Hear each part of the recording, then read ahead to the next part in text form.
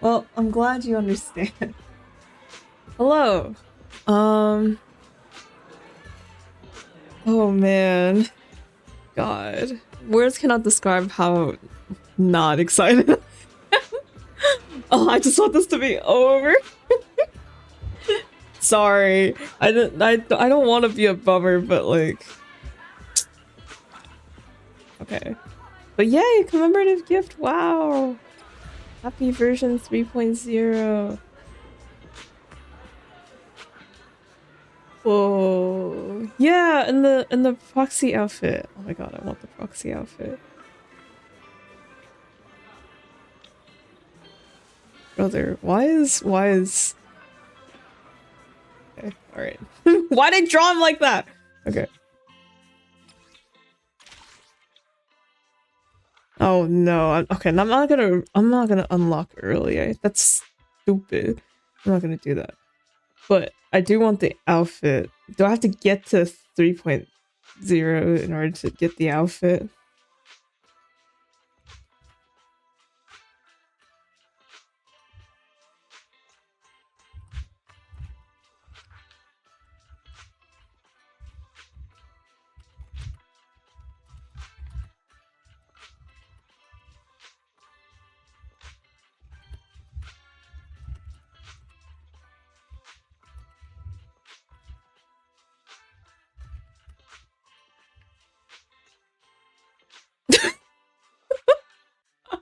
Sorry.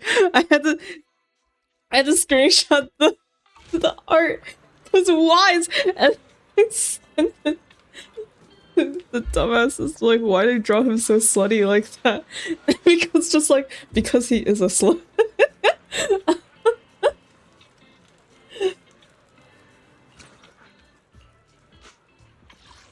Man. Oh my god, she has an outfit? Why? Wait. It is an honor to receive your invite. You know I would never turn you down. I can't believe I saw here. And for some reason, I got excited for a second because I thought she was wearing pants. And I was like, no way, ZZZ gave her pants? No, of course she's not wearing pants. No women wear pants in this game. No one's wearing pants.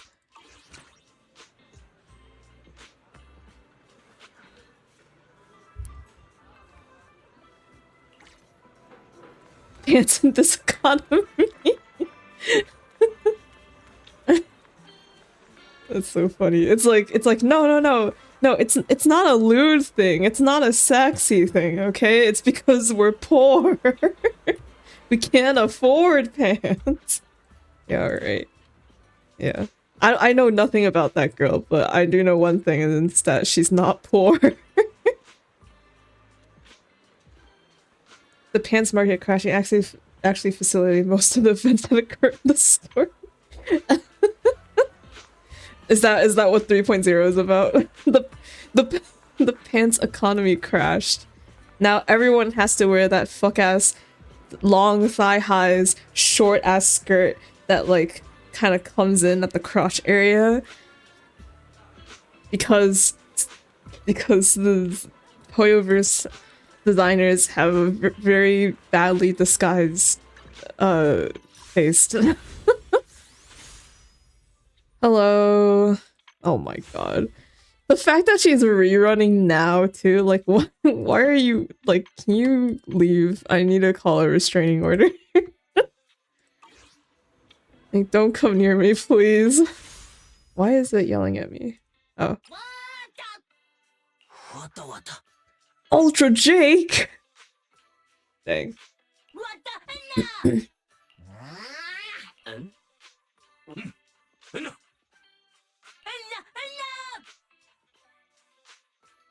I like biggest fan. I want to be this bamboo. Concerned my team is 3 attackers.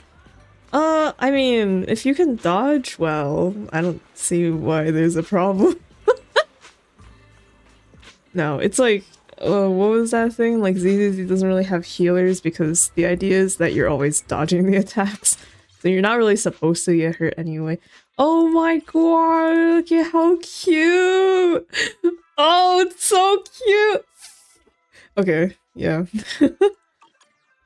This is so- I'm gonna take a screenshot of this.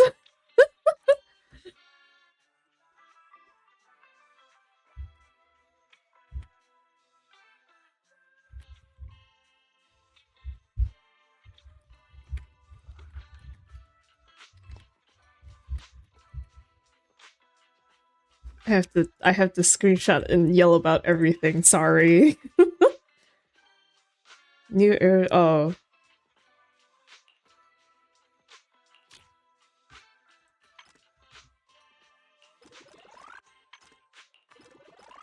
Did I not collect these yesterday? Did I not collect these yesterday? What the heck? Alright. Truly the best season 3 designs are the siblings.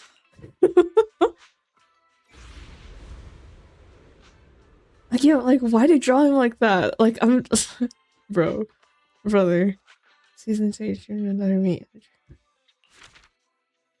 Go obtain. I have to finish the main mission. Fuck! Ah! No, it's so good! Oh my god, it's so cute. Look, the hat's so cute too. Ooh, ooh, ooh, ooh, ooh, ooh. Oh my god, the sweater's not even- it's not- I thought it was argyle, but it's just diamonds. Ooh. What about Wise? Yay! This fuck-ass backpack is not gonna stay. That thing- if you- this thing is like falling off all day. I don't know why you decided to wear this as your thing, Wise, but okay. Oh, it's a CD player. Wow, it's so good. Wow! Okay. Can't believe I have to buy this. Because I missed it. Oh well. Oh my lord. They're stand users. Oh, so cute. Ooh. Why? I don't have favoritism. What are you talking about? Fanny pack style.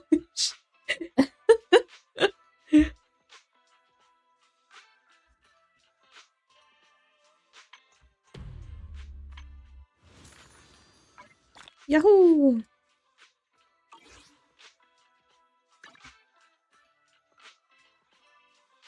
Oh, yay! Wow, thank you. Yummy. Polychromes in my tummy. What the fuck? Commemorative gifts. Wow. Wow, anniversary stuff. Wow.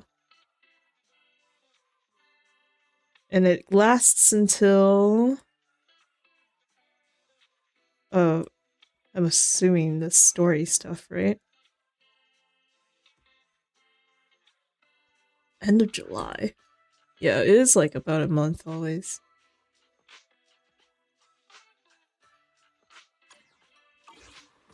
Okay, well, we're not doing any of that, so... because we're still stuck in shunguang hell. Oh my god, I keep forgetting that I can't click on... Okay, but I just got here. I haven't done any dailies. I should probably do that, because by the time I finish the story, it will probably reset. That's how long it is. I've been suffering through this story. Oh my god, okay, sorry.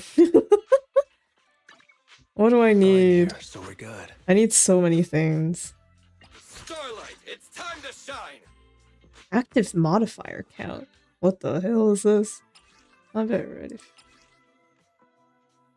Active modifier, the sum of recommended substat. Okay, right.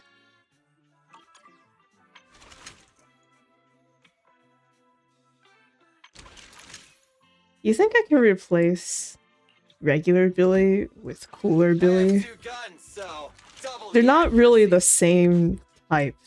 But isn't Rupture just Up on the like bike! attack but more? Isn't Rupture just attack with but more? Possess great offensive and survival capabilities. Excel at using sheer damage. Ignores enemy defenses to deal massive damage. Oh. Isn't so Rupture's like the what do you call it? Like it ignores the stun stuff? I don't know. As defense like or it ignores weaknesses? I don't know. Agents with attack specialty possess formidable damage output capabilities. Yeah, this is just DPS. I thought Rupture was just like bigger I have 2 DPS. guns, so double the accuracy. Okay, but like, okay, no, but hold on. But people are saying like Pan Yunhu is like the one A rank Rupture support guy. So like, I guess I should put in some effort here. Oh right, yes, I was trying to get the discs, but it has been very unsuccessful thus far.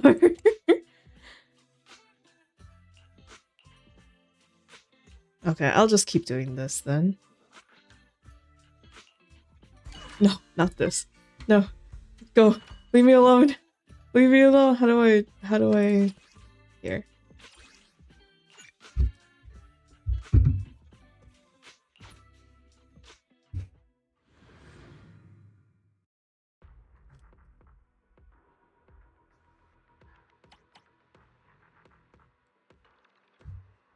In terms of engines, I have no engines.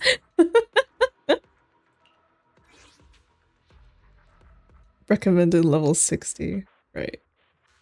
Did I unlock this before? I did not remember seeing this before. Oh no, no, I did dailies before the proxy rank up last time. Okay.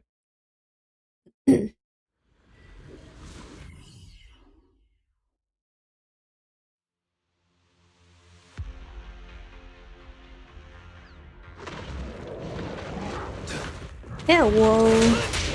Oh! Let me handle this. It's my turn.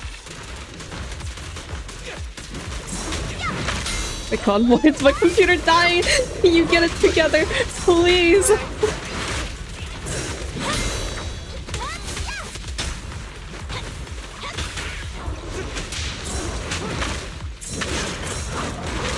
Oh shit.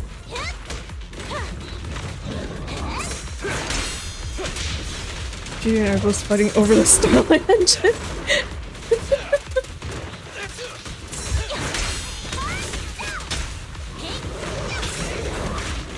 My bad. Great hit! Starlight never dies. What's your honor really worth? I'm not a loser. Gotcha now.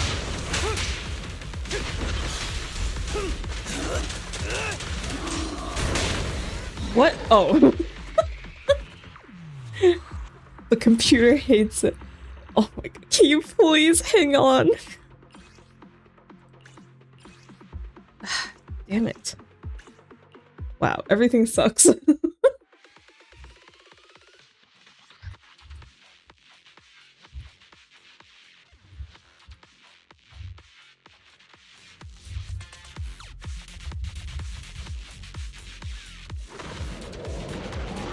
Well, sorry, I had to type something and then I got distracted.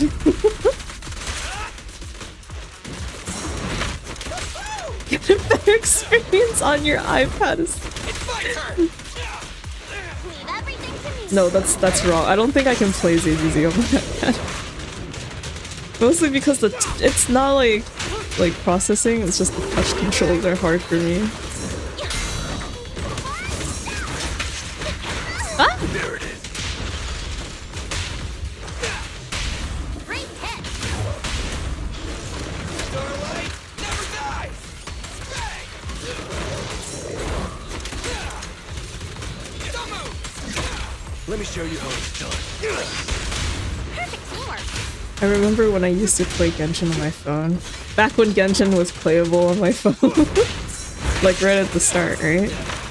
And like because they kept advertising it as like a mobile game. And I was like, yes, mobile games. I play mobile games. And then I quickly learned that playing on PC is just so much smoother and easier compared to my phone. And it just got harder and harder for my phone to play Genshin. And I remember my phone would heat up so bad that like the Genshin icon, so like you know the UI at the top corner, like all Hoyoverse games are kind of built the same. Like the top right and top left, you know, there's the map and then like the little icons for like the event menus and journals and whatnot and all that, right? So like my phone would heat up so bad that the Genshin icons got permanently burned into my phone screen. So like if I had my phone open and it was like it was like a white background, nothing on it, you could see the Genshin icons on my phone screen even though the screen itself is just showing blank white background. It was honestly kind of funny, and I kind of feel bad because I don't have that phone anymore. Oh no, I still have that phone, but I just don't think it turns on anymore. It was so old. I had that phone all through my entire high school life and also my entire university/college life. That phone is so old that like by the time I swapped it out, they were like, yeah, we can't even trade this in for anything. Like it's actually just useless and worthless. The ghost of Genshin. Genshin never leaves you. No, it's real though. This is like I had that. Oh my god! I kept that phone, and I had that phone for like way longer than I played Genshin. Like I had already really stopped playing, but like whenever I watched a video that went like completely blank white and be like, oh hey, it's the Genshin icon. Let me show you.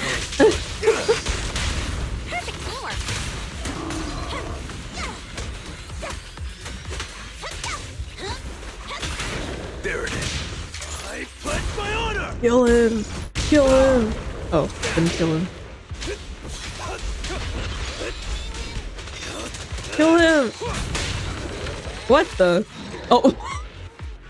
The bamboo got it! The bamboo! Or maybe Lucy's spores got it. Okay, that's also a possibility. HP. Get me out of here. You should invest in a controller. That won't help my phone from burning up though. Actually, I don't know. I think phone screens are designed differently now that it probably wouldn't happen again. The ghost of Genshin past, the ghost of Zenless present, and then the ghost of Honkai future.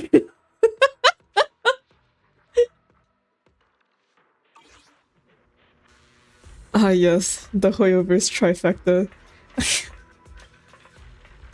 The three demons in my soul fighting it out.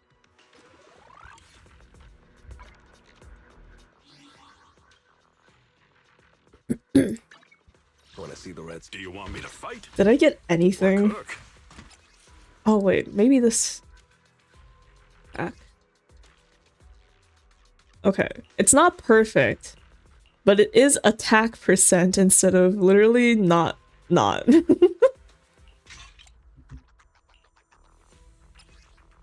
Percent attack. Okay. Alright, substats are shit, but it's okay. The main stats are all there. Ghost of Honkai Future pointing at your wallet.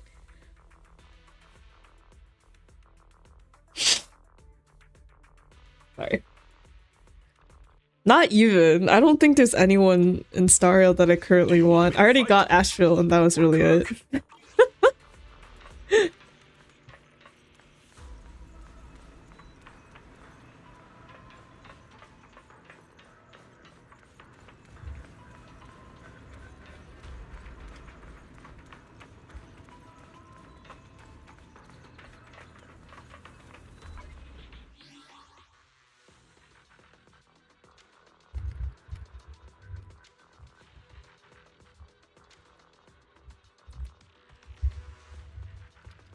Wait, shit, hang on.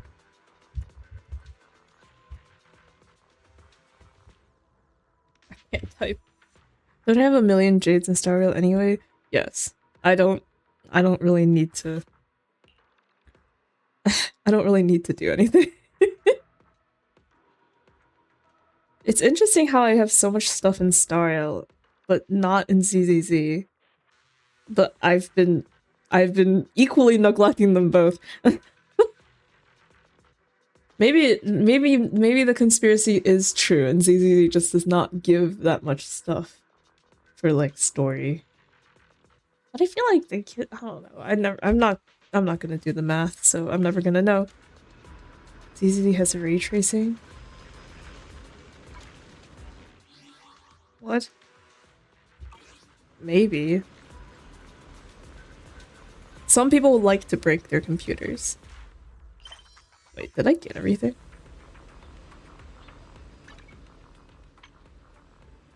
No, I didn't do Cough Cafe and battery.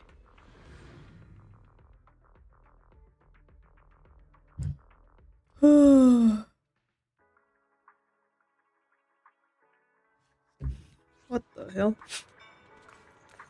Hello.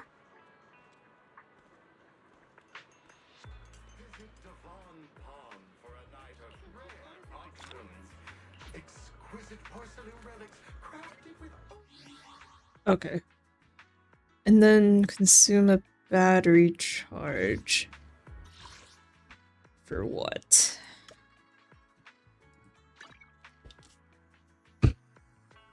Denny's. Unlimited FPS. Get out of here.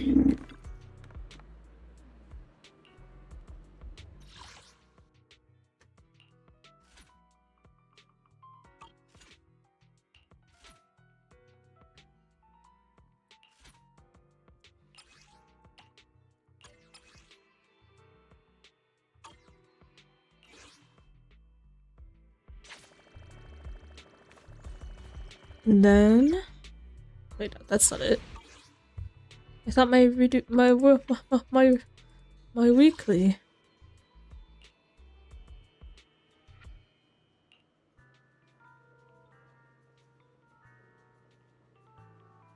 Oh, did they not mean like? Wait, what? Consume a battery charge. But didn't I just do that? Or did I only have 1 out of 3 before? But I did 2.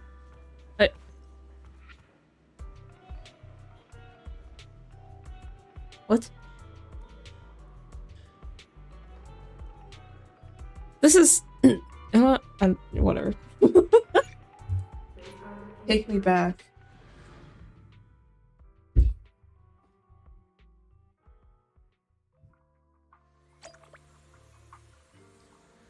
Remind me again where we are. Oh, right. Okay. We kind of wrapped up the last bit. And now the only real obstacle left is Sarah and the creator.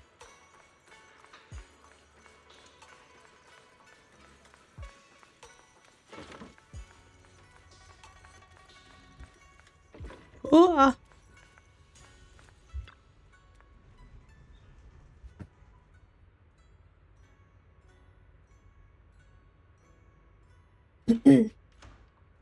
sorry. Shunguang has fully recovered. Not just her senses, but her memories too. Although we haven't completely solved the issue of the side effects of the Qingming sword, at least things are moving in the right direction. I don't think they are, but sure. Whatever you have to tell yourself, Belle. What a long day. Time to get some rest. I hope nothing else happens. Get some rest.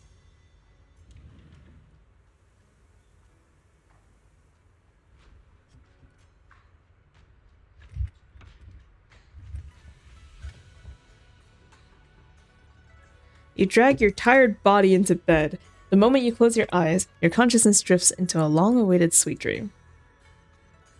You feel like you're back at that perfect spot to watch the sunset in Phylum Heights. In the sky, the orange sunset blazes with brilliance. warm but not blinding. You hear the wind whisper in the distant bustle of city streets, while catching that familiar, sweet osmanthus fragrance lingering in the air. You see Xiaoguan standing right beside you. She has a gentle smile on her face, turning slightly towards you as she speaks. She can't make out the words, but her voice is as soft as feathers. You feel an unprecedented sense of peace and relaxation, as if all the chaos in the world has drifted far away from you in this moment. Just as you are surrounded by happiness and tranquility, an electric sound that doesn't belong to this beautiful world suddenly rings out. Alert! Massive energy anomaly detected in Lemnian Hollow. It appears to be undergoing a second rapid expansion. Additionally, its current expansion rate has far exceeded the previous record peak value. Crisis level has been elevated to maximum. No, this can't be. Looks like the Hollow's about to swallow Phylum Heights whole. I thought... Lemnian Hollow. It's gotten even bigger than before. Oh. I was like, I thought we stopped that, but I guess we didn't technically stop Sarah, so it's still going on. Okay. Oh my god, it's Mon! Miasma flowers have spread all over the city. Not again. This is literally part 2, the second season. It's happening again. What, we're gonna rehash this time? Shunguang's just gonna pull out the sword and then cut all the flowers and then it ends again? Okay. I should look at this HSO member. The Hollow's corruption has intensified. And the anomalous miasma is now spreading. How's the evacuation going? The masters at Suibian Temple have set up temporary shelters to accommodate citizens, offering protection. We're searching for other citizens who couldn't evacuate in time, making sure they all get properly settled. I'll leave the search for civilians to you all. We'll start building our frontier now, in case the worst happens. Oh, boy. Proxy, help, it's again. Oh my god! Wait, hold on, let me help. It's never been this big before. It's time to put it into this. Hi guys! I miss you guys so much. Even though these aren't really the happiest of circumstances for a reunion. Why did the camera cut off Monito? Why does it hate me? Belle, how are you all doing? Everything alright? No. I'm alright. Aren't you guys gonna evacuate? Of course we aren't. We may be civilians, but Wi-Fi Peninsula is our home too. We won't surrender this place to the Hollow, or the Ethereals. Nice! Alice dropped a pretty cool line there. Anyway, that's how it is. We've got to protect Phylum Heights. You must be familiar with our combat power at this point, right? Everything else aside, we can hold our own when it comes to a fight. Exactly. If you need any help, just come find us.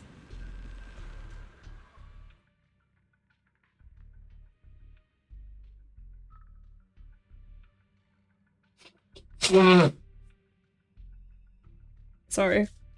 Let me get that out of me. Z4. Funny if Shunguang's character development loops. She progresses again, but she does the same progression as last time. she has a revelation. It's like, I need to protect Phylum Heights with the Qiming sword. This is my sacrifice and my responsibility. And it's like, that's what you did last time. That's what you said last time. Did you not learn? After chatting for a bit longer, Monito, Alice, and Yuzuha go to calm down the panicked citizens nearby. Man, I'm so sad that Spook Shack and Oboe Squad are so disconnected from this final thing that's happening, but okay. Great. I didn't expect this day to come so soon. Thanks to our previous experience, evacuating the residents went pretty well. The other defense force squads are already deployed throughout the city, but someone has to go into Lemnian Hollow to deal with the source of the issue. Proxy, you know Obel's squad is ready for action anytime. Yep. Protecting Phylum Heights is our responsibility. I like how Magus is the only person who said anything in that. Unless Seed said something and I just didn't read it right. No! Wait, where is our stand? Dude, this is weird. Hey, even within a world-ending disaster, okay, I still gotta make my money in my Denny's. Monitoring device. Anomalous miasma levels are rising and it's spreading at an accelerated rate. The model predictions show a strong positive correlation between the growth rate of the anomalous miasma and the expansion of Lemnian Hollow. If the current trend continues, the Lemnian Hollow will breach the Zenless limit. And within half an hour, triggering catastrophic consequences beyond our control. Warning! Standard intervention protocols have failed. Alert level must be raised to maximum. Okay, alright, wow, yeah. World-ending moment. These look like the canisters from Monsters, Inc. Command Center, this is Miasma Surveillance 7. We confirmed Miasma has entered non-critical state. Okay. Yutari... Oh, no, Yutari, are you okay? Are you okay? There's a strong ether energy here. It's just like being in a hollow. Must be those black flowers and their abnormal miasma causing trouble. If this keeps up, Phylum Heights is gonna be in deep trouble. It might get dangerous. So this is where we step in and help. Yeah, looks like most of the defense force is tied up with evacuation duty. They seem pretty short-staffed. Roxy, just say the word if you need anything from us. Bye, guys. Are you guys doing okay?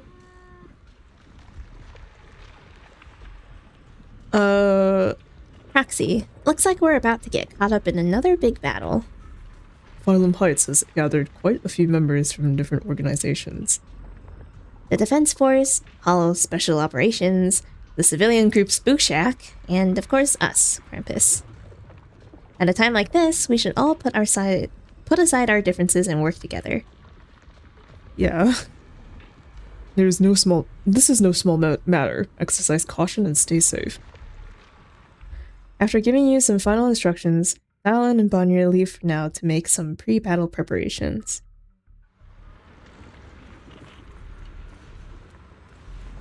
Alright, I think that's everyone.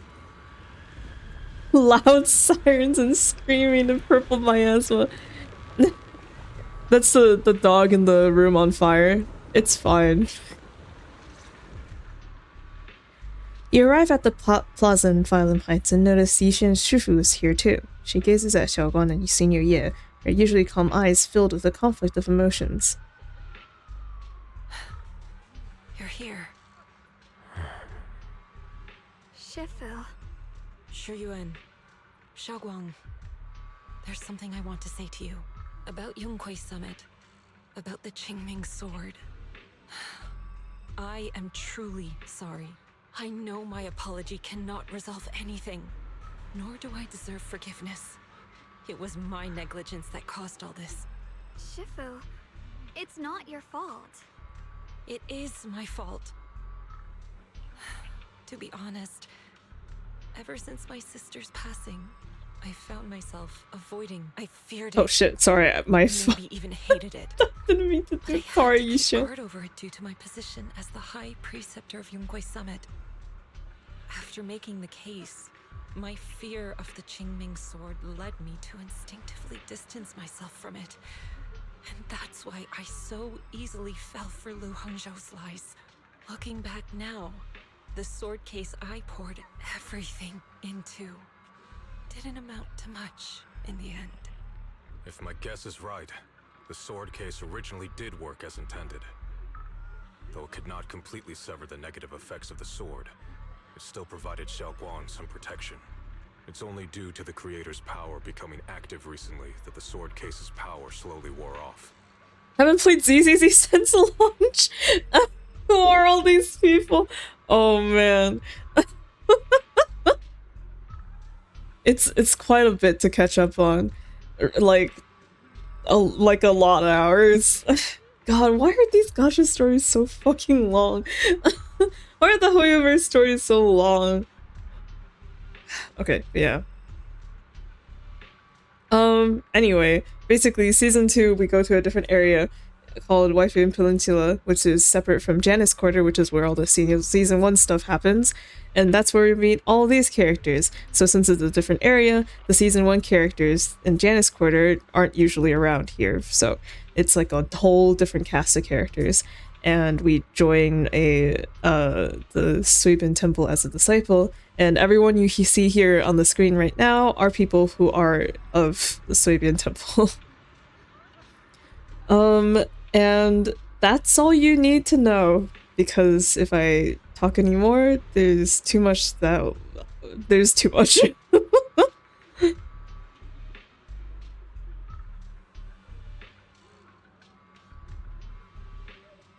Yuan, I understand your anger. I've failed in my duties, whether as the Yunkwei Summit High Preceptor or as your and Shunguang Shifu. I need to apologize for what I said before as well. I let my anger TLDR, new me. those hurtful words. That didn't come from my heart. However, I can never forgive Lu Hongzhou or Yunkwei Summit. I've authorized a top-level investigation into what Lu Hongzhou has done. Everyone who was involved will answer for their actions. It means nothing to me now. What I can't forgive is the glory Yunkwei Summit built upon these sacrifices. Brother, the past may be set in stone, but we can shape the future. And I don't want to be a sacrifice anymore. I want to become someone who stands in front of the people I love. A hero who protects them. But at the same time, you're still a sacrifice, Shunguang. It honestly, it just concerns me that you don't realize this. Before, when I went into Lemnian Hollow, it was out of guilt. Or perhaps a sense of obligation. But from now on, I will only fight for my own will. Because it's what I choose to do. Shunguang, you've really grown up. That's enough heart-to-heart for now. We still have a crisis to deal with. What lies ahead won't be easy. After a while, the others from Yunkwei Summit, as well as Wise, also arrive. Oh my god, Wise! The story remembered him! No one speaks. The air is filled with the eerie calm before a storm. Every face carries a weight unlike ever before. Everyone, I have bad news. The latest data shows the energy of the miasma anomaly within Lemnian Hollow has already reached its peak. Looks like that bit of relief was only temporary. That's right. And based on the information we have, both the energy of the miasma anomaly and the hollow itself are expanding at an alarming rate. Random tangent, random thought. What if the mayor becomes a playable character? I'd low-key be into that. Okay. It means we have to locate the source of the miasma anomaly and seal it off as quickly as possible. Otherwise, the entire Phylum Heights could turn into a massive hollow. Or worse, the entire New Eridu. And as for this so-called source, according to my current findings, we can now be almost certain it's the power of the Creator, hidden deep within Lemnian Hollow. Sealing the source is our top priority. Meanwhile, we need to evacuate everyone in Waifei and do everything we can to slow the Hollow's expansion. I've already deployed additional personnel to assist.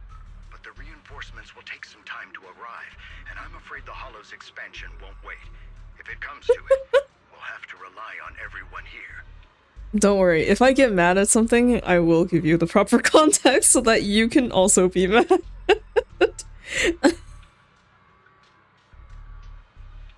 Okay. Reinforcements facing. Alright. Especially our friends from Yunkwei Summit.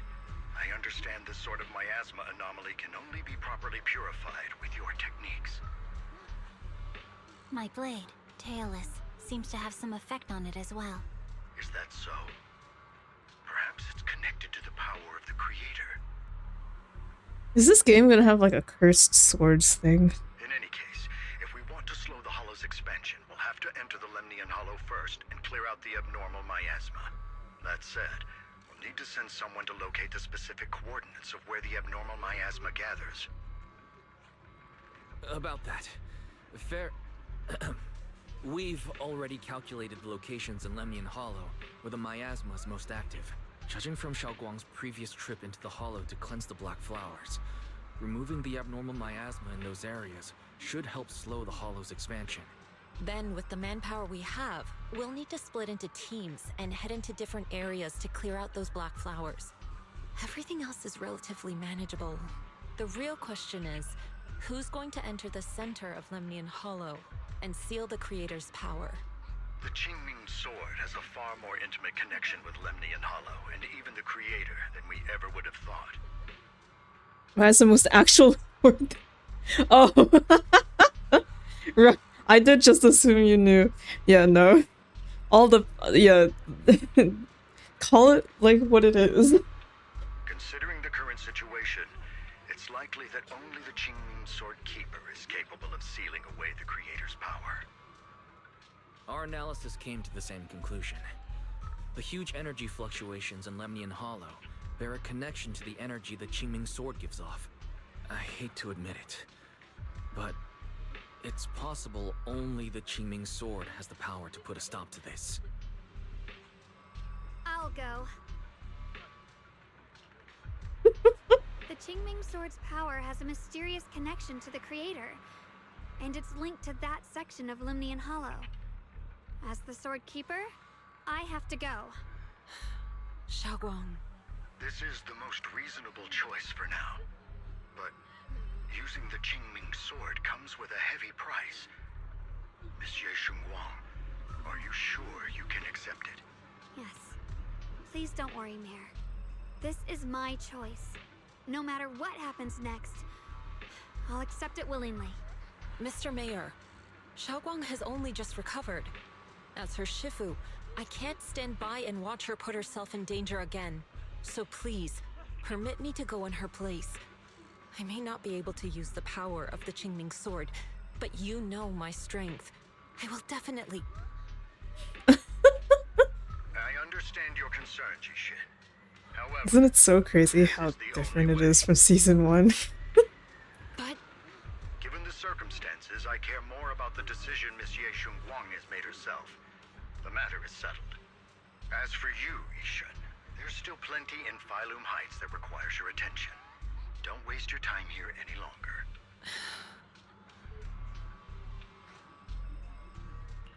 I'm going with Xiaoguang. I'm her proxy. No matter what happens, I'll bring her home safe and sound. I'm coming with you too. We've been through this together before, and by now we work perfectly as a team. Besides, I'm one of the best in Krampus, and I know what I'm capable of. I can help too. I'm pretty familiar with the inside of the Lemnian Hollow. Also, I have some good news. We've upgraded our equipment so everyone can stay in touch while inside Lemnian Hollow. As you all know, Belle can reach me through the HDD system while she's inside the Hollow.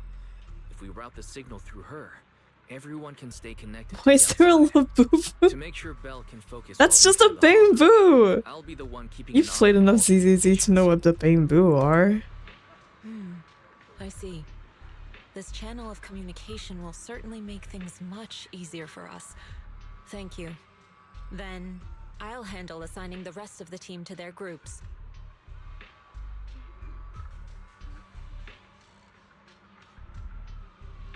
Yishan quickly divides everyone into teams, and thus the final battle for the survival of New Eridu begins. The girl on the left— oh no! Zhao! Oh, you mean Zhao! That's just— she's just— that's just Zhao. Also, I don't— there isn't really a good picture of the Qingming Sword, I'm afraid.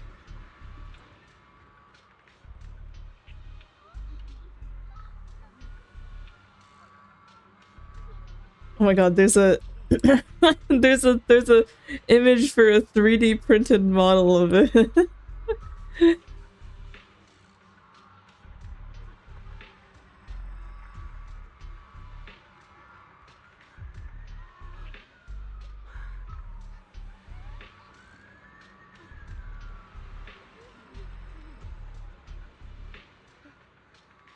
I'll just use the wiki image.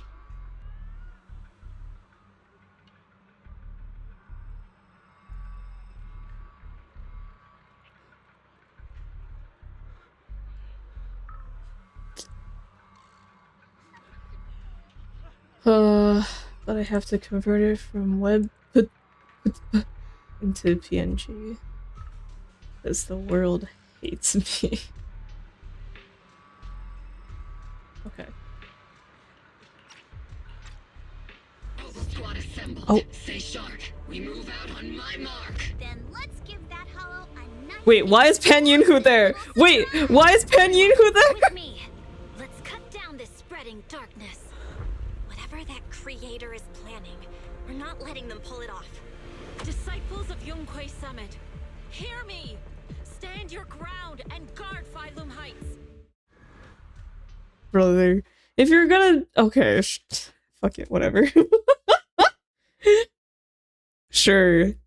It's not a shot of every squad or faction. No, it's just Dealing with the Hollow is precisely our duty as Okay. Hollow Special Operations. there are characters of her species in the story. Just like something Opal Yes, Squad would say. Pulchra, Lycon. There are Thyrans in the story. Pulchra, Lycon, Ben, Bigger are all season 1 characters that are Thyrans. I don't know if I'm forgetting anyone. Seth. Well, I mean, Seth, Miyavi, who else? Jane are all kind of like a different kind of there's like the furry Thyrans, and then there's like the just the ears Thyrans, so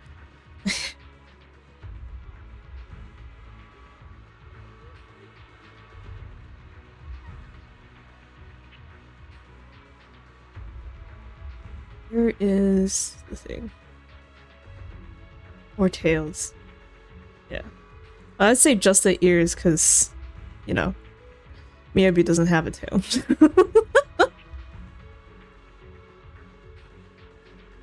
It's so small. There it is. This is just a picture from the wiki. I'm telling you, there's not really a good picture of the sword like that I can use. So I'm just gonna keep it here. There it is. What about the octopus? Octopus lady is also a Thyran, but but I feel like she's not the furry kind. She's not, or I mean, like, I guess octopus isn't even furry, but you know, the kind where it's like more of the animal than just a human with like with like animal features tacked onto them. Does that make sense? There's a species of Lalafels. I think something that important would get some visual attention. I guess she has more important than her sword. No, there just isn't like a good like transparent picture or like high quality picture of the sword itself. Like, I'm sure the 3D model of it exists. I mean, it does exist. There's like a 3D print like thing that you could buy or get of it to 3D print the sword, right? But there just isn't like a good picture of it for some reason. Of it alone and not being held by someone else. People who are like tiny gnomes. Jaw is about the same height as a tall bamboo, so okay. Yes, everyone is ready.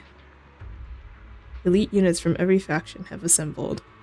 But not within their factions for some reason. That was so weird. They like started with a shot of Opal Squad and I was like, oh, they're gonna do shots of each faction. That's very cool. That's very nifty. And then Pen Yiku showed up in the back of Spook Shack. And I was like, wait a second. Never mind. Never mind. We're not moving together in factions. We're just moving together in random teams. Got it. The tall one. All bamboos. Version 3.0 has them promptly featured apparently to just walk on the streets there. Okay. Put your pieces in your hand. Dealing with hollows is precisely your duty as hollow special operations. Sounds like something Opal Scott would say. Mac is... Spook Shack wouldn't miss an event like this. For the glory of the Krampus Compliance Authority. Thanks, guys. Yishan approaches Xiaoguan, her eyes filled with unspoken worry and guilt. Xiaoguang, I've let you down as your Shifu. Above all else, I hope you make it back safely. Don't worry, Shifu. I will. And with Junior on our side, we'll definitely get the job done. You can count on me. We'll do our best. Besides, no one knows that area better than us. I believe in you. You're all disciples I can truly be proud of. After giving her final instructions, Yishin steps back and faces everyone, delivering the final order. Well then, I'll leave everything from here on to all of you. Everyone goes over their mission objectives one last time, with... Sorry, I don't know what the hell is wrong with, like, my setup, but it keeps opening, like, Streamlabs, what is it, like, an account connection thing or whatever? Like, should I be concerned? Why does it keep doing that? It's fun fact redeemed for fun facts you have. Fun fact redeem is for me to make up something about whatever fun fact you write out. It's usually not good. Everyone goes over their mission objectives one last time, with no words left to say. Like surging currents, they rush towards the battlefield of fate without hesitation.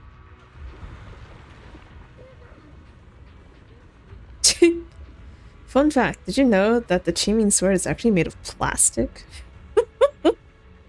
See, the reason why it ruins the user's memory and their senses is because the sword slowly turns them into plastic as well. Yeah, it's the microplastics. Every time you use the sword, you're inhaling microplastics. Yeah, that's why. This is it, the final battle. Let me break things down for everyone. This operation involves 5 squads, who will act simultaneously. Among them, Yishan will lead the majority of the Yunquei Summit disciples and members of HSO, except for Hoshimi Miyabi, in guarding Phylum Heights. Why is Miyabi just rogue? This squad is primarily responsible for cleaning abnormal miasma in Phylum Heights and protecting citizens who have yet to evacuate. The remaining 4 squads must enter Lemnian Hollow. Aside from our squad, the goal of the other 3 squads is typo to eliminate abnormal miasma within the Hollow. Oh, okay, so that's why Pan is there. Due to the unique traits of the abnormal miasma black flowers, except for Hoshimi Miyabi, only techniques known by Yunquei Summit disciples can clear the miasma, so everyone else will be mainly responsible for providing covering fire.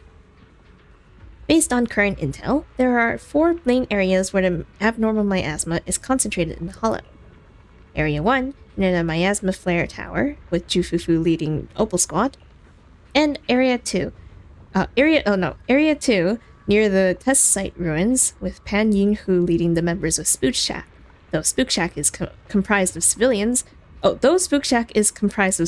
their members' exceptional combat abilities make them more than capable of completing this mission. Okay. Area 3, near the old mining site, with Hoshimi Miyabi leading Banyu and Dailin. And then there's us, Shunguang, Lockspring, and Proxy. We need to venture into the depths of Lemnian Hollow, find the source of the creator's power, and seal it away. It's possible that we'll be facing the creator itself. Don't worry, Xiaozhao.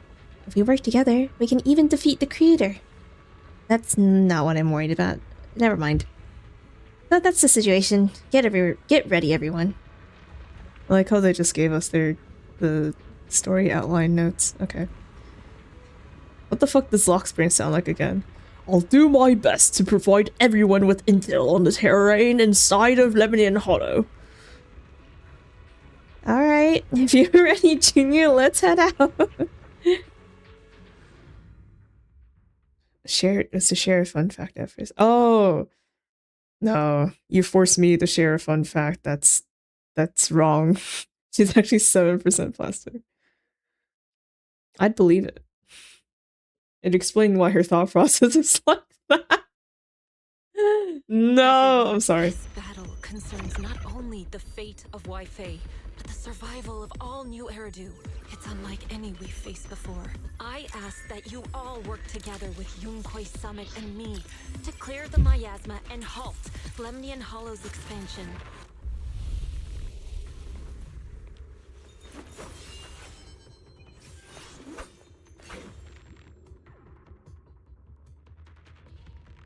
As you walk, Zhao's gaze freezes for a moment.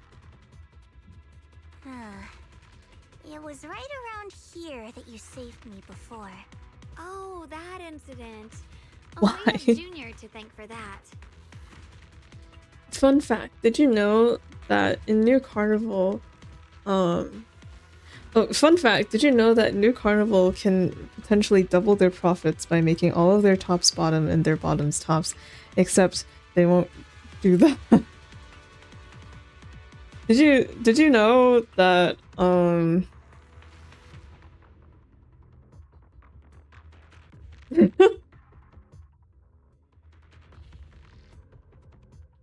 never mind.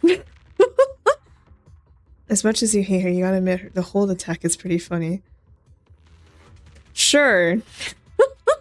I can hate her and laugh at her.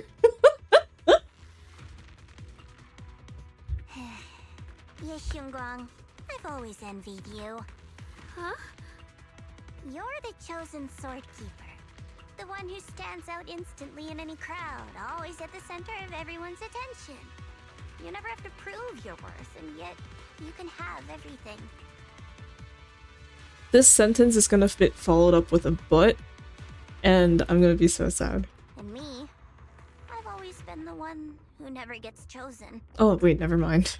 Xiao, what are you talking about? I don't understand. As much as I wish it weren't true, there will always be a natural divide between people. What we sometimes call talent, and other times destiny. In that regard, luck has never been on my side. When we were dividing into groups just now, I said I was one of the best at Krampus. That was a lie. When it comes to talent, I'm one of the few in Krampus who has none. Dylan can hear the voices of the dead. Banya has the experience and wisdom of a long life. And the others each have their own exceptional gifts. I'm the only one who has nothing. All I have is a heart that refuses to give up, no matter what. What you see now is only the facade I forced myself to maintain. I'm always afraid. Afraid that if I ever let my guard down, Krampus will cast me out. And I'll turn back into that same worthless fool who kept getting thrown aside. That's why I've been fighting so hard to keep up a meaningless record as Krampus's unbeaten legend. Pushing myself to the limit even when I'm hurt. Because no one fears failure more than I do. I even hide the fact that I like vegetables and tell people I prefer meat, as if that would make them respect me more. Pretty ridiculous, isn't it? John's like, I can't let other people know that I'm a vegan. Xiao, I've been meaning to ask you this for a long time, but aren't you being too hard on yourself? Junior once told me that even if I wasn't the Qingming Sword's keeper, I still deserve to be respected and heard. It's a right everyone should have. This world isn't just for those deemed valuable. To exist is enough. No one has the right to deny your existence. Sorry. Look at me rambling. We're short on time, so let's just keep moving. Everyone, the tunnel ahead leads straight to the mining area.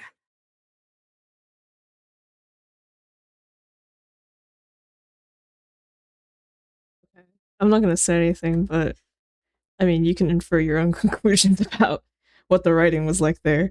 Just then, you hear those strange voices echoing again. Are you in pain?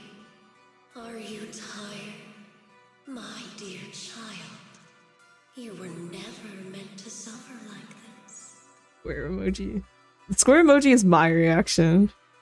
Oh, child of God, bearer of both curse and blessing. Sarah, that's not your line. It's remember. It's Simba. Remember who you are. Your true self. That's not. Remember who you are. Oh my god, they got it backwards.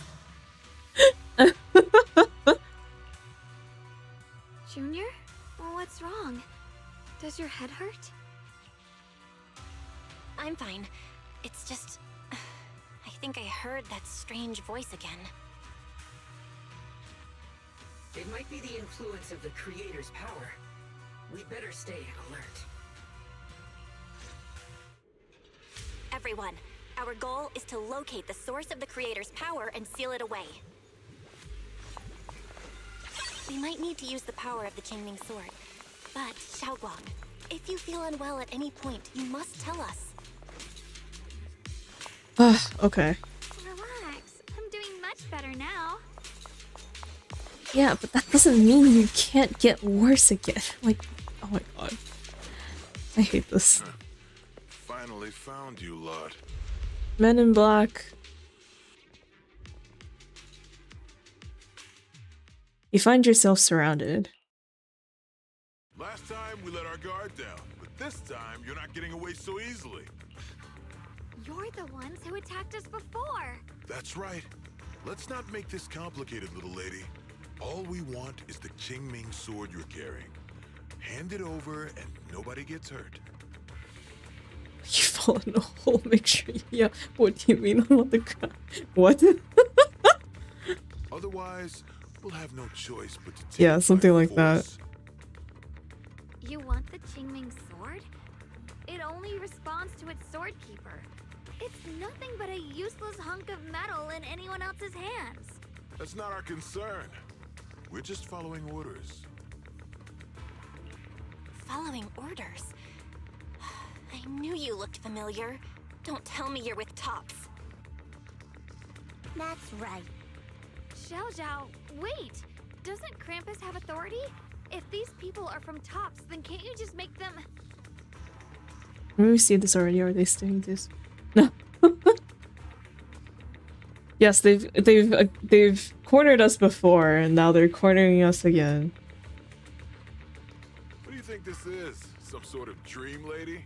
Krampus still operates under Tops.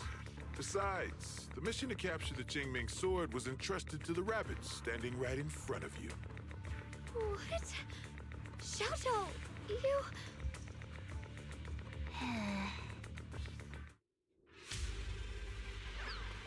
Oh damn, she even left my team. Sword? Sorry. What he said true? Looks like Miss Zhao isn't exactly on our side. Shut the fuck up, Lock Spring. No way. Xiao Zhao's helped us so many times. There has to be some misunderstanding.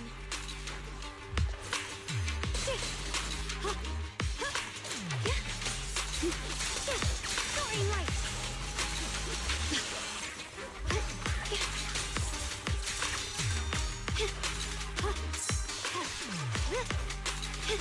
God, fuck, that was so bad.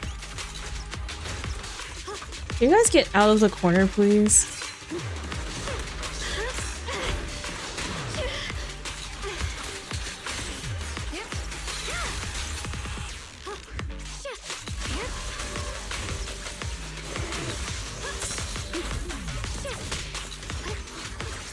I see. Sure. Good. But it's not encouraged.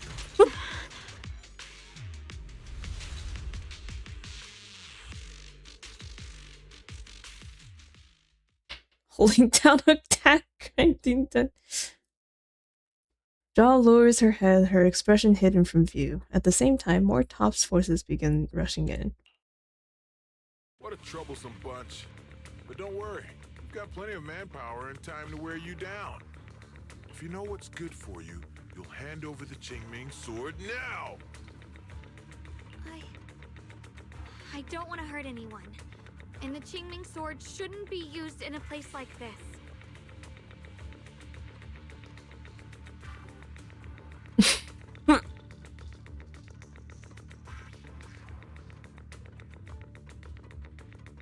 Sorry, I read something unrelated. Okay. But if you insist on standing in our way, then we won't hold back. Shunguang's right. We're not handing over the Qingming sword. Lemnian Hollow is spreading fast. If we don't seal the creator, all of Wi-Fi will be lost. Wi-Fi will be swallowed by a hollow? That's terrible. But what's that got to do with us? It's not like we live in this dump anyway. We're just following orders. Plus, the higher-ups promised we'll earn first-class merit and a big performance bonus if we bring back the Qingming sword. Even a Krampus judge would be tempted by that, don't you think? Shut it.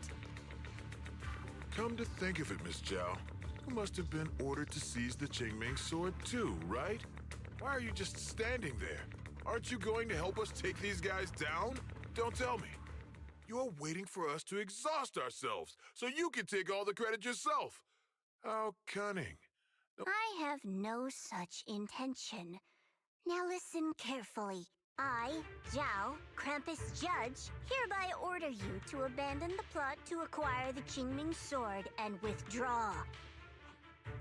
Xiao Zhao, but you...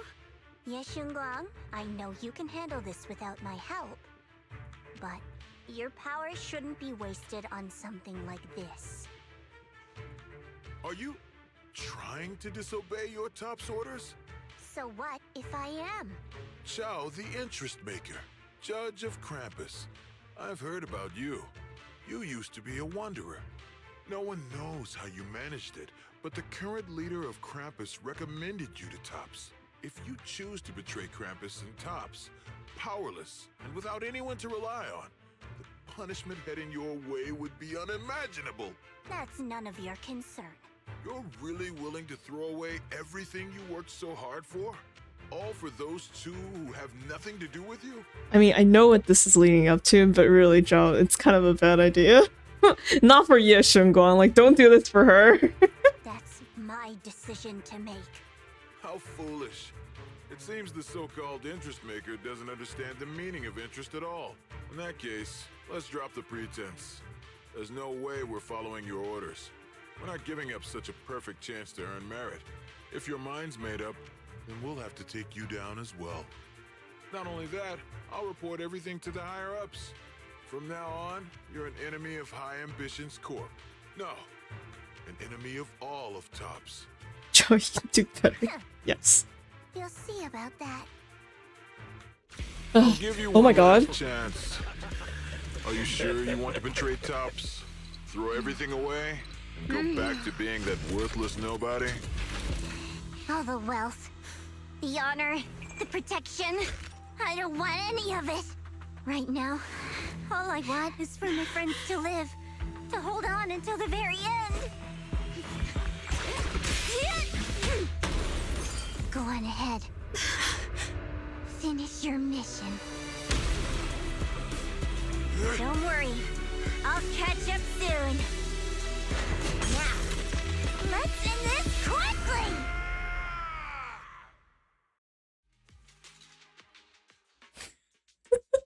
Okay.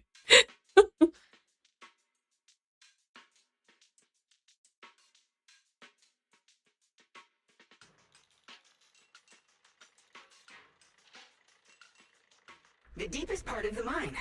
That's where we're headed. Oh, we're not gonna fight as her? I thought we were gonna fight as her. I kinda hit a sick pose when he pushed up his glove. Yeah, Loki. Why was he aura farming so hard like that?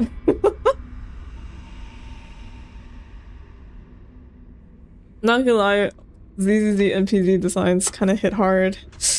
Maybe even more than they're not NPC designs. Under the overwhelming surge of abnormal miasma, an illusion that feels both strange and familiar takes shape once more. This is That strange thing from before? Huh. I can't see anything ahead. You must all be seeing the same hallucinations as before. Maybe that means we really are getting closer to the creator. Your teacher, Carol. She saw the truth long before you did. What? Did you say my teacher? Don't you see? It was Carol who brought all of this upon you. What you call the fall of the old capital. You should do the same as she did. And let go of the burden that was never yours to bear. Return to that primal state of purity, chaos, and quiet emptiness. Just what the hell are you? Junior, what's wrong? Are you feeling sick? Must be affected by the illusion. There's no more bloodshed, no more disappointment, no endless road to absolution. There is only eternal, ultimate, and absolute freedom. Come, child, become one with me, just like your teacher, Carol. No! My teacher would never join you! After a burst of searing pain, your vision finally returns and the light comes back into focus. Junior, don't scare me like that. He hit +3 aura and can he come back? No, he's dead now. Y'all killed him. I thought, yeah. No, he's dead. It's okay. I'm fine now. But I just remembered something. That spherical cocoon-like thing? It looked just like the one embedded in those floating boulders we found. The floating boulders? You mean those... With how much teachers get paid, yeah, she enjoyed the dark. It's like, yeah, I can't blame her. If the vision you saw came from the creator, does that mean the creator's power has covered the whole Lemnian Hollow right from the start? Oh no.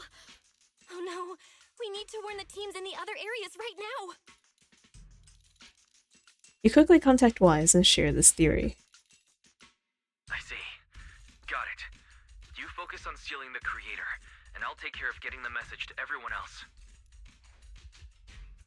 Wise hangs up the call and you feel a moment of relief.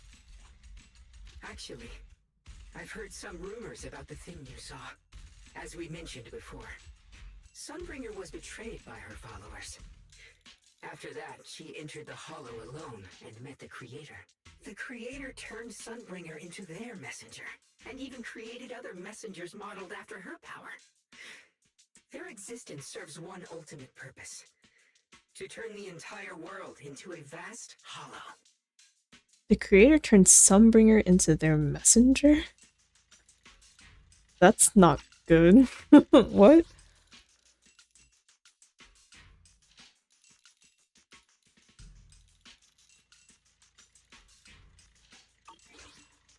Wait, you mean Sunbringer submitted to the creator? Because the Creator promised a world free of division and inequality. A place where people could finally let go of their hatred for one another. In such a world, everyone is equal. There's no fighting, no conflict, no division. Only eternal peace and tranquility. Brother. If I had a nickel for every time this thought process was shared, I'd have so many fucking nickels.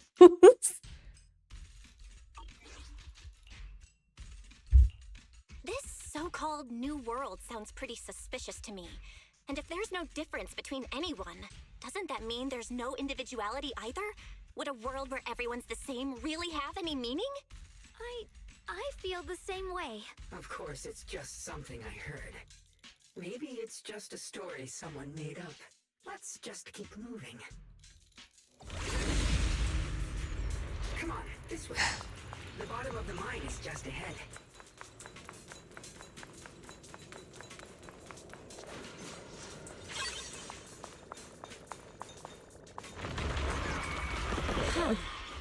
weird. This place looks like they just stopped mining in the middle of the job. Yeah, like something happened here all of a sudden. Rumor has it that when Lady Sunbringer was betrayed, a tide of miasma burst from below the ground and swallowed everything whole. As if taking revenge against humanity. Though, it's just a story. Don't take it too seriously. It's just a story. Boulder should be nearby. Bruh. Just to be safe, let's get a bit closer and take a careful look at its condition. Such a common plot point. Eternal peace and love, and oh no, I accidentally did a fascism.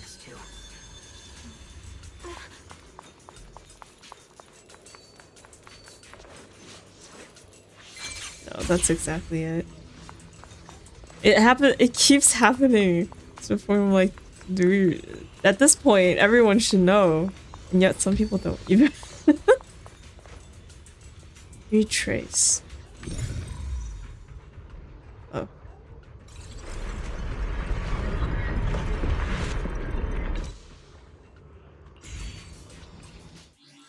Oh, I didn't mean to press that. So thanks to Shunguang. Without your help, we wouldn't have gotten close enough to take a look. So that's the floating boulder?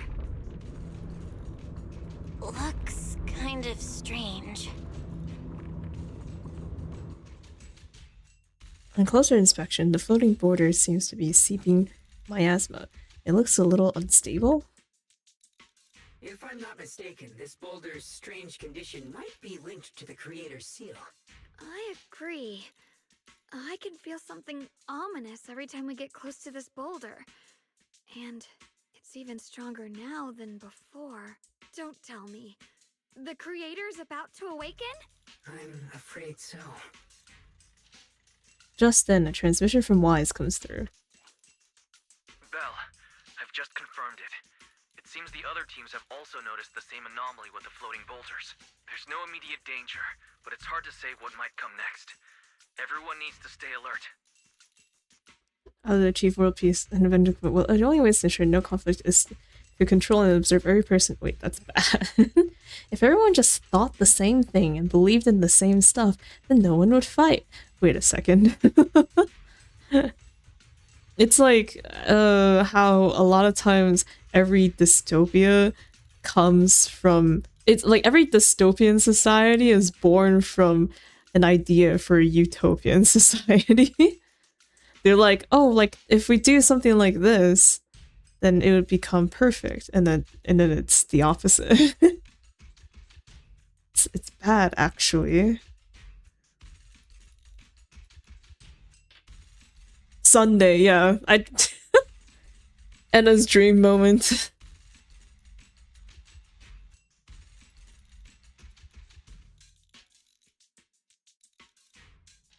What was the... Oh my god. What was the Plan Arcadia storyline that was like kind of similar to that too?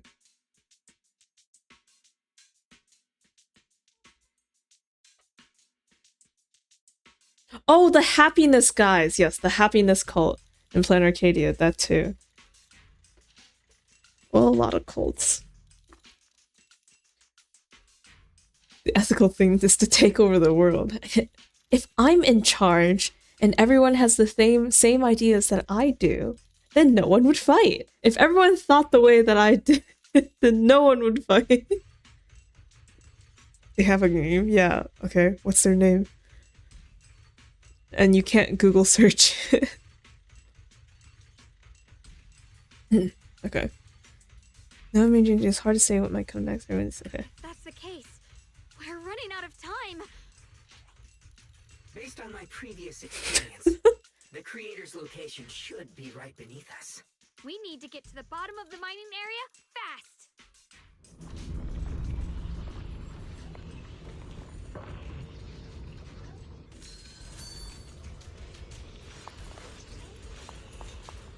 Smile Society? Maybe. That sounds kind of great. Is all this stuff around us Lumite ore? Yes, minerals of porcelain. The reason this whole mine existed.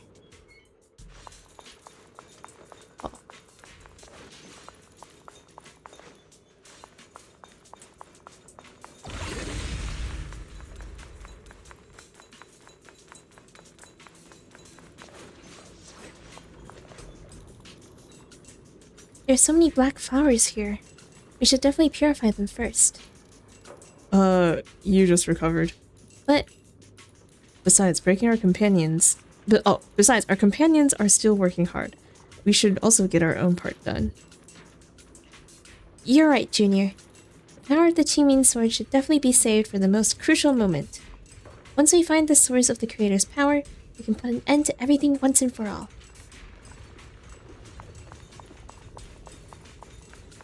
Hard to believe such a massive mining site existed before the Hollow swallowed it up. Yeah, I'd love to see how lively it must have been back then. That's exactly why we have to protect Wi-Fi Peninsula now. We can't let the Hollow spread any further. Not to our home.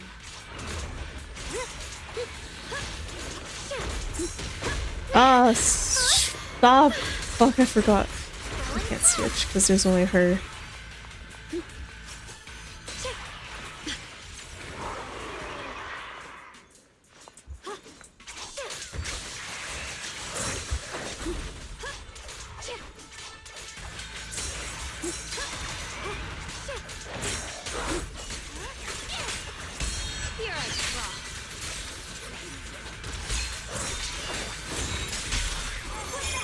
There are significantly more black flowers here.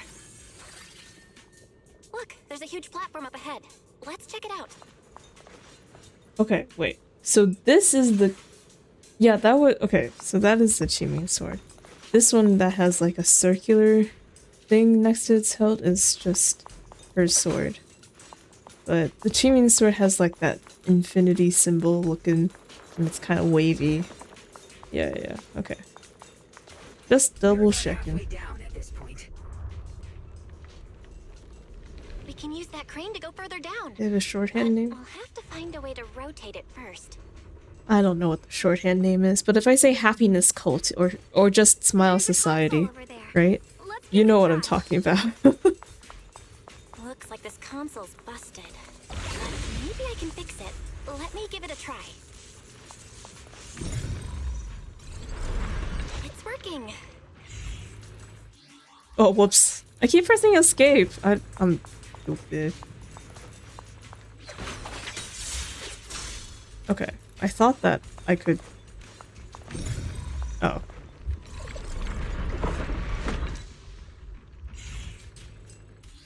No shit, every time I keep pressing escape. I don't need to do that. Ah.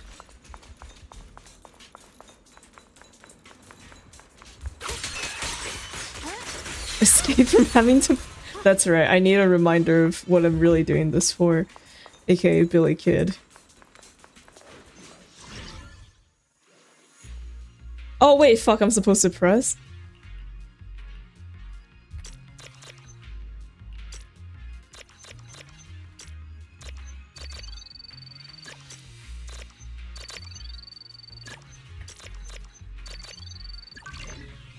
We'll let the rhythm game people into ZZZ. Almost there. Just one more generator and we'll be good to go.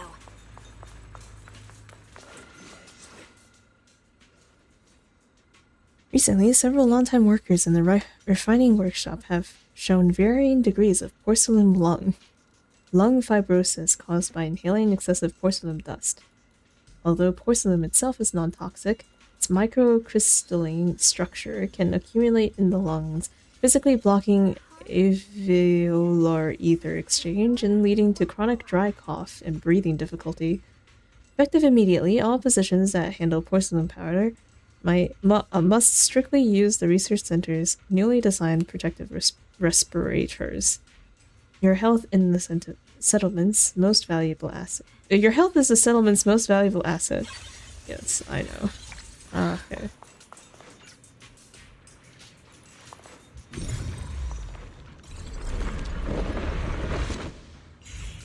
Holy shit! Holy shit! Stop me! Holy shit! I keep pressing this, and I'm like, okay, time to deactivate, and I don't think to press it again. What is wrong with me? Like, I didn't have this issue before. We did it.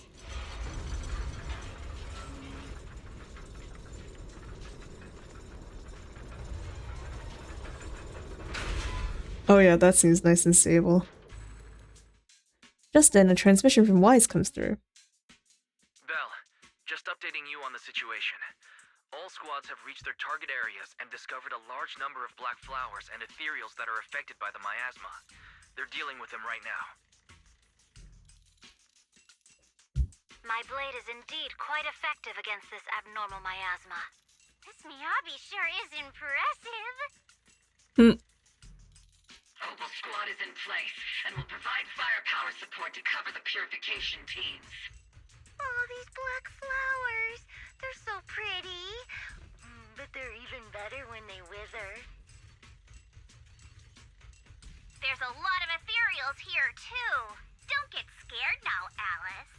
I'll do my best. Everyone, the abnormal miasma in Phylum Heights is within controllable levels. We've sent people to evacuate the residents, but some people, they aren't willing to leave just yet. Because they don't want to leave their homes? Everyone knows if Lemnian Hollow reaches that point of no return, evacuating won't help. Oh yeah, it's like me and fire drills. They've placed all their remaining hope in us. Brother, we'll do everything we can to protect Phylum Heights. How are things on your end? We found tons of black flowers here, too. Way more than on the outskirts. But we've decided to leave them for now and look for the source of the Creator's power. You've made the right choice. Our mission is to clear out the abnormal miasma in Phylum Heights and the edges of the Hollow. Meanwhile, you need to destroy the source. Shunguang, there are still risks to using the Qingming Sword's power. Don't use it unless absolutely necessary. Remember, your goal is to seal the Creator's power. Nothing else matters. Well then, good luck, everyone. Jeez, this mine's massive. What could they be hiding down here? We should be careful, though. Something is hidden underground. Warning. Command error. Insufficient access rights. Is Lockspring malfunctioning again? Core data corrupted. Forcing system reboot. Reboot complete. Don't worry, you two. The system glitched a bit. Probably because of the interference from the energy. I see it. There's a ton of abnormal miasma right at the entrance. Wow, this looks like a boss fight arena if I've ever seen one.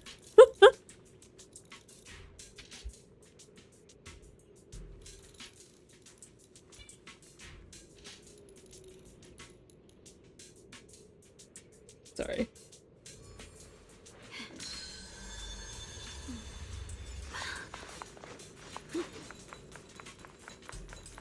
The Qingming Sword's reacting. The entrance to the mine ahead must be connected to the source of the abnormal miasma. Let's hurry. Staring at the source of the abnormal miasma before you, everyone falls silent for a moment. Xiaoguang grips the Qingming sword tightly. Her expression is tense. I can feel it right beneath us. A terrifying power surging upward. If we let this power go unchecked, it won't just be Waifei Peninsula. The whole of New Eridu might be destroyed. We have to find a way to stop this. The Qingming Sword! If it's the Qingming Sword, then... Xiaoguang raises the Qingming sword, trying to purify the energy underground the same way she chased the abnormal miasma before. The blade vibrates faintly, but nothing happens. It's no use. This power is far beyond anything we faced before. It feels like it's coming from something ancient, something primal. I'm afraid even the full power of the Qingming sword won't make a difference. It's all right, Xiaoguang. Don't push yourself. If this power really is that strong, we'll come up with another plan. Like, maybe we could try finding a way to seal off the underground entrance. You're right. If we can't actually stop the power underground, we can at least find a way to seal the mine forever. That'll keep it from spilling out. It's going to be difficult, but if I use this giant black flower, I should be able to pull it off. I knew you wouldn't let us down, Junior. You can seal the underground entrance using that giant black flower. Exactly. I can use the Qingming sword to channel the flower's energy, similar to how we purified the miasma anomaly. As long as this terrible power stays sealed here, Wi-Fi shouldn't be in immediate danger for the time being. Xiaoguan steps forward, raising her hand slowly. Between her fingers glows a mysterious charm. As she moves, the Qingming sword hums with a deep, resonant thrum. Blood as the bond, soul as the vow. Carrying the fate of all endless eras, bound by the wishes of all living beings. Qingming as the lock, the sword as the tomb. Seal! We did it? Oh man. The seal should hold for now. The rest, we'll discuss with the others once we're back. Shattered chains, chaotic souls. Hear the faint, pitiful cries of this world. Creator, I beseech you. Awaken from your eternal slumber and descend upon this tainted world. Sorry, everyone. You cannot stop their descent. What do you mean by that? It's exactly as I said. Only their awakening can serve as the ultimate answer to everything. The time has come. I will not allow you to interfere with the plan. What plan are you talking about? There's only one plan. From the very beginning, everything I've done was for one purpose. To awaken them. But if the Creator awakens, all of Wi-Fi Peninsula, all of New Eridu will be swallowed by a hollow. It would bring about a catastrophe beyond imagination. Humans are truly adorable. You make the same mistakes again and again. And still, I forgive you. You call their revival a catastrophe. I call it salvation. Humanity has knelt before the storms and worshipped strength. Now, it simply seeks a more perfect God. And they'll bless you with the greatest gift of all. Bliss without the burden of thought. If you ask me, wouldn't it be better to just kill these people? Leaving them alive is only asking for trouble. In short, dear friends, I'll create a better world for all of you. When that time comes, you'll thank me for my judgment. Lockspring, what's going on? Has something taken control of your mind? Lockspring tenses for a moment, as if something has awakened within him, and then a strange voice echoes out. Oh, are you talking about me? I didn't take control of it. We're in a perfectly equal partnership. What? Warning. Another independent, high-level intelligence data construct detected inside the target. Its core architecture bears a strong resemblance to a data source from the Agreement. Attempting to access related memory banks. Insufficient permissions. I smell the scent of my own kind. Now's not the time for you to show up. Wait.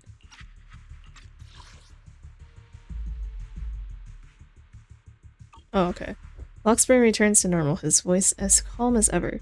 Yet beneath that calmness lies a cold, unmistaken resolve. Haven't you figured it out yet? From the beginning, getting close to you was all part of the plan. I'll use you to feed them the purest, most powerful energy, and awaken them for real. Wait, Are you saying you were working with the Exaltists and Sarah from the very beginning? I did work with Miss Sarah, yes. But the Exaltists, they don't interest me. Then why do you want to revive the Creator? There's nothing in it for you, is there? I'm not human. And because of that, I can see truths that you can't.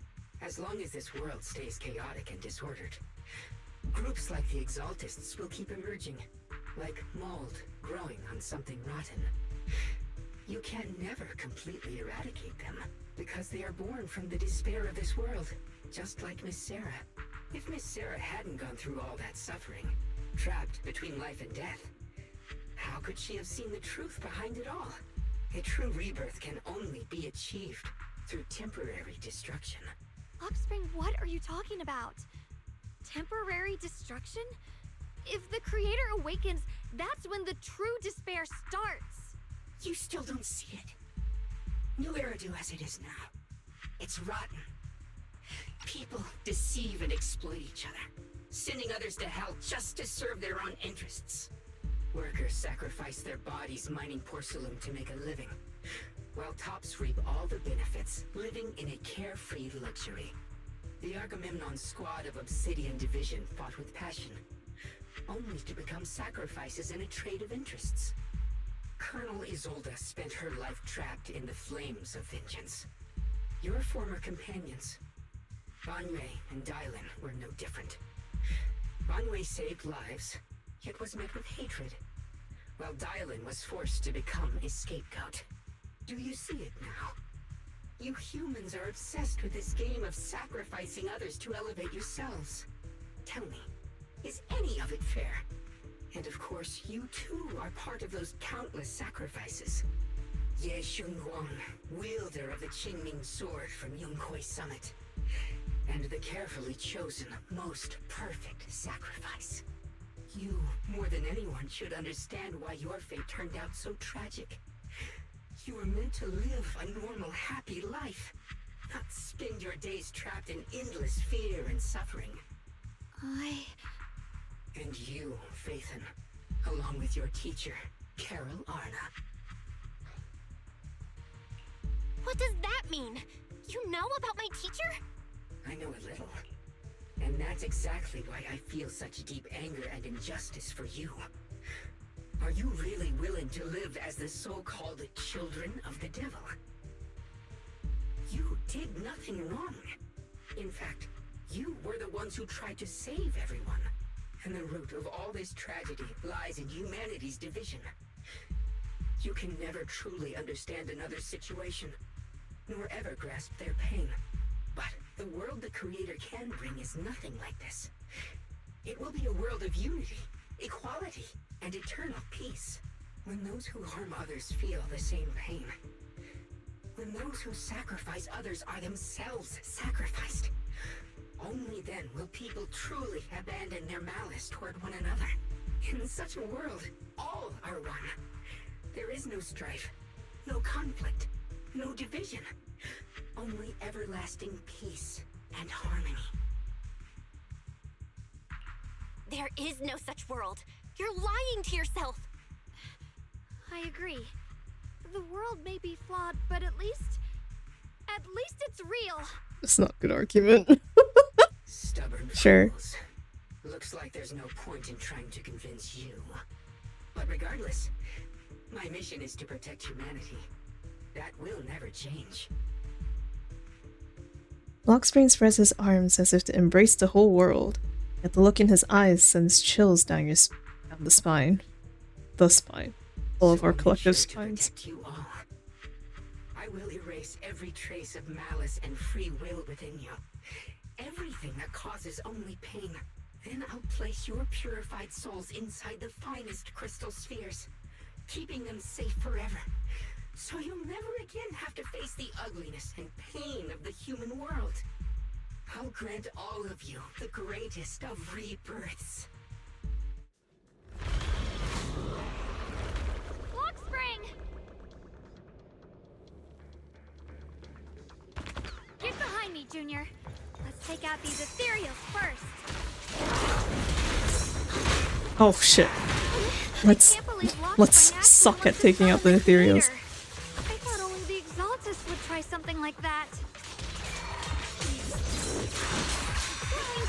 Can't imagine what Lockspring experienced to make him think this way.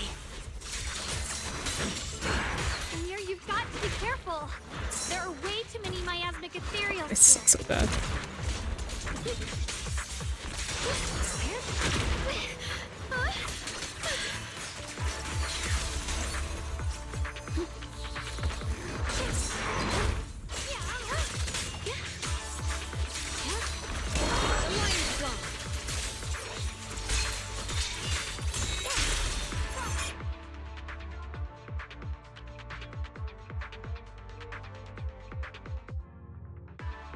Just as you finally catch your breath, a transmission comes in from Wise. Bell, bad news. Just now, the activity in Lemnian Hollow spiked again. The Hollow. It's expanding at an accelerated rate. We've got anomalies here as well. Those floating boulders we saw are spewing out miasma and ethereals. It sounds like Lemnian Hollow's instability is linked to the same power behind those giant boulders. Shifu and the others back in Wi-Fi are still managing for the time being. Bell, please be careful. Wise says a few final words to us and tells us they'll inform the other squads of the odd boulders. The situation isn't looking good. Who knows what Lockspring will do next? We need to take down these ethereals and catch up to him. I just hope the other squads are safe.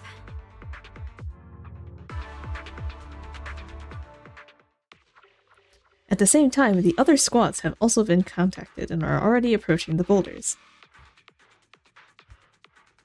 Hello? Hello? Hello? Large boulder the size of a small boulder is still a small boulder. Ew. Be careful, everyone.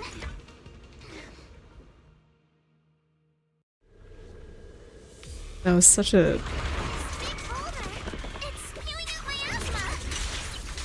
Not good. The miasma will draw in nearby ethereals. If the miasma gets any thicker, the Hollow's expansion could accelerate. Let's take out the ethereals first. Ah!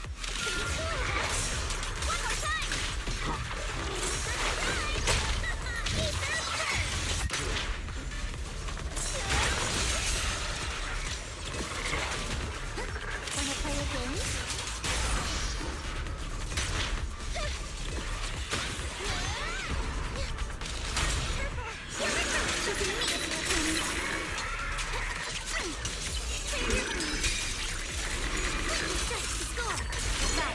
Can you hear me? The miasmic ethereals on our side just keep coming. There's no way to wipe them out completely. Oh. Meanwhile, Hoshimi, Miyavi, Banyu, and Dylan squad. Okay. Are they gonna have a 2-second animated intro too, where they run up, and it's gonna take my computer like 2 minutes to load it?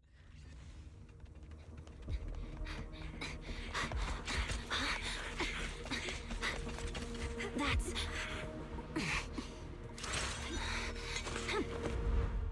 Oh wow, they do. Just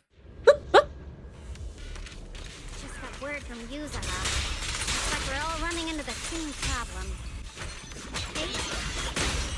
We can't keep this up. We need to find a way to deal with that boulder.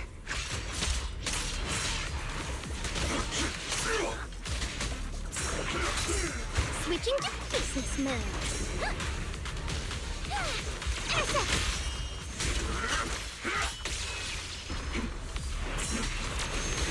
No complaints today.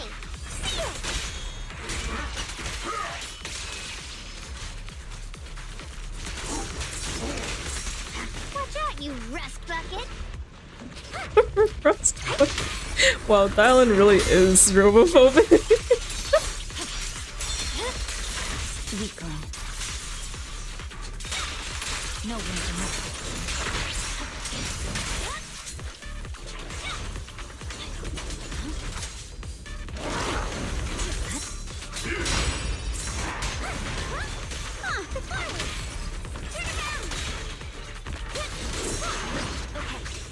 Wait, crap. No!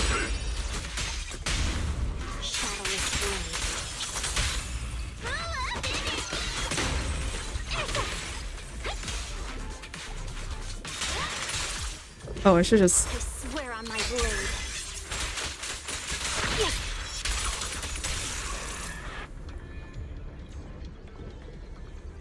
Proxy, do you copy? I suspect that the boulder might be the source of all this. I'm going to try attacking it. Oh.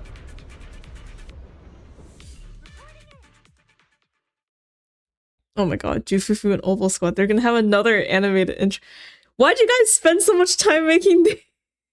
It's like, it's not even... Because ZZ has like animated cutscenes, and then they have like sort of animated cutscenes, but it's clear it's just like the basic stuff with their 3D models. It's like, why are these like so detailed?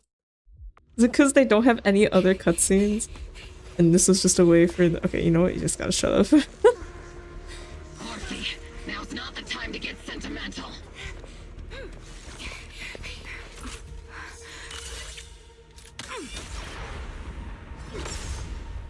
Oh. Our attacks aren't working. Keep moving. We'll face it head on. Everyone, we just tried attacking the big boulder, but it didn't work out.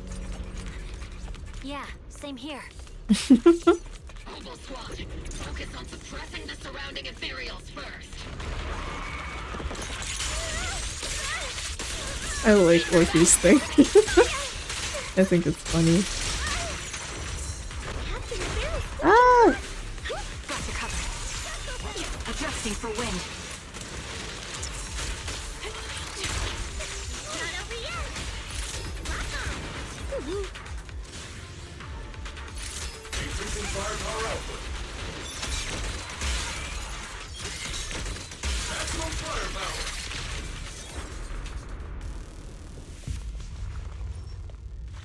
There's so many. Doesn't matter how many. We fight. Oh my... What? He's so dead! Surrounded by waves of miasma and ethereals, the batter reaches a deadlock. Just as exhaustion and pressure weigh down on everyone, a calm, familiar voice, one that should no longer exist in this world, suddenly echoes out. Soldiers, open fire! Move forward! Oh my god. Why is Seed riding around in a scooter? I don't know. I never did the Oval Squad, what do you call it? Character stories, so I really don't know. But Seed has a mech, and everyone thought Seed was gonna be a guy, and then Seed turned out to be a girl. Firefly moment. Isolde, how? Am I hallucinating? But I see her too. And those miasma soldiers as well. Perhaps the thick miasma around us is projecting fragments of our deepest memories. Forget it. Even if it's just an illusion. Even if your body has decayed, your soul still... What's wrong? Forgot how to fight? We'll have to clear the path ahead ourselves. I don't need you to tell me that. Isolde, Colonel of the Oval Squad. Magus, Captain of the Oval Squad. Wow. Two gazes, crossing the boundaries of time and death, seem to meet at this very moment. Let me see how much you've improved, old friend. Try not to let me steal the spotlight. See, now this is the Yuri that I support. You've gotten better, Orphe. Your aim was much more stable this time. Oh, thanks. Magus, what's your ammunition? Don't make a rookie mistake. Stop talking nonsense. My aim's every bit as good as yours. You damn ethereals. Today you'll witness the true power of Oval Squad. There's no way we're losing. They stand side by side, These hazy, long-buried memories, the days of training, fighting, laughing, and crying together, burn vividly once more.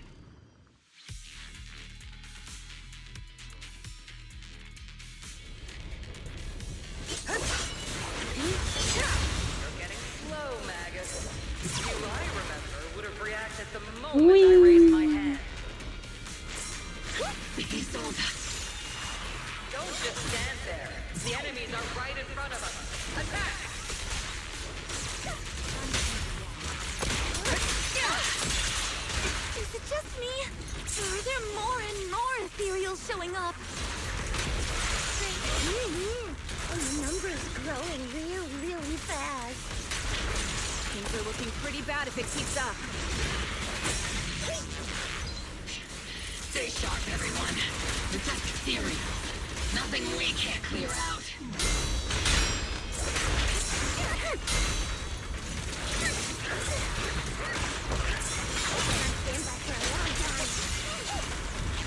Ah, crap. Adjusting for wind.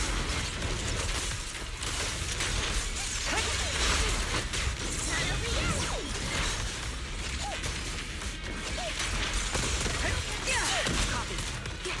The melody of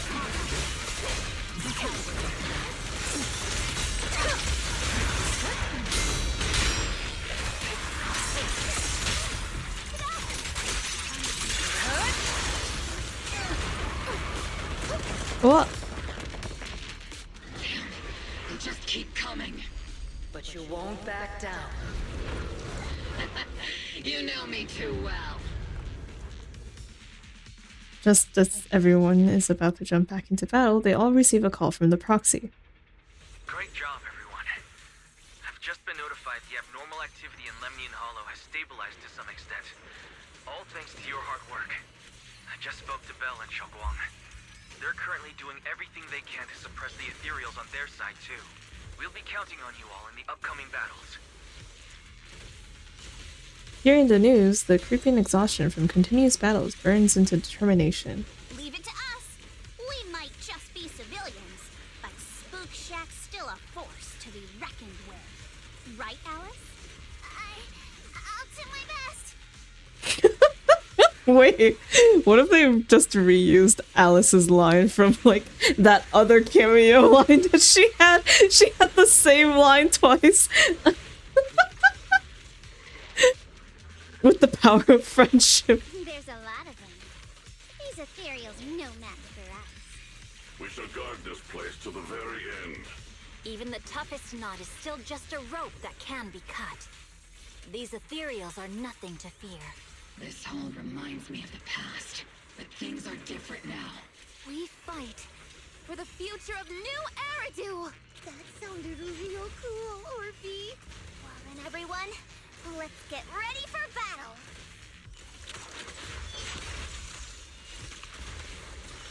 With blazing determination, 3 teams rush towards the mountain of ethereals.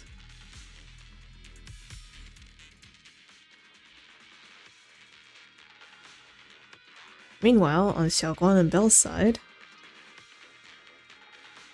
Oh my god, please! Computer, get it together! Oh my god! Brother.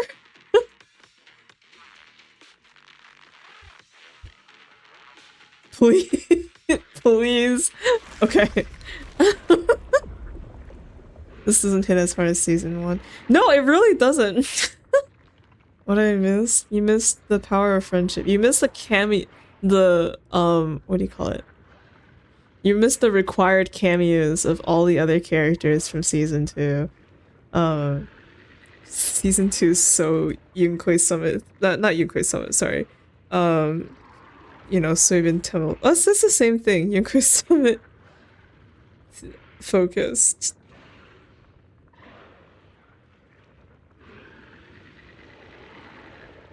Anyway, air is thick with a nauseating stench, and the sound of grinding bones and guttural growls echoes from all directions. I didn't read the rest of that. What the heck? Ethereals surge forth like a tide, pouring endlessly from the miasma seeping out of the giant boulder.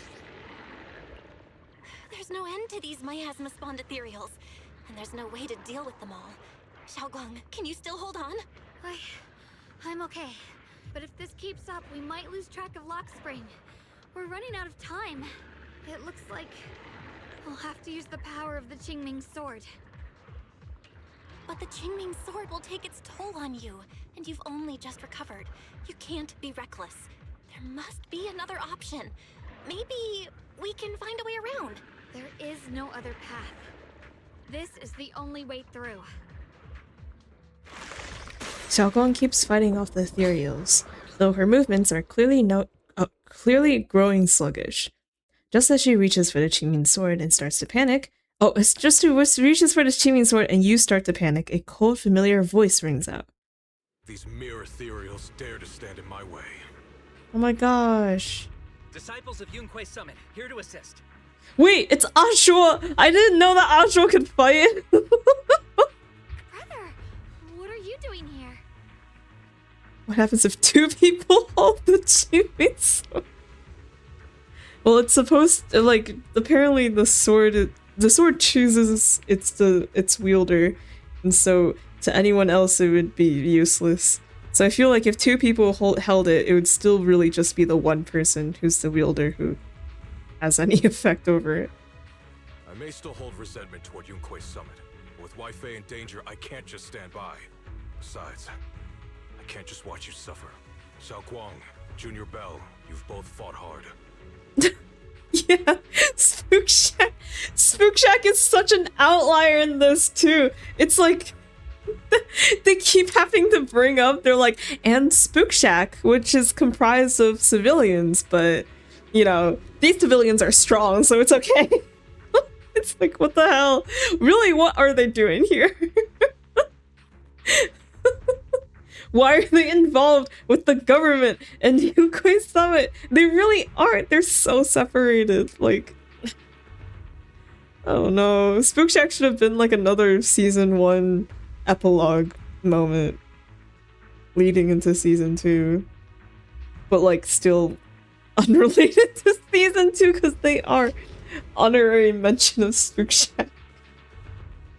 We'll take care of these vermin blocking our path. Xiao, Beelion, Ashra, everyone's here. I told you I'd catch up with you. Now, it's time to cause some trouble. With Senior Ye, Xiaozhao, and the others helping, you quickly take care of the miasma ethereals. Yeah, there's no actual combat here because they hate us. Thanks. Thanks to everyone's help, we can finally catch our breath for a moment.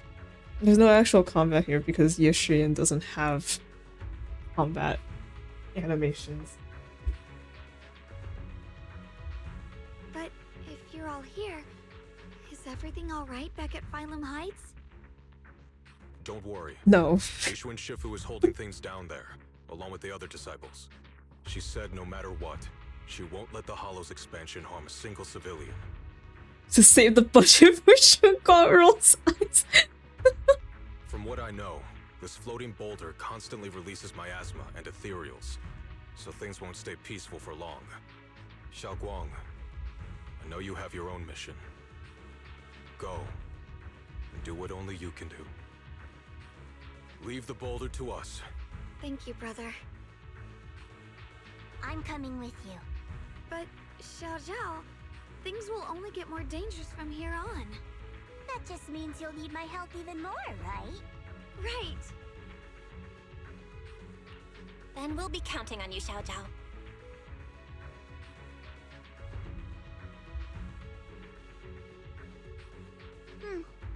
Don't mention it. Let's go. No matter what lies ahead, no matter what the Creator really is, we'll face it together. You enter the mine with Xiaoguang and Xiaozhao. By the way, when Xiao Zhao showed up out of nowhere just now, it was like our savior descending from the heavens. So cool. That's such a weird way to describe it. Xiaoguang's right. Welcome back. You know, I've been thinking about this, and it's like they're really trying to sell me on the Ye Shunguang and Zhao friendship right now, and like, you know, this whole chapter, because they are the two gacha characters, they have to be friends, I guess. But it's like, honestly, it's like it's an interesting dichotomy because of what Zhao mentioned, how Ye Shunguang is like, you know, she literally called her a Mary Sue, like she didn't say Mary Sue, but she literally called her a Mary Sue, like in game, you know, like you have talent and you're literally the chosen one.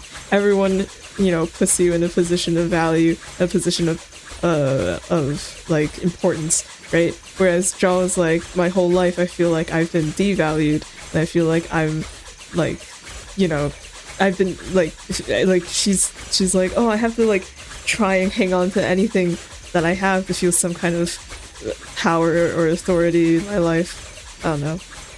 Little Miss Perfect, yeah, that's right. And I'm like this, like, you know, these are like interesting setups. I feel like it would make for an interesting relationship, but it's just like not done well. Like, I don't know. I feel like I don't know. It's just like Ye Shunguang was like, it's like she's so Mary Sue that she won Zhao over without there ever actually being an actual conflict. Like, all the conflict was just inside Zhao's head, and then like Ye Shunguang just like did not even realize. Like, I don't know. Like, it's just nothing happens, right? Like, I feel like with this setup, it would be perfect for like someone like Zhao to like actually be angry at Ye Shunguang or like frustrated at her. And then Ye Shunguang, because of her fucking personality and everything about her, would just like not get it, because she doesn't know. She like, how could she even comprehend, you know, like how Zhao is feeling? Because her whole life she's had only pressure and expectations, whereas Zhao has had none of that. So it's like these are like interesting things, but like they don't go into that. They're just like, it's like Zhao is like, oh, Zhao came in like not really liking Ye Shunguang because she saw her as, you know, nepotism, the final boss, and then like was there for the Qingming sword as well because of Tops. And then like, but you know, it was just like one conversation, which by the way wasn't even like a good conversation about morals and stuff. Like, they argued about like the Sunbringer story too, but it wasn't really an argument. Like, it was so passive. Like, like, do you want drama in the story or not? Like, I don't know. What the fuck. Just stand there and the interpersonal relationships get resolved. Yeah, that's right. It's like she doesn't even talk no jutsu correctly. Like, sometimes it's like they talk no jutsu and then like, you know, the protagonist will say some flowery words and like some like nice sentiments, you know, but like they're sentiments that like make sense and like are well expressed. Like, I feel like even her sentiments are just like not good. I mean, considering the fact that she took on the sword without like under the impression of like, I'm gonna do things the way I want and like I'm gonna live for myself, right? Where we're seemingly not realizing that by taking on the sword, she's literally sacrificing her life and not living, actually. The opposite of living, it's called dying. It's called suicide. Being the sword's wielder is suicide, but no, it doesn't feel like she understands that. It frustrates me, okay. Story in the gameplay, Zhao feels like she was made to support Shunguang, and it sucks because Zhao actually has good backing. That's true. It's like, oh my god, it's like, what? Yeah, right? Like, why is she supporting her? Oh my, you're so right. Why is Zhao supporting Ye Shunguang, the person who doesn't need support? Why is she like, hey, I'll hold off these guys, you guys go ahead? And it's like, you know, it's as if like, you know, saving us from the Tops men in black coming to fight. but at the same time, she says, I know you could probably fight and take these all on yourself because you're strong enough to do that, right? And it's like, well, why didn't you just like fight together? Like, was making like was what do you call it? Was making them go ahead faster really that important? It's not like they reached the creator faster. Jal came back before they even got here, so it's like, what? Like, what was the point? She still caught up with them in the end, and it's like, you could have just been along the entire time, and I don't think the amount of time it took for us to get here would have been different. I don't know. Maybe it is, but like, is that difference really that, like, if we in that, okay, whatever. It's fine. I'm done screaming now. I will continue the story.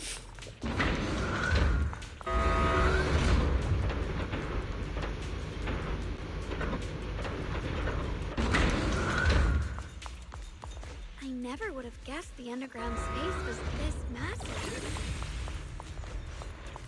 It's huge! Looks like the kind of place a big shot would use to make their entrance.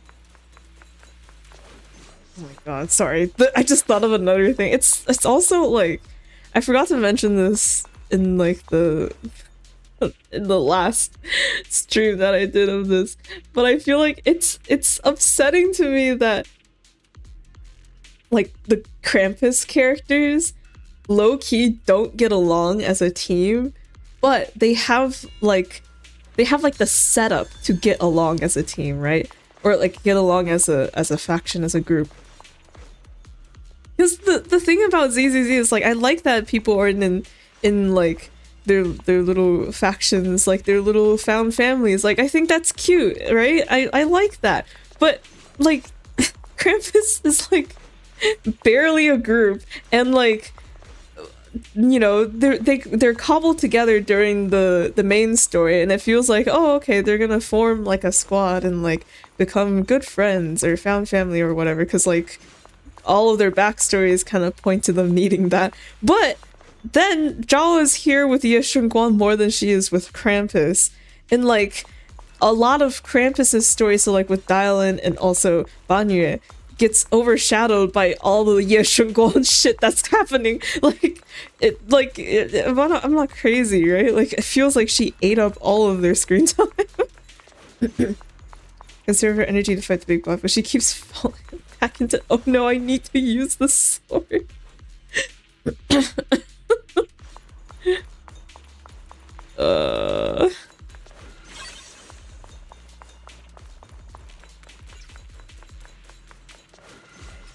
What? Oh. Katya? I didn't know I was watching Drag Race. Today, deep in the tunnels, I found another wall of luminite ore shining like a starry sky. I hid a small brightest piece in my pocket, hoping to place it by your bedside when I get home. You don't cough from the miasma anymore, and nothing matters more than that. The work is hard, and the hours are long, but whenever I think about what Lady Sunbringer said about the children's future, it all feels worth it. Listen to your mother. When you next get time off. Why is the spell like this? I'll take you to that beach where you can't see the hollows. Maybe Krampus is supposed to be more of a corporate group, so they're kind of morally great. And having them all be family feels a little weird because Topps is pretty evil. Yeah. But like, just now too, they were like, Zhao, if you like defend Ye Shunguang, you're basically losing your position at Topps and everything that you've worked for. Do you really want to do this? And then Zhao was like, shut up. Yes. And so in my head, I'm like, they're low-key kind of, even though they're still Krampus and still Topps, it's like they're kind of separate. They've like disobeyed authority. Like Dylan has too. She's like, she was supposed to, what do you call it, sacrifice Banyue, and then she was like, actually, no, he can stay. As a judge, this is what I'm saying now, right? And then Banyue was literally just recruited, so it's like, it's their boss that feels, yeah, so, yeah.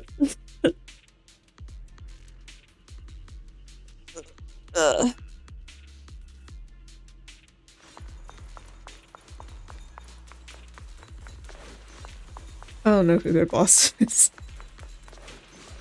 Is there... Oh. After a while, you finally catch up with Lockspring.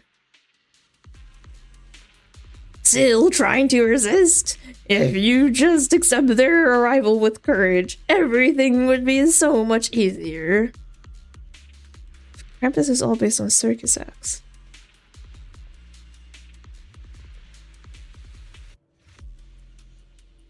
Oh, really? Like, oh, like...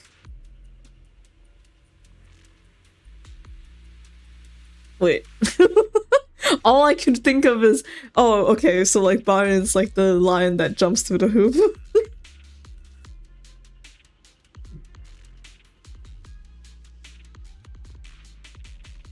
We'll stop you no matter what! Oh no, that was not him. She sounded weird for a second there. That's a pity. You've been leading us here all along. That's right. This is my plan. As you all know, the Qingming Sword shares the same origin as the creator. So yes, shunguang, keeper of the Qingming Sword, your existence is crucial to us. The creator needs to reclaim their rightful power. Would this plot change if Shunguang was replaced with a broom that was able to hold a sword?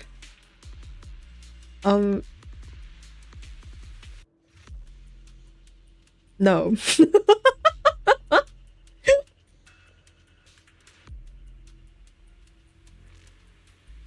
See, Ye Shunguang keeps yammering about wanting to be a normal girl. When I hate to break it to you, the reality is she's the most normal fucking girl ever. If you take away the sword and everything that it has done to her life, she is the most normal girl ever. Normie Ye Shunguang. She's, oh my god, she's got Hoyover's just a girl energy. Without her, your plan will become impossible. Oh no, that was not, I keep reading everyone as Lockspring. You wouldn't do that, even without reclaiming the power of the Qingming Sword. Destroying a tiny piece like Phylum Heights would still be child's play for the creator. And your only bargaining chip is the Qingming Sword's Sword Keeper. The best case scenario for me would have been to arrive here with a Qingming Sword Keeper who had already lost their 5 senses. I was so close to success, but I never expected you'd be able to use the remnants of the creator's power to restore Ye Shunguang's senses.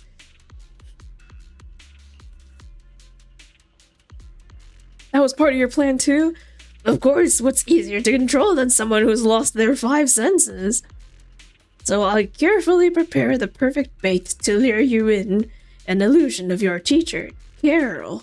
But don't worry, I only showed you what really happened. I didn't make up any of it. You can probably tell that she also supports the creator. Teacher's different from you guys. No way she'd decide with the Exaltists.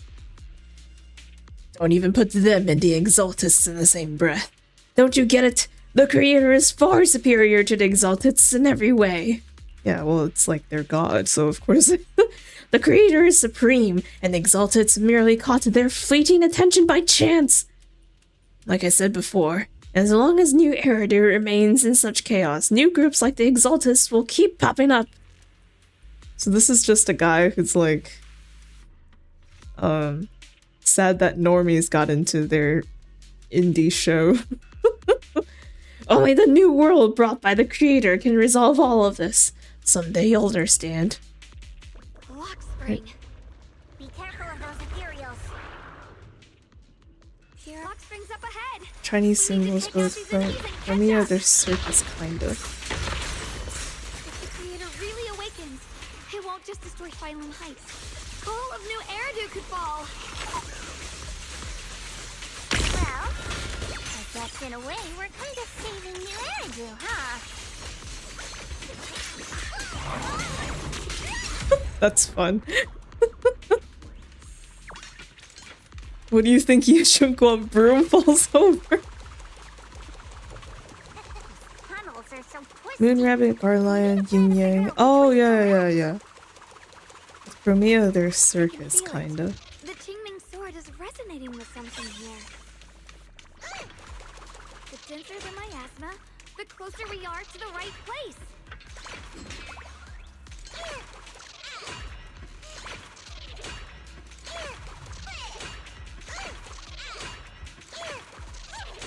Isn't it awesome?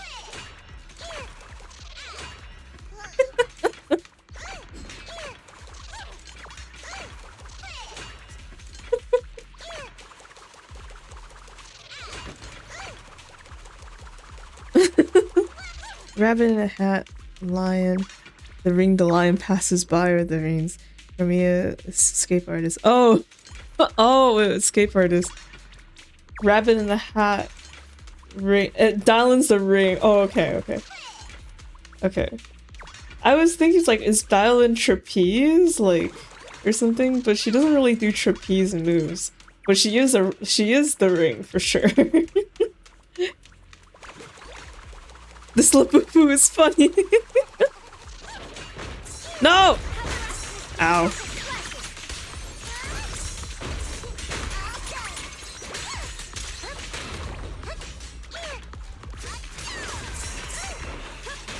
Oh my god, get me out of here.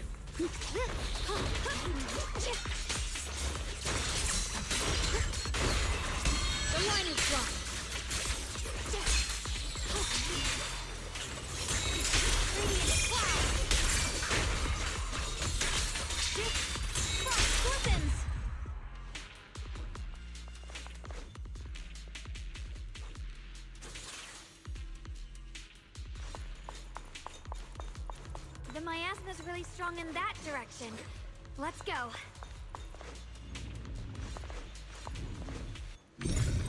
Oh, every time I'm like, what? Where am I supposed to? Oh. The ether frequency settled now. Let's keep going. The air's so thick with the miasma here. And the Qingming sword's reacting again. We must be close to the core of this whole area.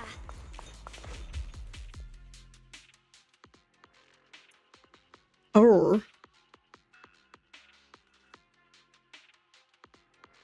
Yes, the aerial hoop. Yes, yeah. Or like the hoops that do trapeze artists grab the hoops? I don't know. Or is it just bars? It's absorbing the miasma's energy? Tell a gotcha story and not eventually have to save the world? Yes. Have you seen Jose Mukige? Have you played any idle game?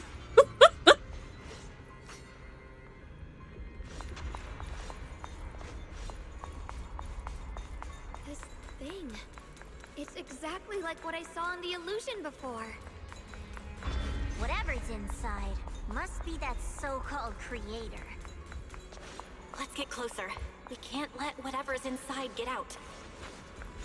Ah! Lockspring stands before the massive cocoon, silently watching you. I knew you'd make it here eventually. Lockspring. They're about to awaken. This is fate's choice, and no one can stop it. Even you. You really are a stubborn one. Lockspring watching you sprint around. Chow of Krampus. I know your story, just like the two standing beside you. You've chosen the wrong side. I thought that after all the pain and resentment you've been through, you'd choose to stand with me. Unfortunately, not everyone chooses destruction. I don't understand, Lockspring. You once said Junior and I were, in a way, both victims, and that we should hate this world. You were angry for our sake, weren't you? That's the Lockspring I know. Gentle and kind. That's the Lockspring I know for a total of 2 days. Why? Why do you want to awaken the creator in the first place? Haven't you realized yet? Every struggle, every battle you fight is just the same tragic chaos repeating itself. You can't. That's what I'm saying. It's like, yeah, Belle can go in the hollow, but is it really an upgrade to just Eos going into the hollow as Belle? Like, she doesn't do anything other than hack the systems around and lead people where they need to go, which is what Eos did originally. So, like, huh? Okay, sorry. Unrelated tangents. Emotional support bell. Humanity can't reach the light on its own. What are you talking about? Humanity's future should be decided by humanity itself. Yeah, not some fucking robot. Get out of here, Bang Boo! I used to believe that. As you're all aware, I was created to protect humanity. Lockspring's posture remains composed, yet in his eyes there's a flicker of something complex, almost a trace of pitying compassion. When Lady Sunbringer created me, she embedded an absolute unbreakable command deep within my core registry. A high firepower combat bang boom must never point its gun at unarmed humans. I once saw it as an honor and lived by it as my guiding principle. Until that day. Lockspring's gaze grows distant, and it feels as though his words pull everyone back to the moment when the catastrophe began. The city burns beneath a leaden sky, surrounded by ruins and cries of despair. Lockspring follows his master, a man whose face is twisted by hunger and fear. Quick, Lockspring! That woman has the last can of food. Grab it now. Ahead, a frail woman clutches a can tightly. It's the only food for the crying baby in her arms. She stares at Lockspring in terror, backing away step by step. Command conflict detected. Target identified as unarmed human. The attack command cannot be executed. What the hell do you mean? You useless. This is an emergency. If you don't grab it, I'll be the one who starves. Do you understand? I order you to attack her. Core directive. Cannot comply. Just then, an old woman with a cane stumbles through the ruins, offering the only piece of bread she has to the woman holding the baby. Please, let the little one eat first. The man's eyes redden at the sight. He abandons the woman, shoves the old lady aside, and snatches the bread from her hands. She falls to the ground with a cry of pain. Mad with desperation, he stuffs the bread into his mouth, then points at the fallen elder and gives an even crueler order. Lockspring, I'm ordering you one last time. Kill her. Remove this liability. No, please. I'm begging you. In that moment, I lock onto the old woman's pleading eyes. But inside me, data starts to collide and spiral into chaos. My directives state that I am to serve my master, but my core directive tells me I must never point my weapon at an unarmed human. I was created to protect humanity, yet my master is ordering me to harm another human. So to protect one human, must I hurt another? Seeing me still motionless, my master cursed furiously, kicked me hard, then stepped forward to finish the old woman himself. I could hear my body crying out in anguish, but there was no pain. Slowly, I turned my head toward my master. So this is humanity. This is what I was meant to protect.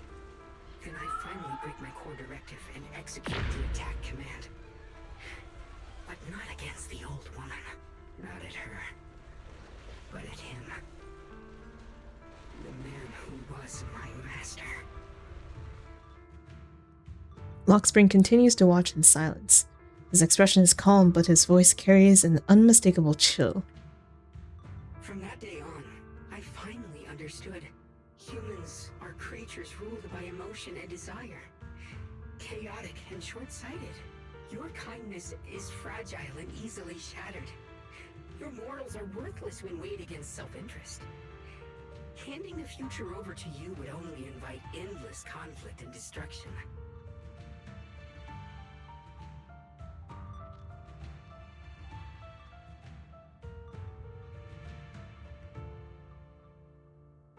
You are incapable of governing yourselves. That's why you need a higher being. One that is all-knowing, all-powerful, and guided by absolute reason. They will chart your path, govern your desires, and bring an end to all your suffering. Lockspring smiles softly, his eyes filled with pity and gentleness. In the new world governed by them, we won't need to sacrifice some to save others, or offer anyone up to protect someone else. There will be no Qingming Swordkeeper, no deceit to force someone to bear blame or consequence, no hidden truths or stigmas, no oppression of the weak, and no worship of the strong. That is the reason I chose to call upon their descent. Only then can my mission be truly fulfilled. It will be the most fundamental and eternal form of protection. That sounds like pure delusion. You'll understand soon enough. This is no fantasy. It is a perfect reality. Luxspring, I understand your disappointment in humanity, but you can't focus on only the darkness within people. I once felt the same as you, hating and fearing the ugliness within my own heart. I thought it was selfish and vile. But now I understand that good and evil, light and darkness are simply parts of human nature. And for those of us struggling through the mud, it's because we've seen the darkness that we fight to reach for even the smallest glimmer of light. Because without evil, good loses its meaning. Without darkness, there can be no light. Such childish reasoning. You're just making excuses for your own chaos. Happiness doesn't need to come from suffering. The Creator will grant you true, everlasting joy. Oh my god. I'm so fucking tired of this shit.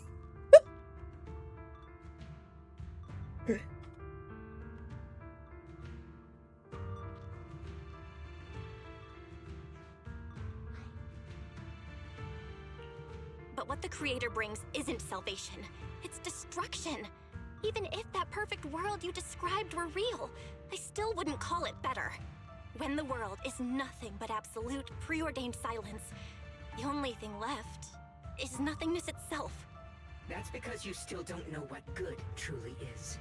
You're just afraid of the unknown. I'm not sure what could be called better, or what salvation truly means. But I know this, Luxspring. You have no right to take away our freedom to choose. Even if your choices only bring you pain. Even if everything we do is a mistake, we still have the right to make those mistakes, don't we? If you take that away, you're also taking away our chance to grow and become better. Lady Sunbringer created you so that you could protect humanity. Is this really what she wanted to see?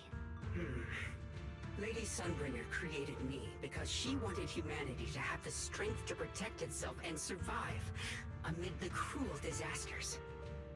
But humanity turned that power upon itself for its own gain. It's unforgivable. Absolutely unforgivable.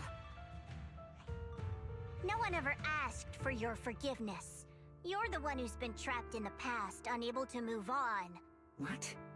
Placing your hopes on some mysterious creator to change everything is just as ridiculous as dreaming of a savior descending from the heavens. Just like how I once naively believed in equivalent exchange, seeking a sense of security from the approval of others. You despise the ugliness of humankind, so you want to wipe it out. You can't accept your own powerlessness, so you seek to create a new world where your existence feels useful. But if you can't even face yourself, how could you ever truly see others? Or the world around you? You just don't understand. My choice is the purest, most genuine protection there is. And just what is it that you want to protect, Luxspring? Is it merely the concept of humanity? You said people are obsessed with the game of sacrificing others to elevate themselves. But how is what you're doing any different? You've chosen to sacrifice everyone's lives and free will in exchange for the protection and peace you think the Creator offers. No, I'm not like them. I'm not doing this for myself. I'm doing it for you. For us, right? Luxspring, I believe that one day, humanity will, by its own strength, reach the beautiful world you've been hoping for. Perhaps before that day arrives, we'll have to go through countless painful struggles and endure a long darkness. But that day will surely come. For the sake of that inevitable tomorrow, we must accept the existence of evil and use our own strength to create good, again and again. We must come together, not destroy one another. We must create, not erase. But in the future promised by the Creator, there is nothing at all. Why have you two made the same choice as my Creator? I don't understand it. I just don't! Creator? You mean Sunbringer? So she didn't actually submit to the Creator? No! Even after being misunderstood and treated as an enemy, she still chose to forgive. To love. But I won't allow it. I won't let you make peace with such a foolish world. Lockspring, you're not a cold, lifeless machine. I know that, just like us, you already have a life and a heart. That means you've also come to know pain.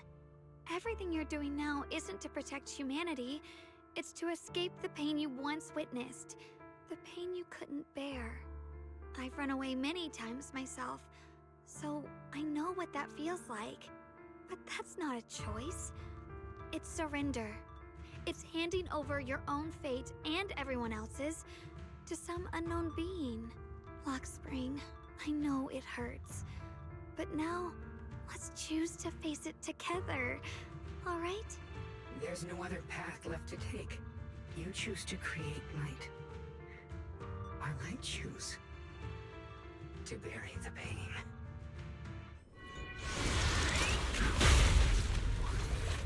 Oh, his mech. Oh man. Lockspring, there has to be another way. I'm sorry, Lockspring. Only people have human rights.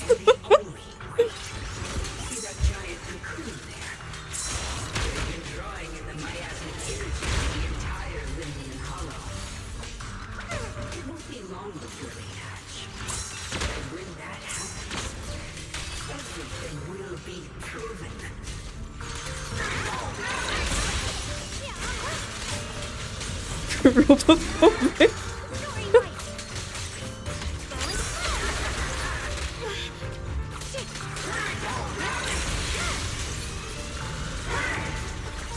The line is gone. What the heck?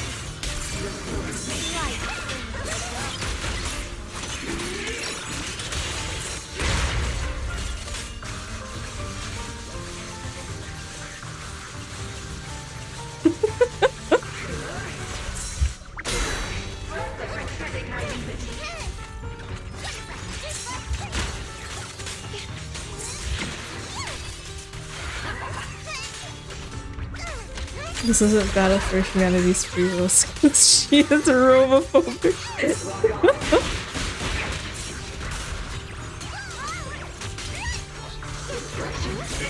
See, Lockscreen, it's not about your ideologies or anything like that. It's because you're a robot. It's because you're a robot, those ideologies aren't even real. What, that still didn't stun it? Am I stupid? There.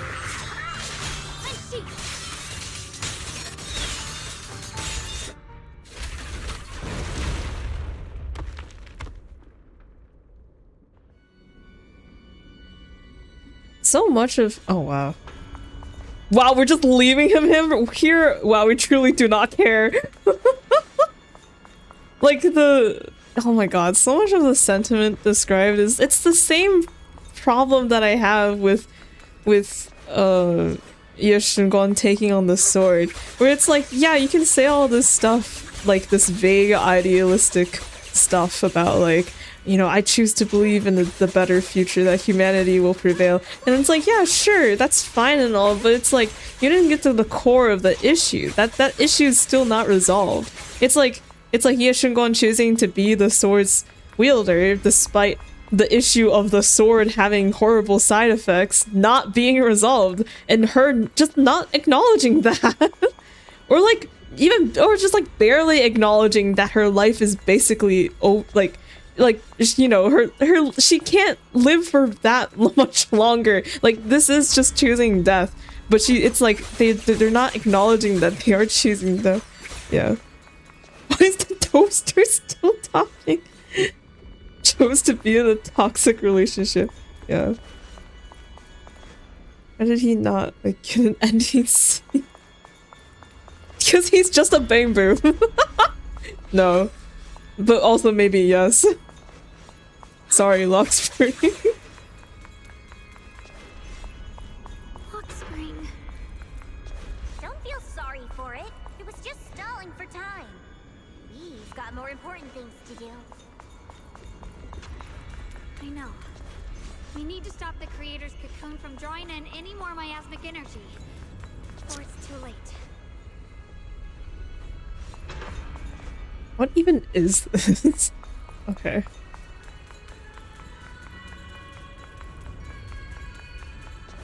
Wow, this is a boss battle arena if I've ever seen one.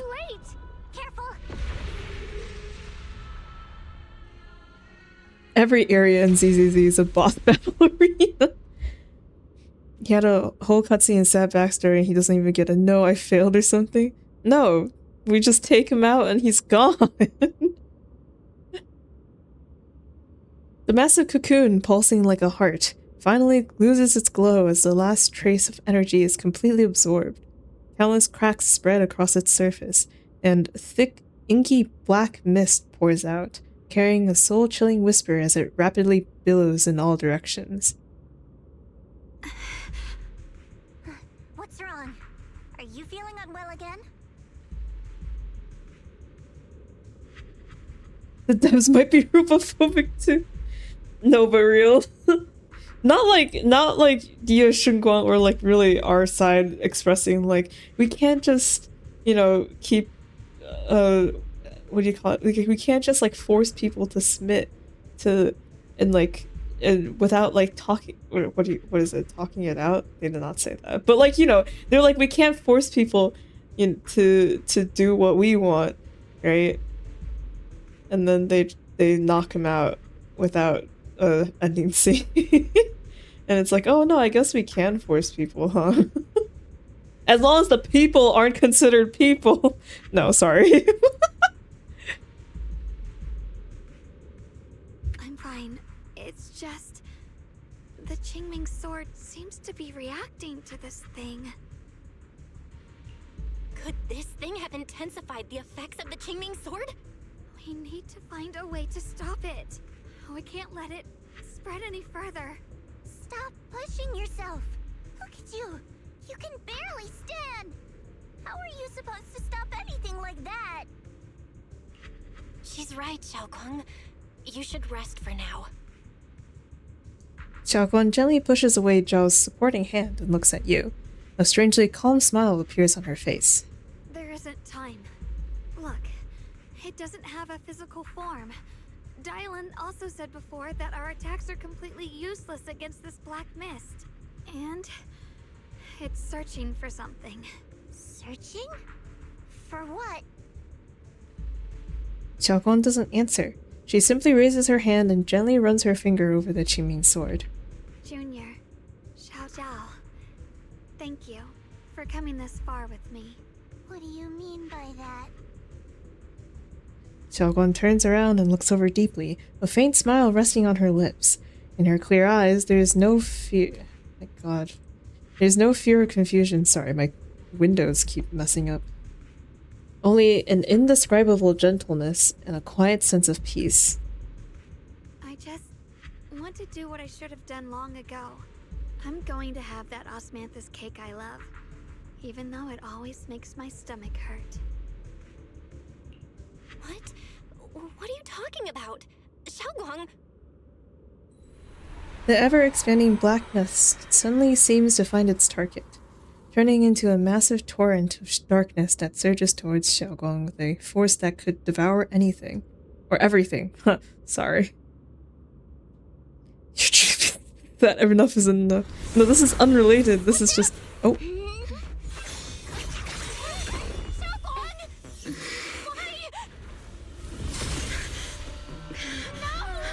This is the fate I chose. Finally, it's mine.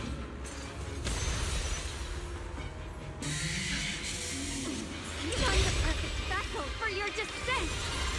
And let this body be your prison!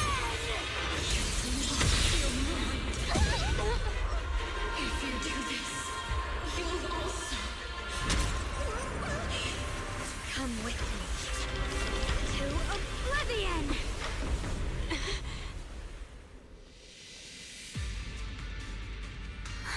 Stop, Xiaoguang! If you do this, you'll go down with them! I'm sorry, Junior. I'll have to break our promise. But this is the only way. The Creator's power comes from the same source as this sword. That's why I know better than anyone. What the quick time events? And untouchable they truly are. We can't beat this invisible force head on. I have to become their vessel first, and then destroy myself to stop them. That's the only way we might have a chance to win. Lost is your life. What kind of a win is that? Xiao Xiao, Junior, go. I don't want to see anyone else get hurt because of me anymore.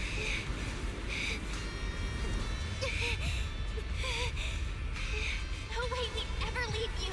Xiaoguang, don't give up. There's gotta be another way.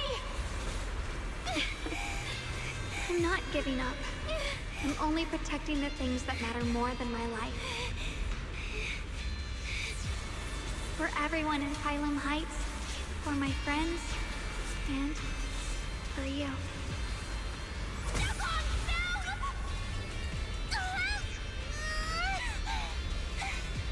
Junior, please, be happy for me. I've never felt more alive than I do right now. Meeting you has changed my life for the better.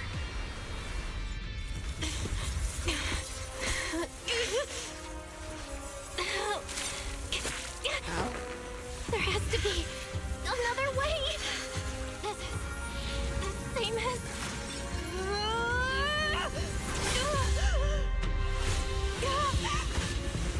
There's still time. I will bring you home.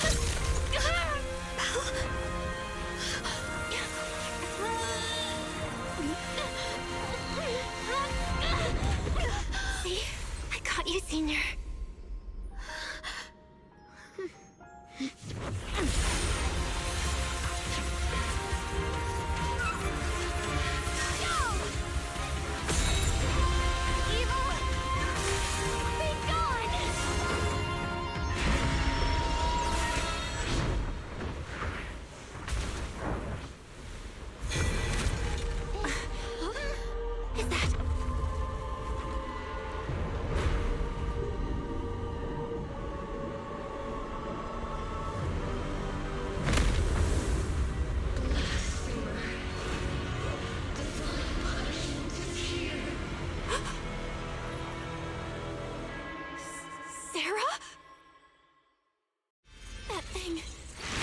What?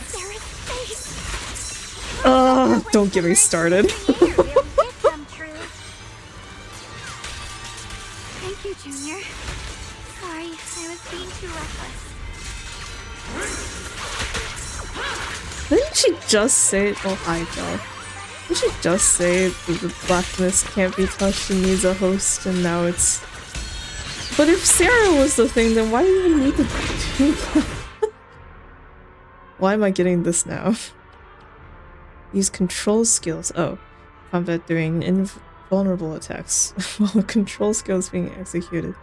There will be no flash warning. No! My only thing that I can use for combat. What? When it hits Or is dodge is just special vital view where enemy continue to launch whether enemy can counter. Whatever, it's probably fine. Parry! What? Control skills to attack. Yeah, I just read that! Press or dodge the first phase of control skill damage. Watch this. Oh my god. Press to counter the upcoming consecutive attacks.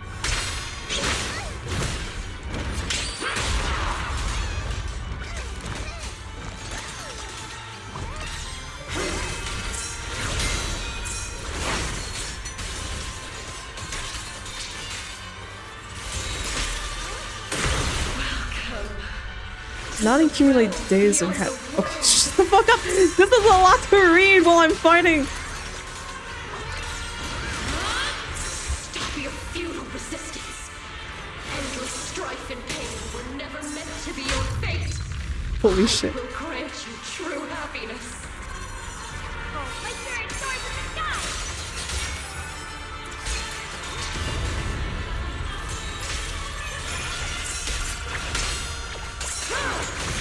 The right to decide what happiness means will always be ours alone! Listen! We did it? We did it? Humans.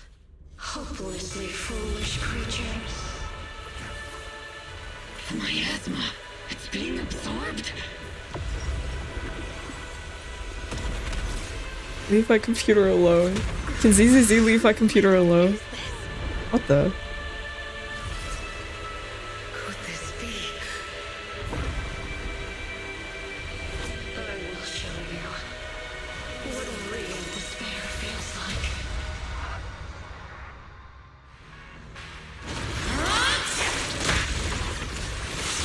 How did she get so much stronger all of a sudden? This break won't last much longer. We have to hold on.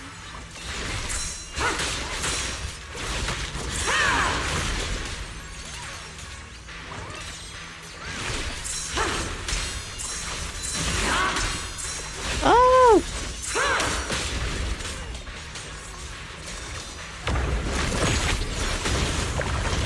Oh my god, I'm so not into. Be careful! Bro!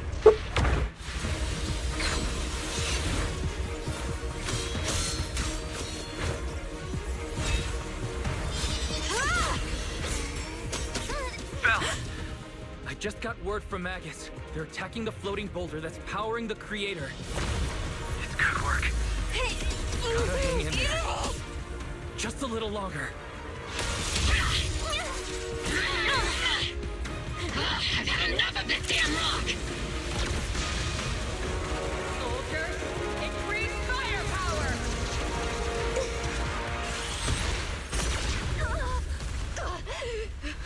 Perfect! Attacking the boulder worked!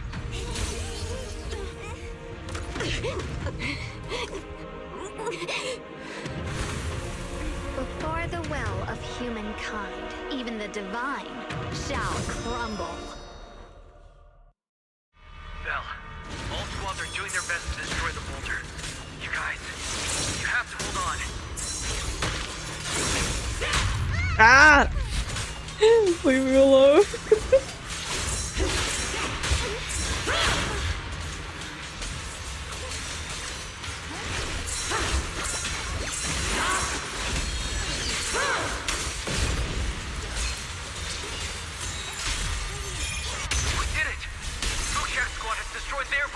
I love that happened on screen. Sorry.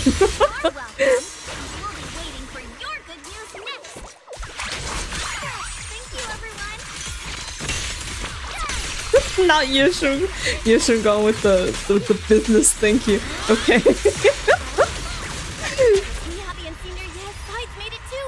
Wow. The boulders are destroyed. No matter how imperfect this world is, it's still worth saving. Our mission's done. The rest is up to you now, heroes. It's never ours alone. The strength and will of everyone one that has carried us this far. Everyone, just a bit more. We're so close. The Qingming Thrust. Rend the heavens!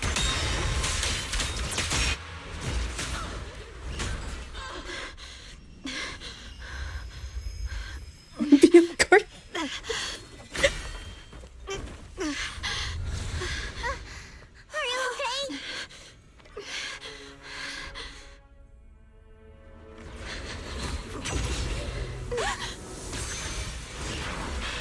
They're absorbing the Qingming sword's power.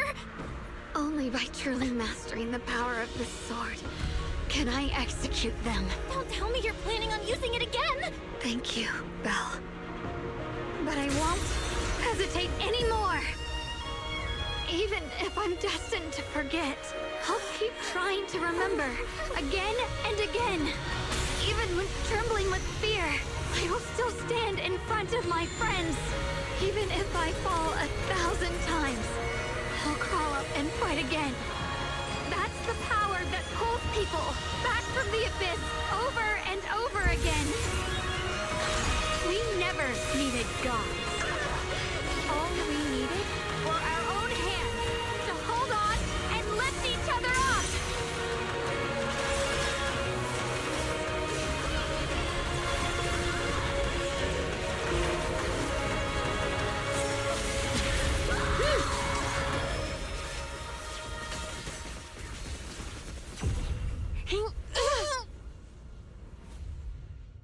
Fools. One day, you'll all...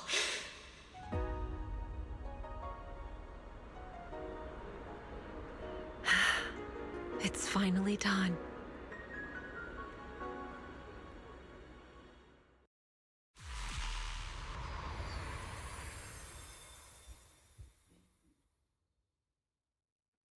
Okay, as the final as the final trace of the creator fades into the air, everything falls silent. The eerie black mist finally dissipates, leaving behind a scarred wasteland and those who survived. Maybe it's just your imagination, but even though you're still deep underground, it feels as if a ray of sunlight has pierced through the rock above, bringing a long-lost warmth that almost brings tears to your eyes. Xiao Zhao lets out a long sigh and plops down on the ground, showing for the first time a tired smile, her guard lowered. It's finally over. Any longer, and I would have thought I'd never see the sun again. You know, Zhao, you and me both, but not for the same reasons. Well done, Xiao Zhao. And to you too, Junior. You too, shunguang. How are you feeling? The Qingming sword's reaction just now had me worried. It felt like, in that final moment, when I used the Qingming sword to put an end to that thing, it was as if something changed between me and the sword. I used to believe the Qingming sword had chosen me on its own, and that I held no power over it. So no consequences. Is this the difference? What? Like her, like she's like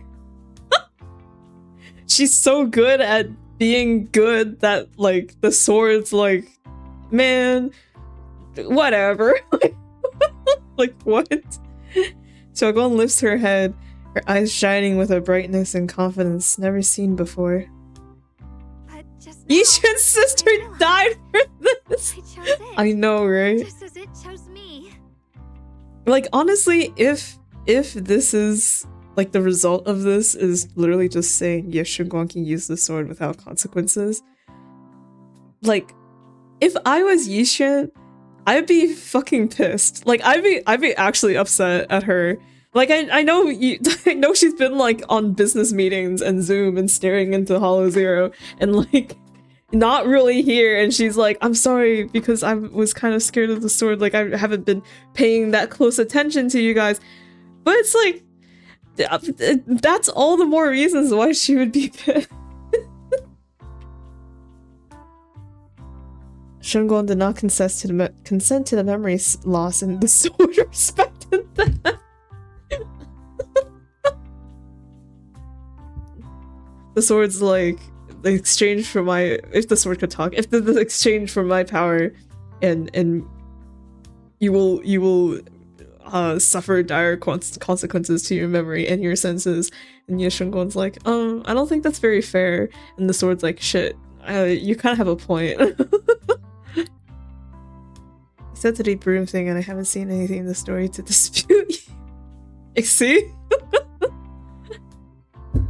I can feel the Qingming sword's power moving through me. It's not as aggressive as it felt before. Now it feels gentle, peaceful. It's honestly just like an insult to Yixuan's sister, as if like every other wielder of the Qingming sword didn't have, like, wasn't good enough.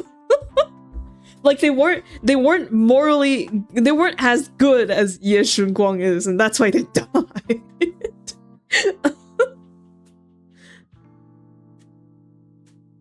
Broom falls over. Skill issue. Perhaps you're more in tune with the Qingming sword now.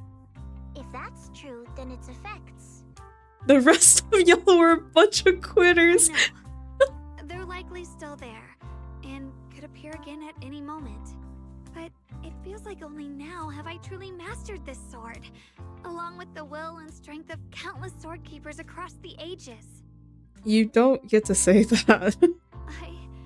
I'm not fighting alone.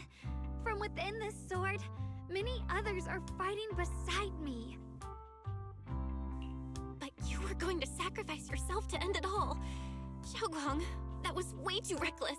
You don't know how much I... Looking into Xiaoguang's clear eyes, filled with quiet apology, your words of reproach ultimately remain unspoken. I'm sorry. I made you worry again. You know, when I sealed the creator just now, it felt as though I had fallen into an endless dream. In the dream, I was surrounded by boundless darkness. No matter how far I ran, I couldn't escape or see an end to it. For a new one. Belle, where are your balls? No, it's good that Belle stopped, because if she said more, I would have ripped Belle apart. Because I don't like how much, like, I just don't like this. At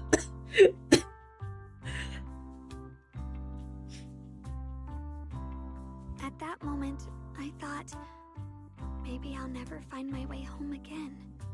I knew it was my decision, and that for everyone's sake, it had to be done, but I was still terrified, shaking uncontrollably. Then, at some point, a faint light appeared before me, and from the other side of that light, I heard your voice. Should have been a moment to somehow become Pyros to save Shunguang. Glad Pyros didn't happen in this way. I don't even know if it existed at this point. I saw you stride into the light, slicing through the boundless dark, and extend your hand toward me. Yeah, for sure. Honestly, I'm just upset at all of season 2 for throwing other sibling aside. Especially during, like, these sorts of conflicts and revelations where it's about their teacher and, like, but, like, the other sibling's just not here. They're just not here. All of season 2 it's just, like, man.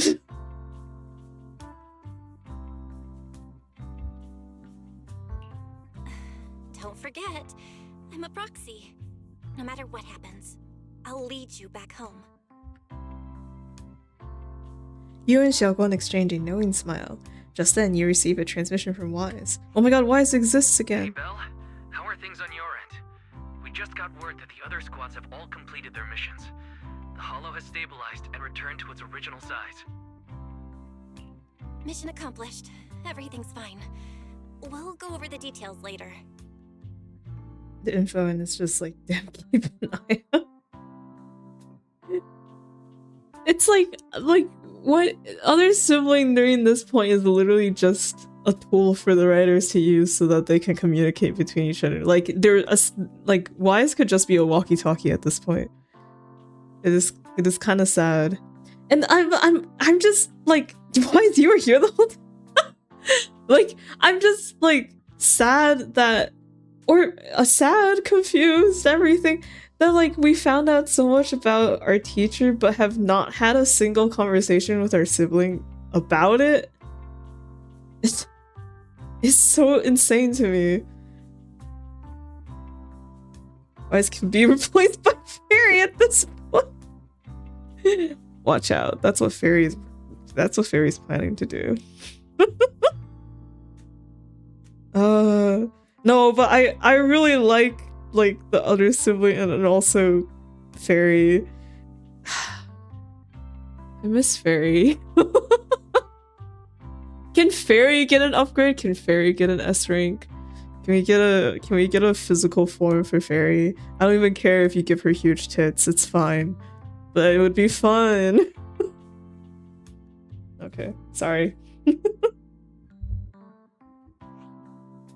like everyone's done a great Bamboo Fairy In that form. case, we should probably pack up and head back too. Right! We've got to get ready for the victory feast! Wait. Look over there. Something's coming out of the ground. Is that miasma? It doesn't seem very dense. Maybe it's just residual energy from the creator? Wait, is there someone inside it? Junior? What's wrong? You've gone pale all of a sudden. You look like you've seen a ghost. Wait, Proxy, where are you going? You don't have time to respond to Xiaoguang or Xiaozhao's questions. Your heart feels as if it's being squeezed by an invisible hand. Almost instinctively, you can't help but run towards that patch of miasma. For there stands the phantom of your missing teacher, Carol.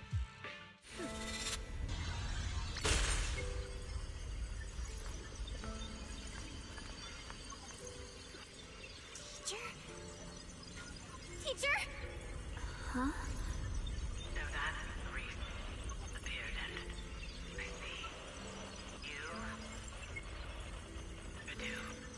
What is she saying?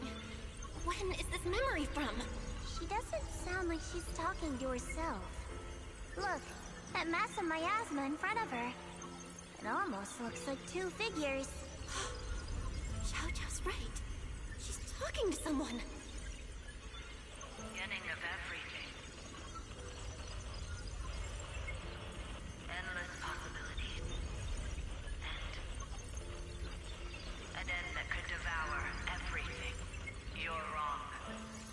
If those children, I have no regrets. What comes will become a terrible catastrophe. Lives. I wonder how I'll be remembered in Eridan's history. As someone who brought a lunatic with blood-stained hands. Wait. What does that mean? What is she saying? No. It can't be. It can't be what I'm thinking. The blurry figure of your teacher flickers before you, and in an instant, a flood of memories crashes into your mind.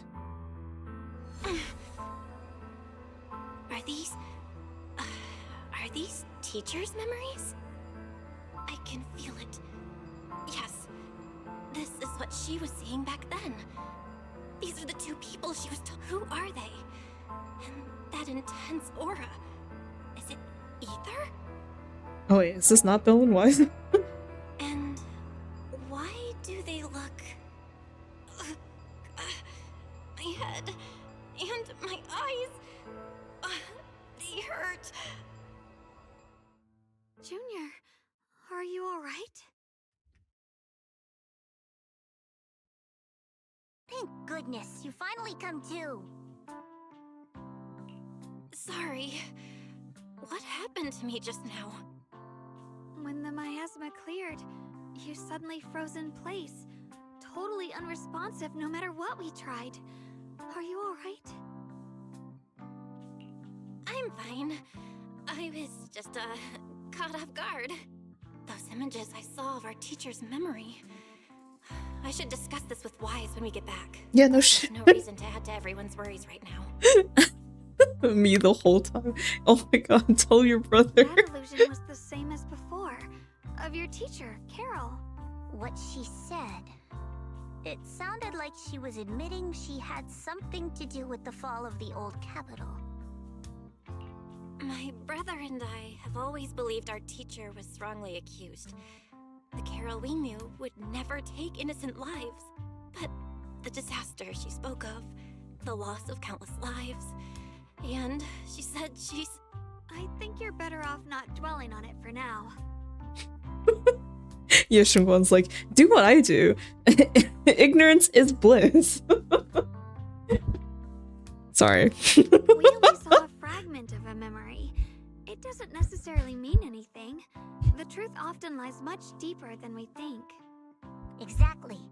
Sure, some of what we heard sounded meaningful, but from where I stand, the sins behind them may not be any greater than the idle gossip at a Top's cocktail party. Even today, the city has never revealed the specifics behind how the fall what of you the old don't capital remember. happened, claiming it relates to classified intel. All they've done is list a couple of perpetrators, Carol Arna among them. That means things are nowhere near as simple as they seem, right? You're right. In any case, it's not safe to stay here. We should head back. By the way, it's so crazy how Sarah, who was this villain that was built up in season 1, just like is gone now. Okay. It was never about her. The only way to end suffering. Oh my god. It was never about Lockspring either. Actually, no, Lockspring getting more showcase here than Sarah is honestly, well, it sure is something. Humanity must be controlled. He murmurs those words, but his voice has lost its former resolve, filled instead with doubt and confusion, like a devout believer questioning, for the first time, the truth he has followed all his life. Everything he just witnessed still echoes in his mind. That frail girl, burdened with the cruelest fate, still staggered to her feet, lifting her sword to stand before everyone. The proxy who had suffered the same injustices, and the Krampus judge who had never known kindness from fate. None of them harbored resentment or hatred toward the world.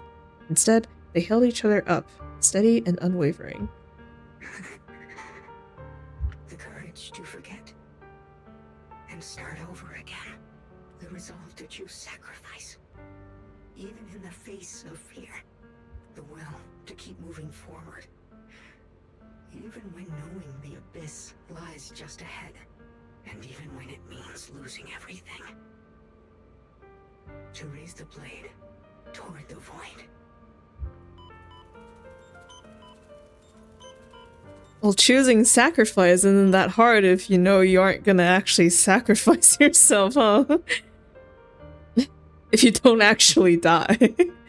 Lockspring slowly blinks, and the flickering light of his sensors finally steadies. These struggles I once deemed meaningless are the true essence of life itself. So behind all this strife, the conflicts, the betrayals, and ugliness I've witnessed, there was something entirely different hidden all along. Have humans always been such powerful beings?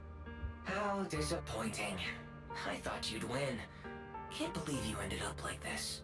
Back then, when I was on the verge of shutting down completely, it was you that appeared out of nowhere and told me about the Creator and the Exaltists, giving me a sense of direction.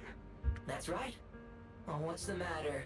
Don't tell me you're trying to shift the blame now. Saying I'm the one who led you astray?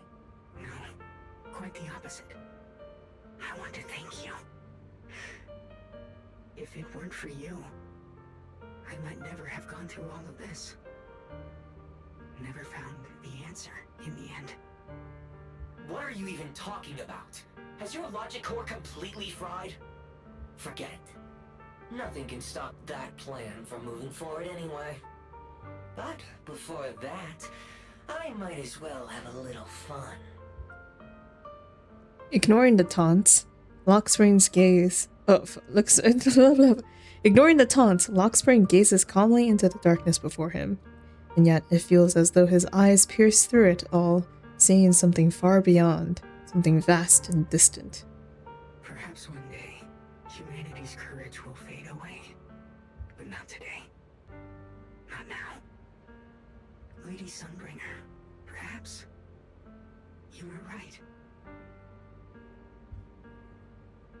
Utopia that drifts above New Eridu. May you bring forth what is truly... They brought out the word utopia.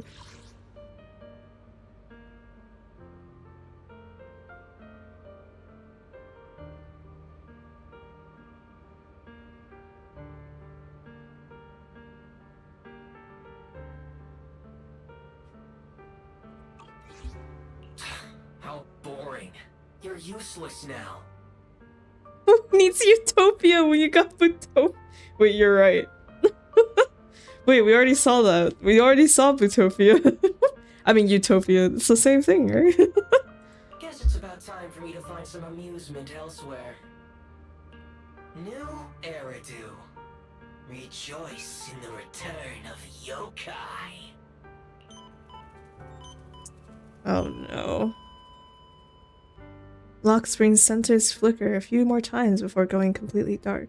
By the way, why does Lockspring have a heartbeat? Lockspring is a robot. I get that it's supposed to kind of simulate, you know, like a sound of death.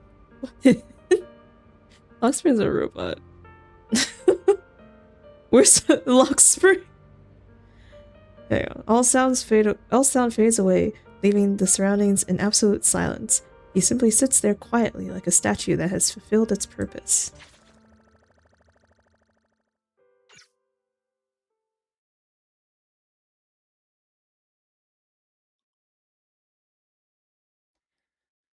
Hello! Together with Xiaoguang and Xiaozhou, you return to Phylum Heights. The peaceful cityscape that you haven't seen in a while brings a feeling as if a lifetime has passed. Now that everything's been resolved, it's about time I head back and report in. Zhou, fuck, what? Zhou turns around, seemingly ready to leave right away. After taking just a few steps, she stops. She stands there in silence for a moment, like she's going through some inner struggle. She finally turns back, avoiding your gaze for the first time. Proxy and Ye Shunguang, thank you. Huh? We should be the ones thanking you. If it weren't for you holding off those TOPS agents earlier, we would have been in real trouble. The whole mess started because of me. I just cleaned up after my own mistakes, that's all.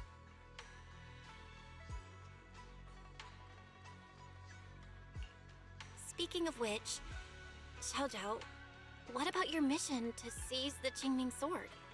Oh, that's right! That mission came directly from TOPS! Wait, Xiaozhou, aren't you the holder of the unbeaten legend of Krampus? If you can't complete that mission, your record will... what to do? Maybe we could pretend to hand over the Qingming sword? You don't have to. What comes next has nothing to do with you guys. Just like you said before, this is my own choice. Yes. No matter what, I'll support your decision. But if there's anything we can help with, please let us know. After all, we've been through life and death together. All right. I promise.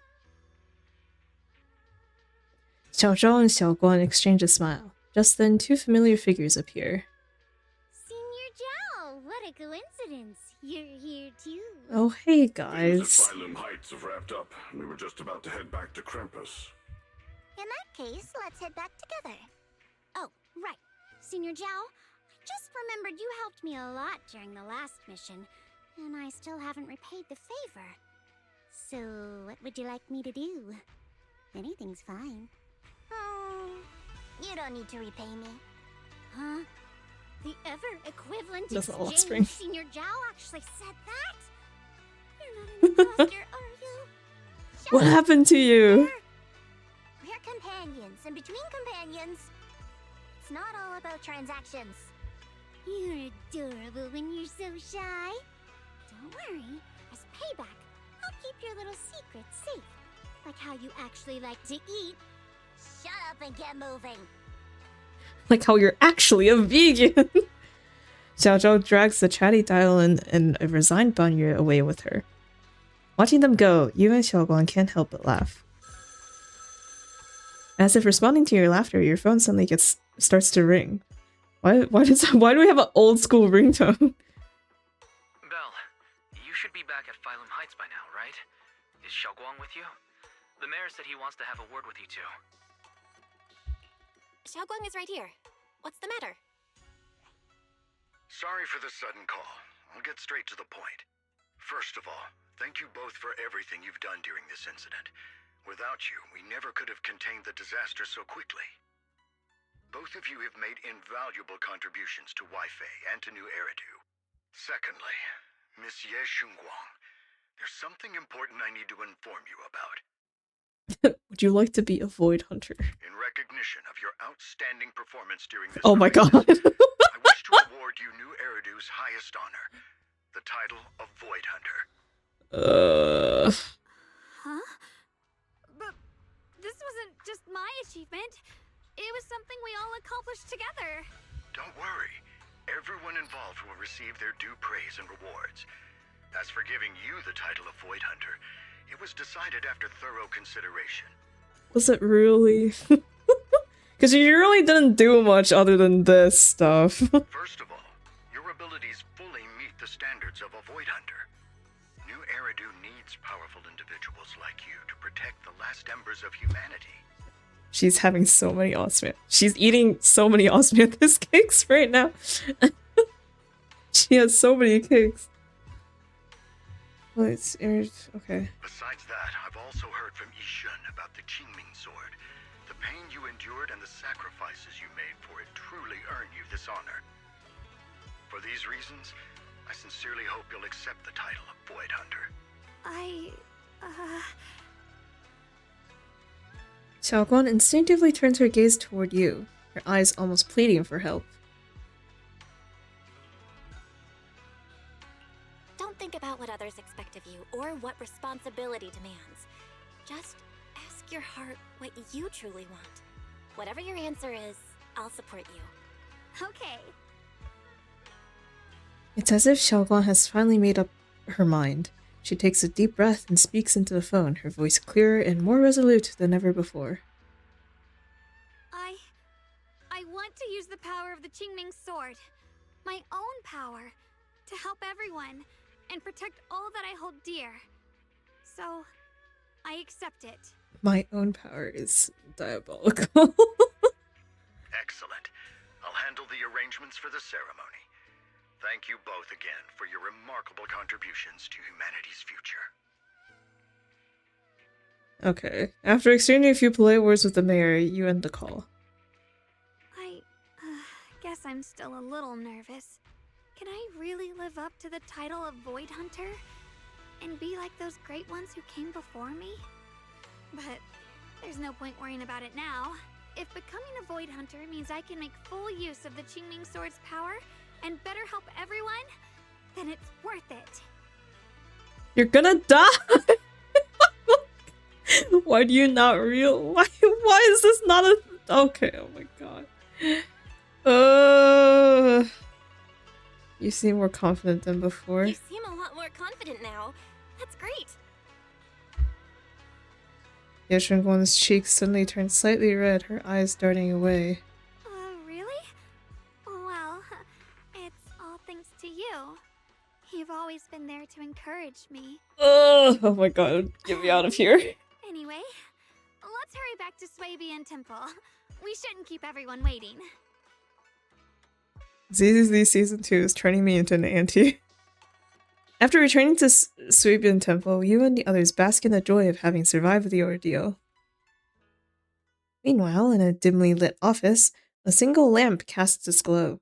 A lone figure sits shrouded in shadow, their face hidden from view. How rare. The unbeaten legend of Krampus looking so defeated. It's wrong line. If I'm not mistaken, this is the first time you've failed a mission, isn't it? Yes. The responsibility is mine alone. No matter what decision you make, I'll accept it. Even if you decide to expel me from Krampus, I still... What if I order you to obtain the Qingming sword for me, no matter the cost? Even if it means killing that sword master, Ye Shunguang. I refuse. You dare to disobey my orders? Objectively, with my current strength, I can't defeat someone who's mastered the Qingming sword. That's a fact. Personally, I don't wish to harm her, so I'm sorry. I can't do it. Xiao Zhao, I've always thought you were a smart kid. But in this matter, you've really...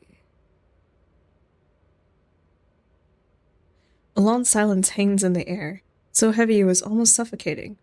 Then, from within the shadows, a small... Then,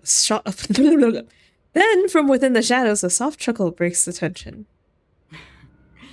Managed to surprise me. Huh? Huh?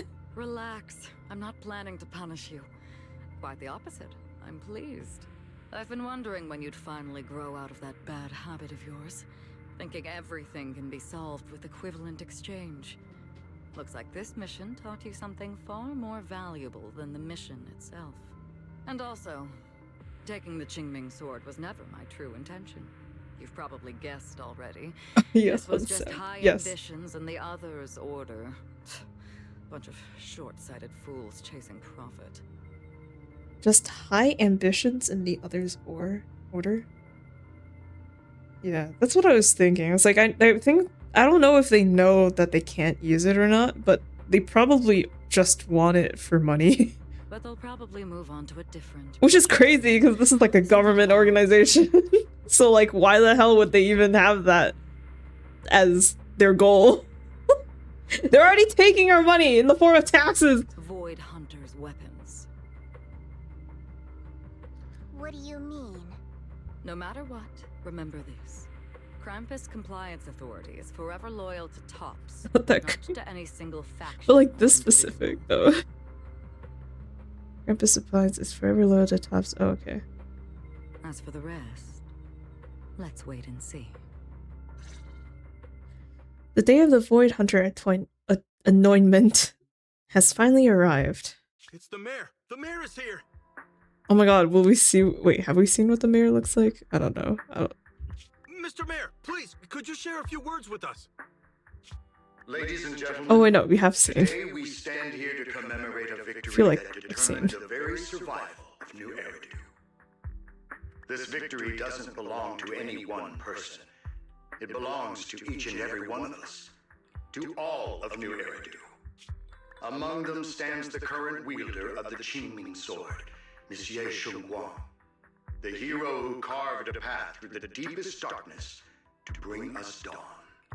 And so, as the mayor of New Eridu, I hereby bestow upon her the city's highest honor, the title of Void Hunter. Monsieur Shunguang, I know no title can truly measure all that you've given, or the sacrifices you've endured, but please, accept this. She hasn't. There's no sacrifice. Because people need hope. A guiding light they can truly see and feel. They need to witness a hero standing unyielding in the darkness. Thank you. Perhaps, Monsieur Shunguang, you'd like to say a few words? I'm not really good at speaking in front of so many people, but standing here today, there are indeed some things I want to say to all of you.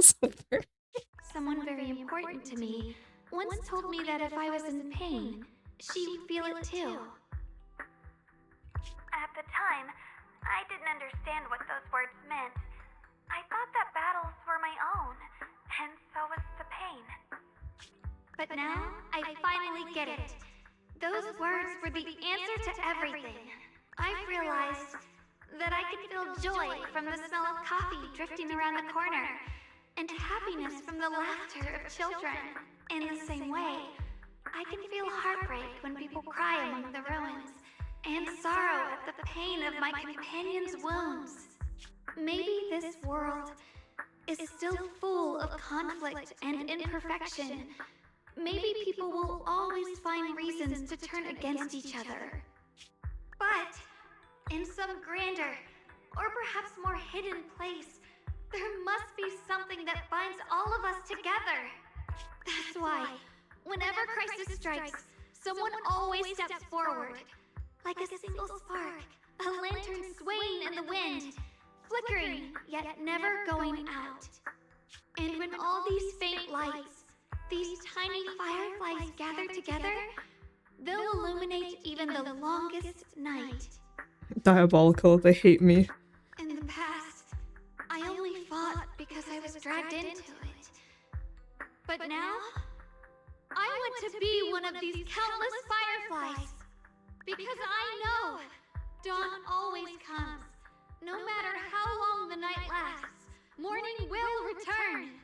In the distant past, and in the far-flung future, countless others must have made the same choices I did. We are never alone. Therefore, I, shunguang, hereby solemnly swear to accept the title of Void Hunter.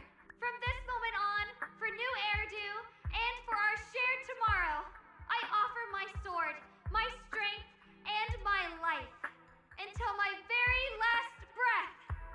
Beautifully said. A hero is not just a single individual, but the sun formed by the glimmers of light in all of us. Then let us witness this moment together. The birth of a Void Hunter, Qingming Arbiter, Ye shunguang. May new Eridu's radiance endure forever. It is absolutely insane to me that she says all this. She says like, what? Someone told me that if you're suffering, I'll be in pain too. Which is, you know, from the proxy. But at the same time, she herself is suffering and she's doing all this. But it's done. Like, there's no resolution to that. Rise. The sword still has side effects, assumedly, unless her sheer goodness has erased all of them, which is the problem in its own right. The sword still has art. If she's still, like, what? It's like, if she's still sacrificing her memories and senses in order to wield this sword, she's worrying the people around her. But when her brother was like, I don't want you to take on this burden because, like, you know, because I care about you, she's like, don't. she was like, I'm gonna make my own choices. You don't need to do anything. You've done enough for me. Like, she, like, cutting him off, like, absolutely insane. I'm still mad about that part, clearly. And then she turns around and says all this stuff. It's like, nothing was resolved there. And then, like, okay, then what about, like, oh, she really did somehow become so good that the sword's effects don't affect her anymore for some reason, which is such an insult to everyone else who had the sword before her, like Yishuan's sister, saying that they weren't good enough. They weren't enough of a master of the sword, unlike she, and they died for it, and that's a skill issue. And it also makes the mayor's line where it's like, for all the countless sacrifices that you've gone through, and it's like, brother, what sacrifice? Yeah, she lost her memory and her senses, but she got them back. And then, like, at the very end, when she was prepared to, like, put down her own life to stop the creator, from being born or whatever they used, right? Like, she still, like, she didn't die. There was no sacrifice, and then there was no effect from the sword either. So it's like, what sacrifice? She's done no sacrifice. What did she sacrifice? She just like, oh my god. Like what? She wasn't able to be as free as she could as a child because she had this sword and all the pressure on her. It's like, girl, there are so many people out there who have that same problem. That isn't like a great noble sacrifice. Okay. Oh my god. Oh my god. Oh my god. Also, the game hates me for real. Like, I'm not alone in this boat anymore. Dude, I'm like, I seriously walked in here expecting to just dislike Ye Shunguang because she's a Mary Sue. I came out disliking the entire story. But like, it's like also, I guess it's like, because the entire story was about her, so like, by proxy, I dislike the entire story. Oh my god, oh my god. I can't, oh my god, I cannot believe that someone, like, read through this and was like, yeah, this seems fine. Like, this character doesn't seem totally, like, totally too perfect or, like, way too favored by the story or the universe. like, it's like, that's fine. Is it? It's crazy, like, at the end there where she was like, humanity will, like, make their own hope or whatever, and she's like, we don't need the aid of like divine beings and whatnot. But at the same time, I'm like, isn't the Qingming source power like somewhat mystical and divine anyway? It's like, it's not explicitly said, but it's the Qingming sword having all that power, like, it's definitely not a thing, like a skill that a normal human can just train and obtain, you know? Like, that's like prophecy chosen one type shit. It's power from, yo, yeah, and that's the power from the creator! Wait, you're right! Oh my god! Fuck! Wait, you're literally right! You're literally right! Oh my god, you're literally right! What the fuck was she on about then? What the hell? What? Wait. Oh my god, you're so, oh fuck. No, you're right, it's literally from the creator.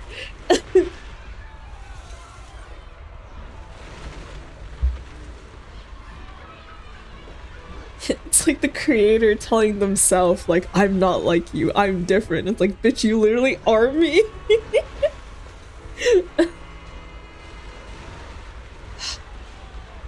Shit, oh my god, get me out of here.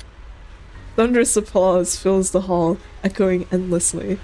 The crowd cheers, paying their highest respect to the young void hunter. Only one person stands silently in the shadows. His expression remains calm as always. At the corner of his lips rests a faint smile, a relief he himself doesn't realize is there. Ye Xuan takes one last lingering look at the figure bathed in light upon the stage. Then, without a trace of hesitation, he turns away and walks alone against the tide of cheers. His silhouette fades into the darkness, leaving all the noise behind him. At that moment, I finally understood why the Qingming sword chose her. Not me, nor anyone else. I once arrogantly believed her kindness was mere innocence. The naivety of someone sheltered from the storms of the world. I was wrong. That wasn't naivety. It was the courage to see through the darkness, yet still choose to embrace the light. It was something vast and overwhelming, powerful enough to drown everything, yet utterly genuine. A heart of compassion.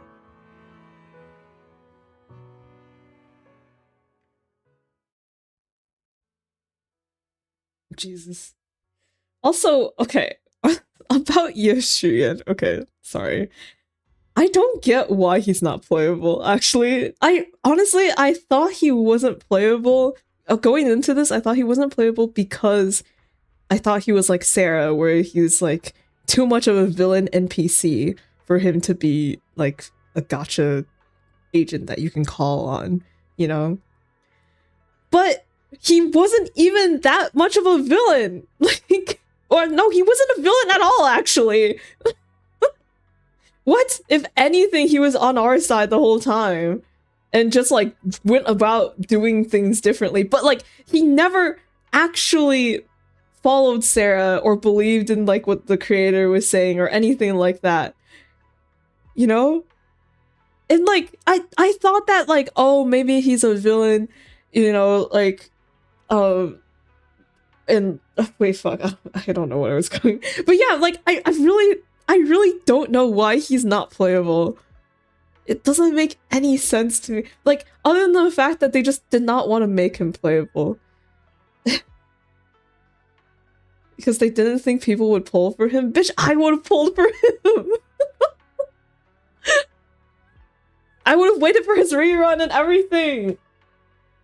I feel like I feel like in terms of character and like the situation that they're in and the conflicts that they're facing, Ye Xuyan's stuff is way more interesting than Ye Shunguang, because Ye Shunguang, everything goes right for her. She like literally she cannot fail, you know, and that's not interesting. That's just a boring character.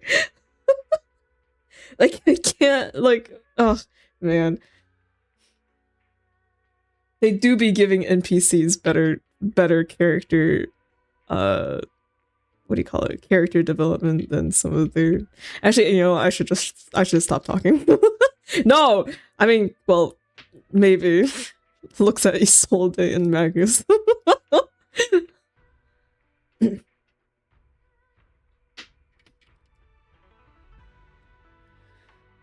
Okay. Isolde! The situation has settled for now, and Phylum Heights has finally recovered to its former prosperity. The long-sealed porcelain mine in Lemnian Hollow seems to be set to reopen soon. And so, the story comes to an end. Oh my god. Peace has returned to Waifei Peninsula. Just like Xiaoguang said. Brother. Even if the world is full of conflict and imperfection, there's still something that binds us together. Maybe it's the unspoken trust we place in our companions. Or the small acts of kindness we receive from strangers. Or the way we manage, even in the face of despair. Oh my god, he's so A shared flame called courage. Damien! Small yet significant connections eventually merge into something that feels like a miracle. Something steady enough to hold us all up, keeping us from falling into the abyss. Am I done? Oh, hi, Wise. Bell's like, Wise, I have to tell you about something. Actually, I needed to tell you about this for a while. Hey, Belle, you made it. Xiaoguan's about to head out on her first Void Hunter mission, and Yunhui Summit is gathering at Suibin Temple to see her off. Void Hunter, Qiming Arbiter, Ye Shunguang. What an epic title. Shut the fuck up. What was the one in the middle? Qiming Arbiter? Oh, that? It's a special title that the mayor personally gave to each Void Hunter, or give to each Void Hunter, to show respect for their contributions. Qiming Arbiter probably refers to how Xiaoguan's mastered the Qiming sword. Taming that blade is no small feat after all. Yeah, no, I could have inferred that. Oh right, Miss Miyabi is also... Oh, Miss Miyabi also has a special title.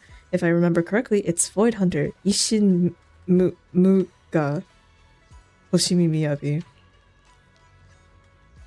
That sounds pretty cool. When will you get a title like that? Huh? Me? Just kidding. It's getting late. Let's hurry to Suibin Temple to meet Xiaoguan and the others. No, we don't get to tell him about Carol. I guess we get to tell him... Actually, when do we get to tell him? Because the next part is Angels of Delusion, which is unrelated. Maybe at the very end? Tell him, Belle! Belle's like, during all the celebration, I can't bring it up yet. You arrive at Suiven Temple's main hall with Wise. Void Hunter weapon information. They really are doing the cursed sword thing. Oh my god. Oh wait, he's still here! What the fuck? Shoko, I can't bear to let you go. Don't push yourself too hard, okay? I ate all this food with you and good luck. Oh my god. Xiaoguang, make sure you take care of yourself out there, okay? Remember to eat on time, and don't go acting recklessly like you used to. I've packed some elixirs and snacks for your journey. They're definitely not as good as your osmanthus cakes, though. Thank you, everyone. I'll take good care of myself. You'd better. Don't push yourself too hard. We'll all be worried about you. Don't worry, I'll keep my promise. After all, we're in this together. Hearing those words, Xiaozhao's face turns adorably shy once again. Meanwhile, Yixun steps forward and gently straightened the corner of Xiaoguang's clothes. Xiaoguang, as your mentor, I'm proud of you. But as Yixuan, I only hope that, no matter what, you'll stay safe. I will, Shifu. After everyone says their goodbyes to Xiaoguang, they slowly begin to leave. In the end, only Xiaoguang, Xuyan, and Yu remain. At last, Xiaoguang turns to look at her brother, who has stayed silent the whole time. I suppose it's time for me to go too. Brother? I'm leaving this place. I'm going somewhere far from here, to find a way to put an end to the Qingming Sword's negative effects. Brother, It's not just for you. It's also time I began my own journey. I heard that Void Hunter Hoshimi Miyabi's blade, Tailless, shares similar traits with the Qingming Sword. I doubt that's a coincidence. There may be secrets hidden within these weapons. Secrets far beyond what we understand. I want to uncover these secrets and find the truth hidden behind. Xiaoguang, I still remember what you told me before. Don't worry. This time, I'll allow myself to be happy. Xuyan reaches out, wanting to pat his sister's head like he used to when they were little, but pauses midway and instead gently rests his hand on her shoulder. I've imagined it countless times, that if I could go back, I'd hide my sister away in the safest place, so that fate would never, ever find her. But I was wrong. No matter how many times it happened, when disaster struck, you would still make that choice. You would still pick up your sword and stand before everyone, just like now. Xiaoguang, as your brother, I'm very proud of you. I also know that every hardship and pain you've been through stands as proof of your strength. The cracks within you are where the light shines through. It's just that, if possible, I still hope you can stay away from the heart of the storm and find true happiness. Sorry. I guess I'm just that narrow-minded. I'm already happy right now. Really. I'm glad then. Also, I'm not sure if you have heard Mr. Liu's so-called ancient prophecy. He once said that one day, a Baiza would rise in Yunque Summit. When disaster struck, the Baiza would wield the Qingming Sword to cut through the endless night and awaken the dawn. And besides this Baiza, a special catalyst would appear. A presence capable of changing the entire course of the future with a single thought. After everything that's happened, I can't help but think, perhaps this Baiza and the catalyst the prophecy spoke of are the two of you. Xiaoguang and Junior Bell. Shut the fuck up. Huh? Me? That's right. Throughout this whole ordeal, you were the one who stayed by Xiaoguang's side. I believe you both give each other great strength. Yes. If it weren't for Junior, I don't know how much longer I could have held on. It seems your meeting was no coincidence. As for the deeper meaning, only time will tell.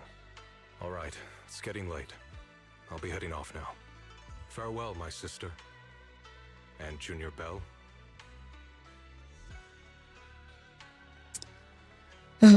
Okay. Yashian withdraws his hand without another word, giving Xiaoguang a deep nod. Then he turns toward the setting sun and walks away with quiet resolve. Junior, And don't mind what my future brother story. said about Baitza and the Catalyst.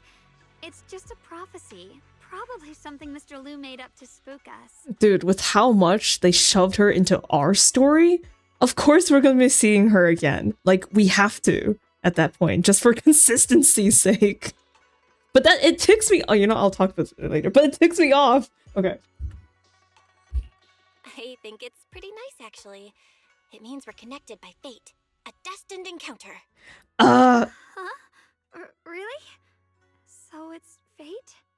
Junior, there's something else I want to tell you. She, I mean the other me, once believed that love was a curse, a trap, something damp and cold, something that would destroy me. Don't do this. Perhaps I used to think that way because the old me was always filled with guilt and fear. When your heart is a swamp, even the warmest sunlight turns cold and twisted.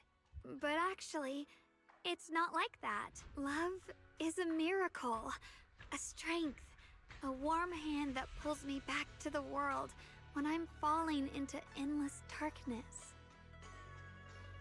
Xiaoguang takes a deep breath, then uncharacteristically spreads her arms wide, as if to embrace everything before her. I really, truly love this world. I love the feeling of the morning breeze against my face, the warmth of the afternoon sun on an open book's page, the smell of freshly baked bread from the corner bakery, and the sound of children's carefree laughter. The good, the bad, the light, the dark. Everything is so precious, so special. And that's exactly why I'll do everything I can to protect them, no matter the cost. Now I finally understand. It wasn't just the Qingming sword that chose me. I chose it as well, along with everything it brings. I may be new as a Void Hunter, and there's so much left to learn, but I'll do my best. And also, thank you for staying by my side all this time. You're welcome. I actually have something to tell you. I've prepared a little gift for you. Really? What is it? You take Xiaoguang to her room. Oh. Bruh. Are these all photos we took? It's all photos of her! You've organized them all. It's a photo wall.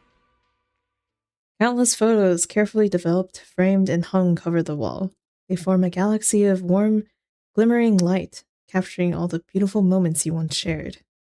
Xiaoguang freezes for a moment. She slowly slips forward, reaching out as her fingertips gently, almost reverently, brush over those captured memory moments in time. God damn it.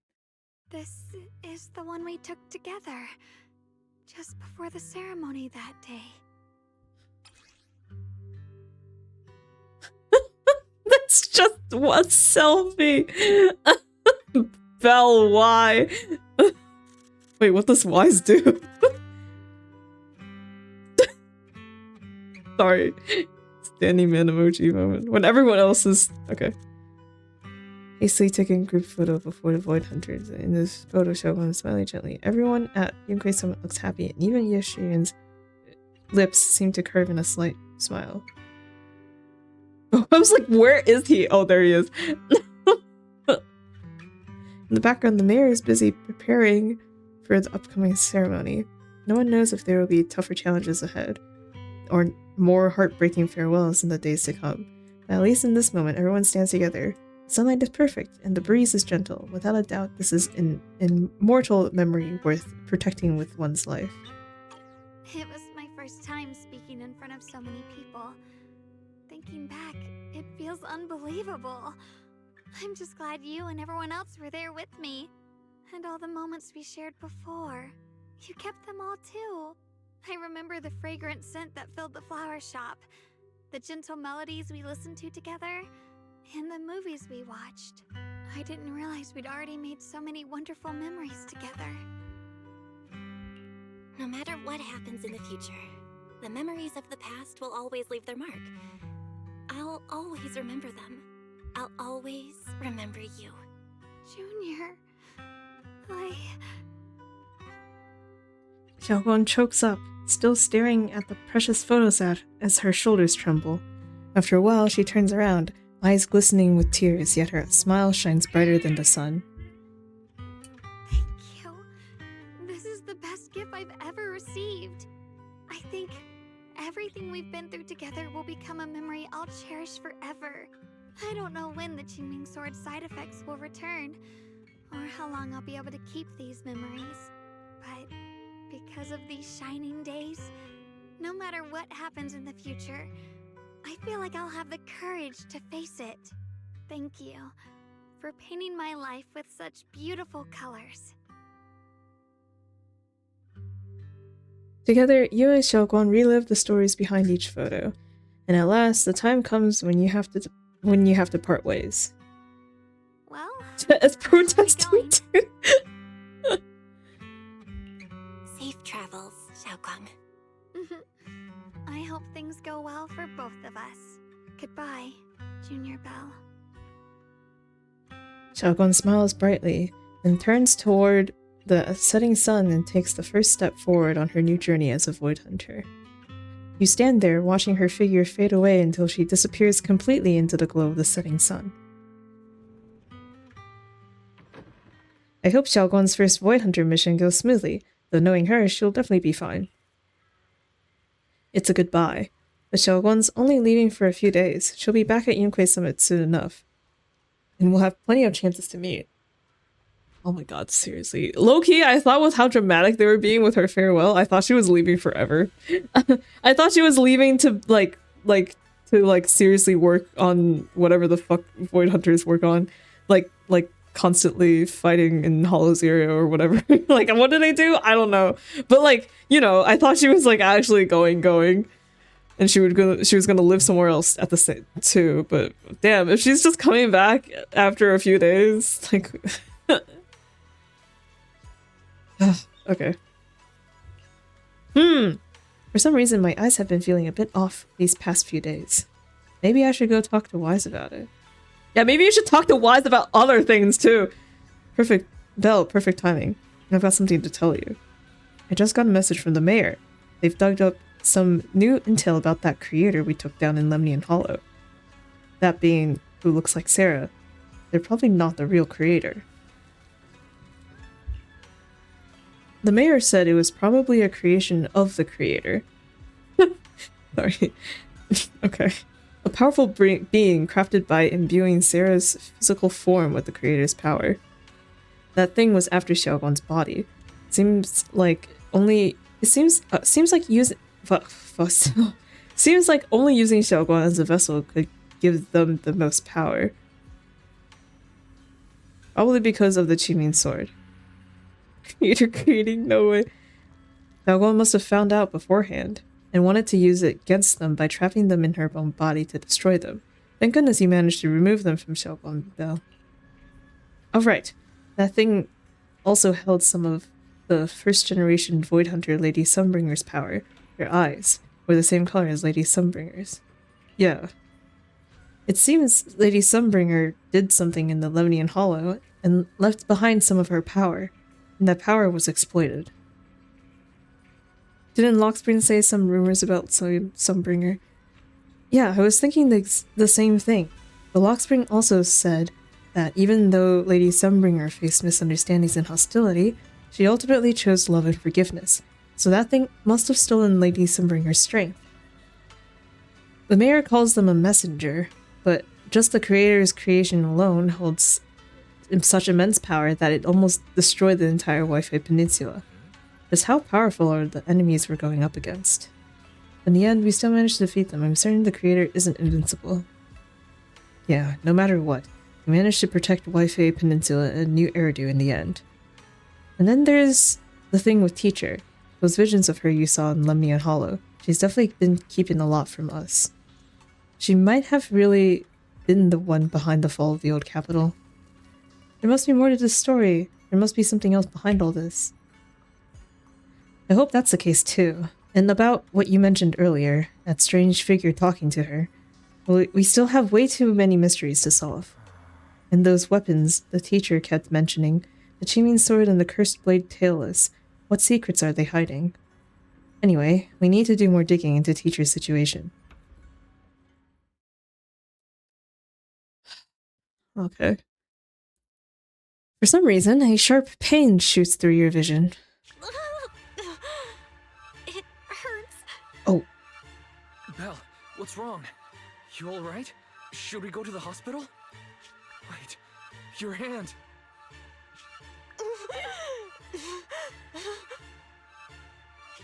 What was that just now?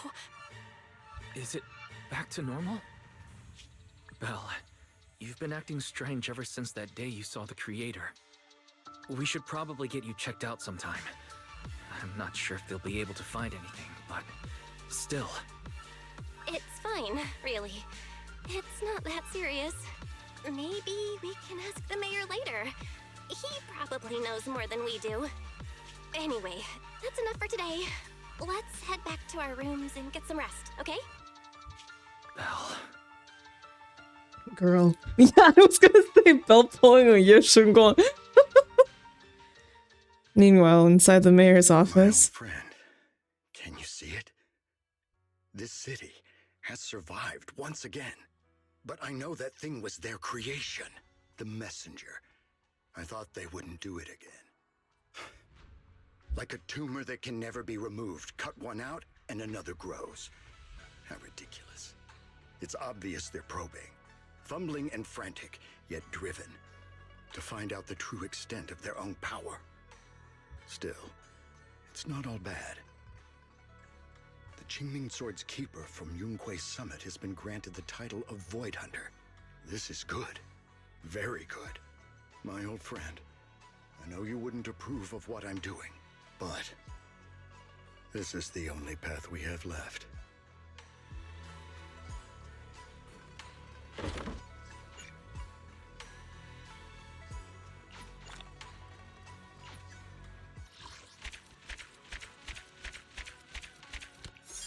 Oh my god, yes! We're free! Yeah! Breaking shackles! Yeah! Freedom! Oh my god.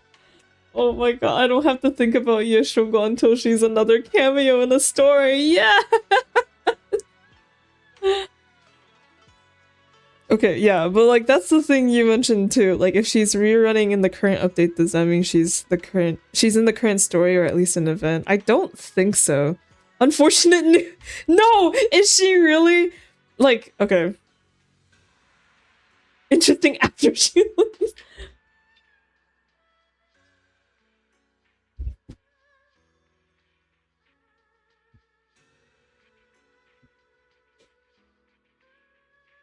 She cameos in the AOD story for a bit.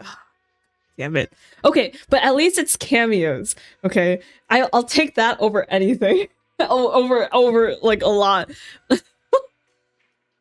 But yeah, like I don't think she's in version 3.0 even though she's rerunning because I don't think ZZZ matches their reruns with the main story. I think it's just whatever because I remember Asta was rerunning during something like during some part of season 2 and she did not appear at all in season 2, I think. So what yeah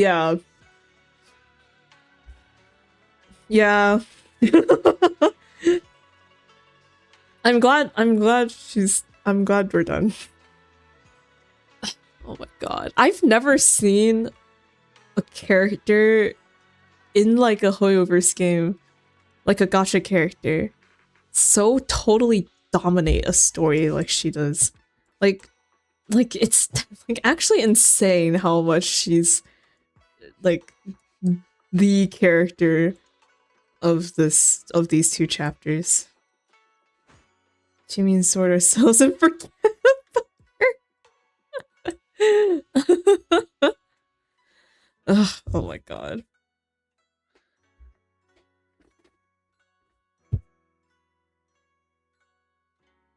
Yokai's name appears with fairy and name in all other possible AI. Wait, I didn't know yokai.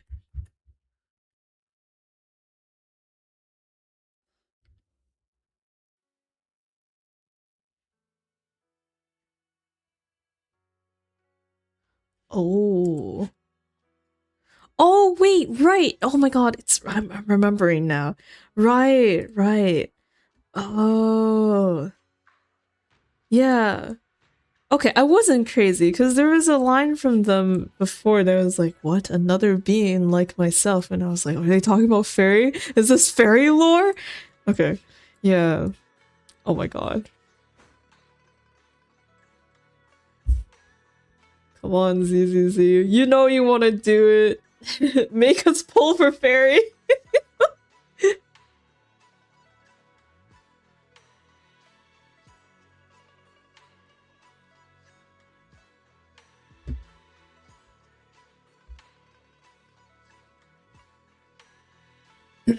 But yeah, ever since season 2, I feel like the sibling imbalance feels really weird to me. Like I get that, you know, we the player chose a sibling and like that is the quote unquote main character here. But like I've always been under the impression that because Wise and Belle are both present despite which one you choose to embody, right?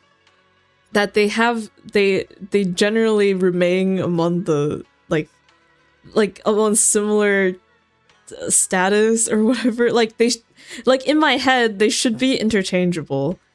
But ever since season 2, that is not the case because they got rid of the TV mode and introduced exploration, like regular exploration, and like whoever the proxy sibling that you choose is now able to go in the hollow and be fine, right? All of a sudden there's this divide between them where it feels like one sibling is like it's like growing in some sort of power, whereas the other sibling is relegated to informational walkie-talkie duty, which has always felt really weird to me. Like I feel like I don't know, like I think it's fine if like one of the siblings is somewhat more involved, because obviously it'd end up that way. It feels weird to me because like theoretically either of them could have had this sudden, you know, like it was like a weird mutation or whatever that allowed the proxy sibling that you chose to go into the hollow. And it's like, and I feel like they mentioned too, they're like technically both of you could do this. I don't know why the chosen sibling just got it earlier. I don't know. It feels weird. Like I really hope that season 3, because it feels there's new outfits too. It's like I don't know that much, but with their new outfits, it feels like they're going back to where their school is or something. Because their new outfits look like the uniforms that they wore in that past photograph or something. Ah, man. Oh my god. And also, right, and also they're getting a stand, so there's that too. 10 pull on Ye Shunguang's banner. No.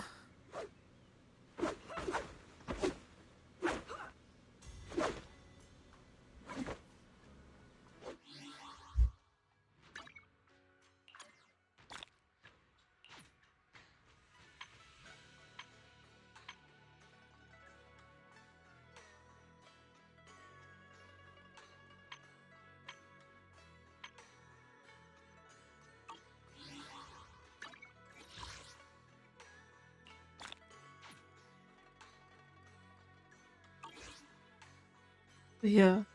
I feel like honestly season two's end was just so like, or no, it's like it's my issue with like the characters in season two.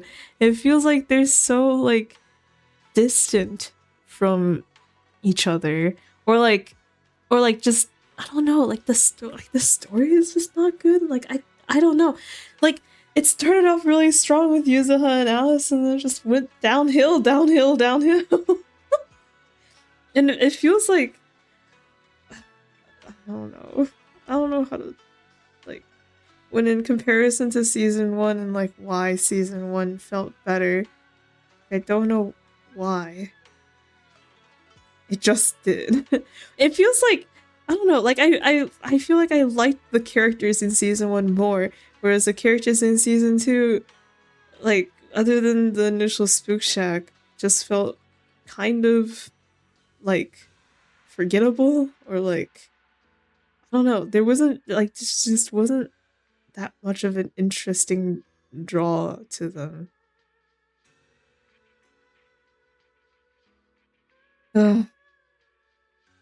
Which feels bad because it's like I mean like other than Shunguang, honestly, all of the other characters, there isn't really anything wrong with them. And it's fine. It's just like I don't know, they didn't get as much development because of her. Even with the Yunkwei Summits people, there's like so little was there.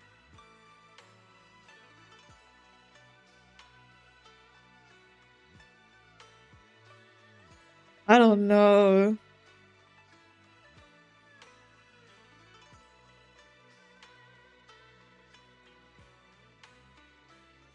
It also feels like because season 2 takes place here in Yunkwei Summit, it feels like such a different like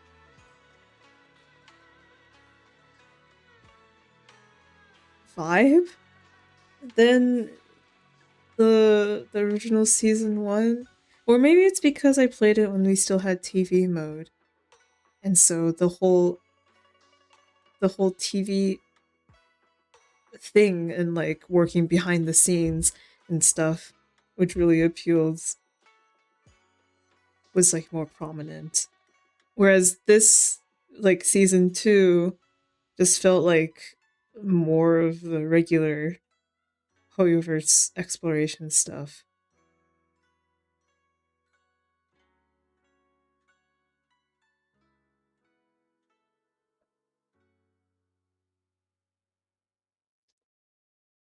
I don't know. I don't know. I just know that I'm not. I'm like the same miss TV. I do. I say I miss TV mode a lot. I miss TV mode. I thought that TV mode was so cool. Like yeah, the Mystery of Arpeggio Fault or whatever. That one got really really infuriating the more I played it because it was just tedious. But like what do you call it? Like, but like a game where you hire, hire,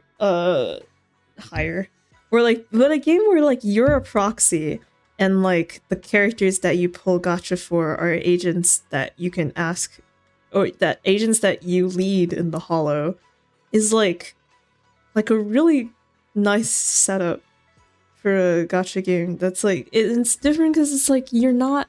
It's different because you're not an agent, you know.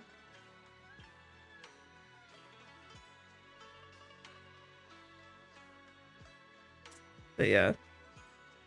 TV-lish.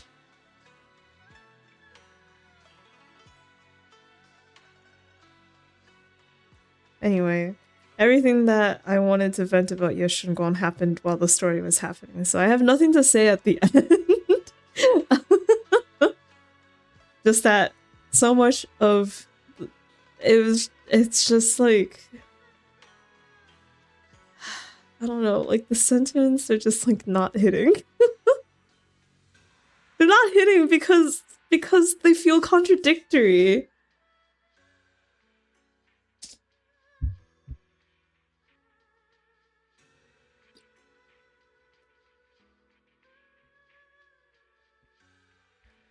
Anyway, yeah. I can't believe this took another 4 hours to get through. Or like about 4 hours. Insane. Like, oh my god, what's the word I'm looking for? Oh, like, because like last stream was like, actually, how long was last stream? 9 hours?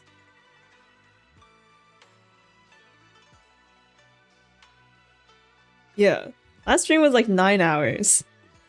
Plus the 4 hours from this stream. It took a total of 13 hours for me to get through the last chapter of season 2. That is too long! Why did it take so long? I know it was like estimated about 7 or 9 hours, I forgot, total. And it took way longer. Is it something, am I doing something wrong or are they doing something wrong?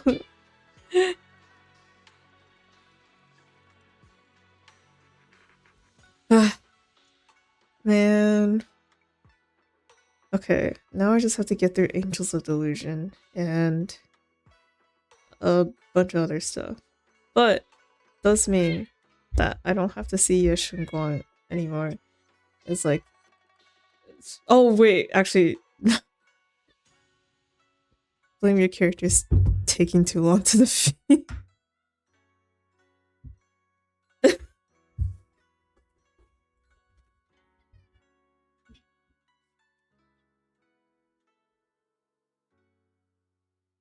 If it's not that, then what the fuck do I blame?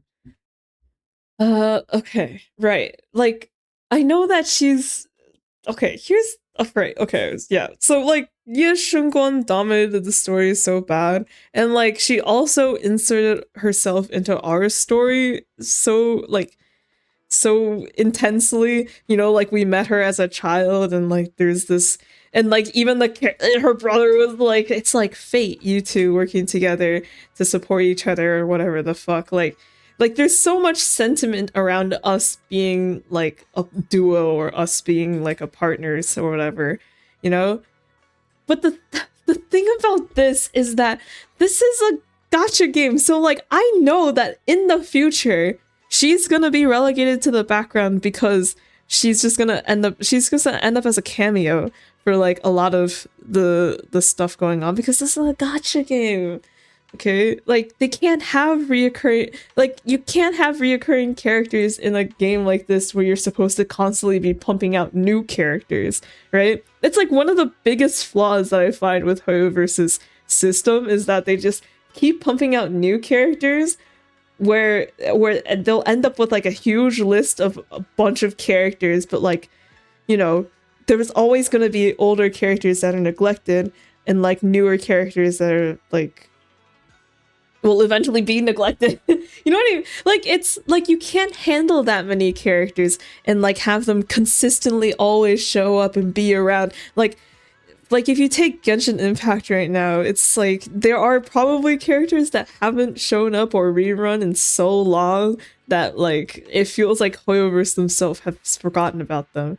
You know, that's why it's like it's weird to like it's like that's why I feel like this system of like always adding new characters is just like kind of bad. Like I feel like having SP versions is like a good way to alleviate that. Because it's like, oh, this character that I like is like just like a different form of them. It's like that's nice. That's great.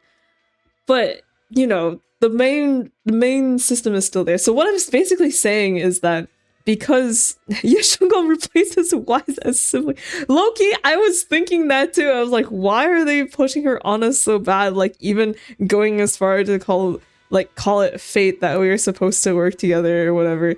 Like because I know in the future that she's not gonna be there. You know what I mean? I know in the future that she's not part of like the main characters, the main reoccurring characters being Wise, Belle, and like Fairy, maybe, you know? But like mostly Wise and Belle. Like this story is about the siblings, you know? It's about the proxy siblings. And then like the people they meet along the way, the agents they meet along the way, right? But like, and then you come in and you shove her into this important stuff, you know? and make her feel all important, only for in the future she's going to be like pushed aside. She's going to be pushed aside either for another character to take her waifu bait place, or just like, I don't know, or it's just like completely forgotten. I don't know where I was going, but like, you know what it's just like, you can't set up something so important for a character that I just know isn't gonna show up again in as significant of a sense as she did in these chapters.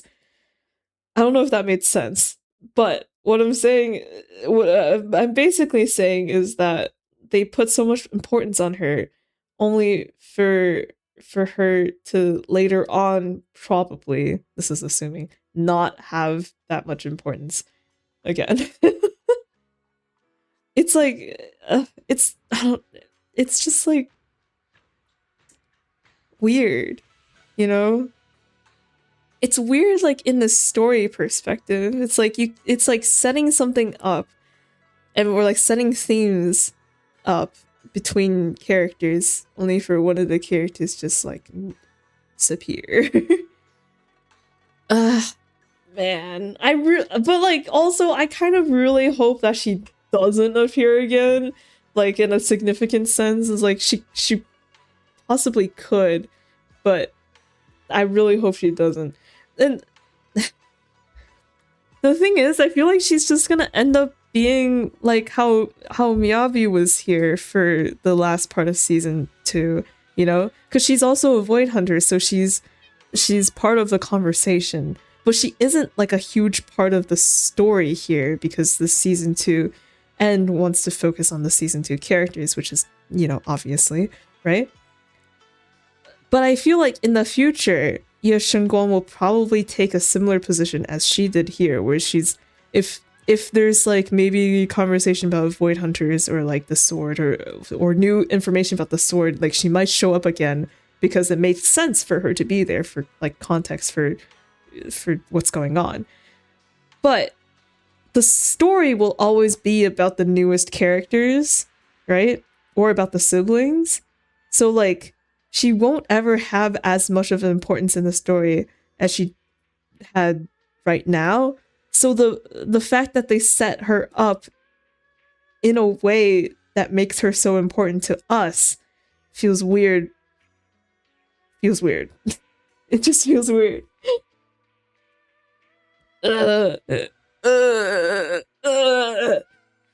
Yeah, man. I really hope that Hoyoverse just does more SPs does SPs more often. Because I feel like it's so much easier to grow a fan following for a reoccurring cast of characters rather than like constantly new characters. Because I feel like the familiarity is what can really sell something like that. But if you give Shunguang an SP, I'm never coming back to the game again. Okay.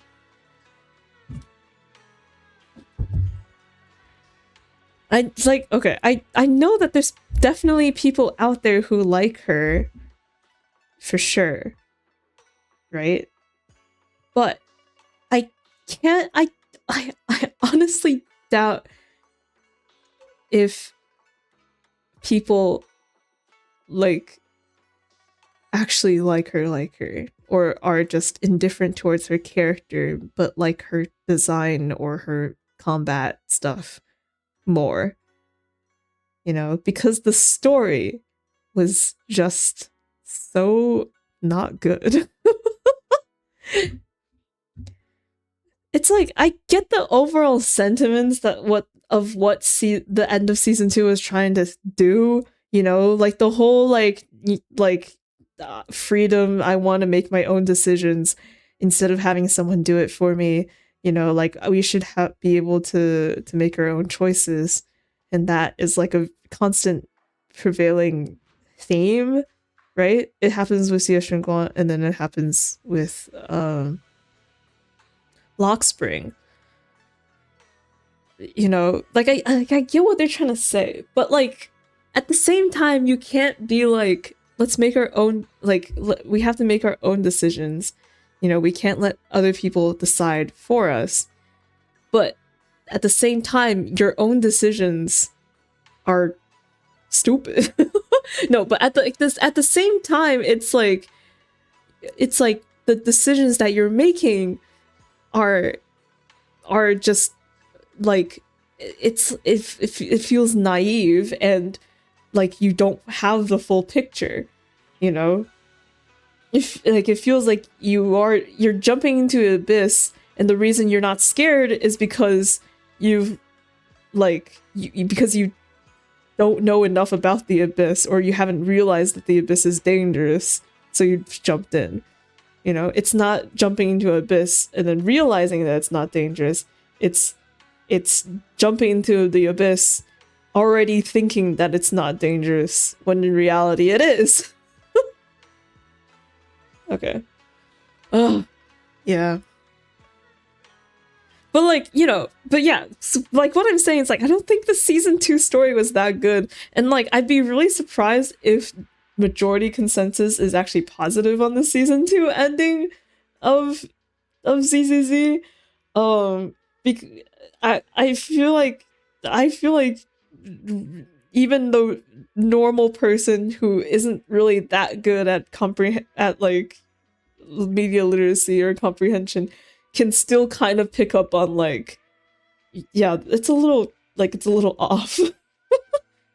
And for that reason, I'm like, is Ye Shunguang really like so popular that they would make an SP of her? Please say no, Hoyover. uh...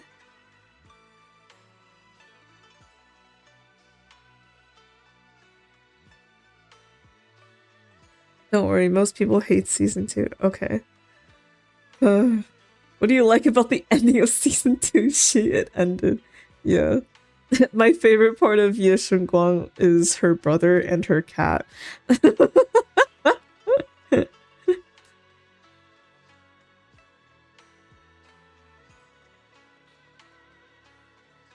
Yeah. I feel like if season 2 isn't popular, then she shouldn't get an SP. That's just my 2 cents. I don't want them to be like, we should refine Ye Shunguang's character and like redo it and make it better. Because I feel like if they go in with that assumption, they're just gonna end up making the same mistakes again. Oh god. Man. Man, it is actually insane how everything goes right for her. Like I'm I'm actually stunned how blatantly perfect she is. It's it's insane. Also, can Hoyover stop writing girls that are like, I'm gonna sacrifice my life for you, and they have like some kind of romantic coded context, you know, or like could be read as romantic context, and then not have them actually sacrifice themselves. They go in assuming that they'll die, or assuming that, you know, it's like there's no going back from this, but in reality, like the plot line chickens out and they don't actually die. It's like, I'm tired of this shit. Like during like when Ye Shunguang was like, I'm gonna end it right here, and like, you know, I'll sacrifice my life to save everyone else's. It's like, you already know that she's not gonna die. So it's like the weight of the situation is just not there. Like, there's no drama because you know she's gonna win.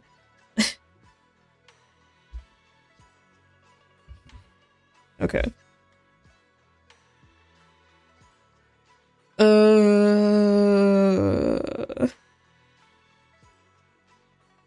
Alright, have I yapped enough? Am I done? Am I done? Am I done? I don't have to see her again, right? No. Brother. But I do want the outfit.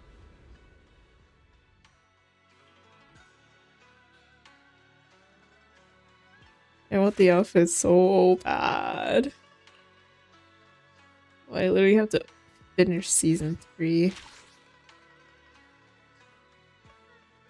And I don't want to unlock it early because I want to get there, like, manually, you know? Oh my god, it's so far.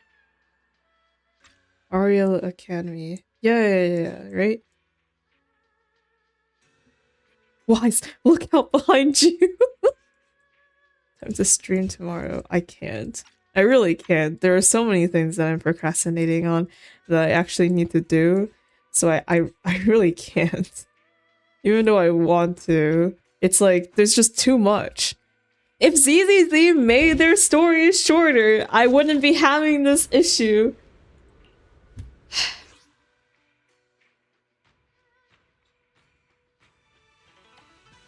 Stream Saturday. Oh fuck, I still have to play the new Honkai Star Rail thing too. Shit! There's always so much to do. Why is keeping up with Hoyo games so much?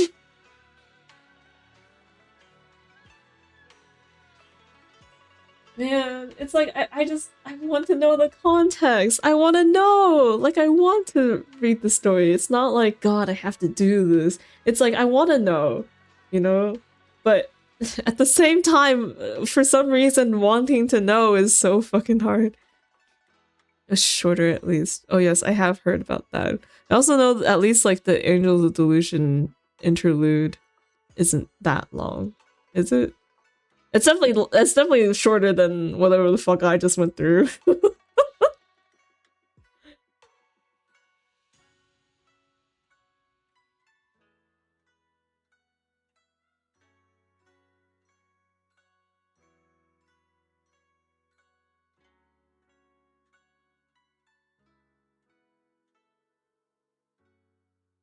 Life service requires me to be active. Dies. I don't know. I feel like this is just a weird thing with me, but like things like dailies and stuff is like fine, but I can't like what do you call it? Like whenever I read stories, it's like it's weird. Like I have to be in the right mindset to do so because I want to experience the story like in the best way and truly understand what it's talking about. But it's like my brain's stupid sometimes, and like sometimes it's like, oh man, I'm so distracted. I don't know if I can really get into this. Or it's like the fear of getting too into it and becoming hyper focused on it that I forget about everything else. And yeah. So I am of sound mind and body. All right. Okay, I don't have anything else. That's it. I've vented about Ye Shunguang for one last time. If she shows up again, she definitely wouldn't annoy me as much because the only reason why she annoyed me so much is because she took over the story in such a way. Squints at the text-based RPG. Yes, exactly. That text-based RPG that has taken over my mind for the entire weekend, essentially. Like really bad. Really bad. But I'm breaking it off. I'm breaking up. I'm cutting it off.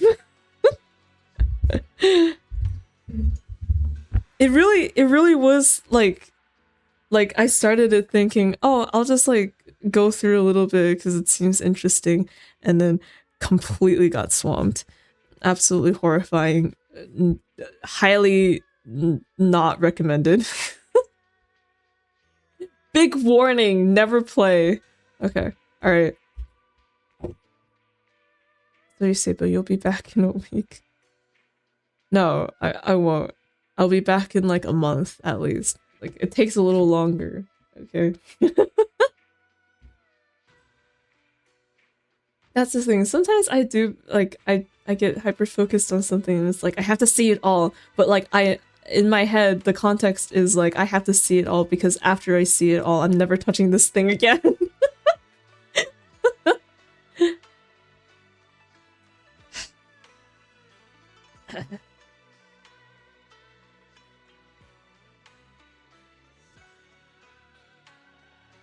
Can I see the agent, actually? My flames will never die out. Wait. Are they, like, available? Wanna see the red scarf? Ever-burning flames.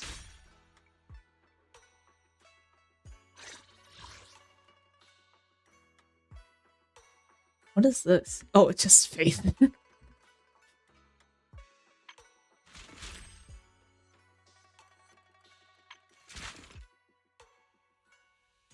What the fuck is this stuff? Black mist.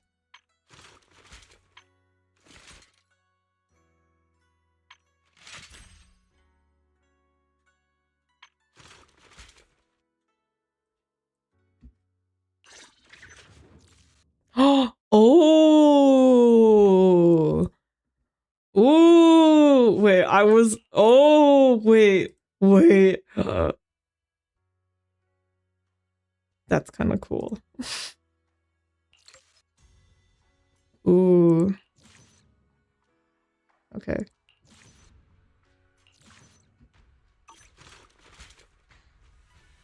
Felina's thing is I could literally care less about. Sorry. Sorry, girl.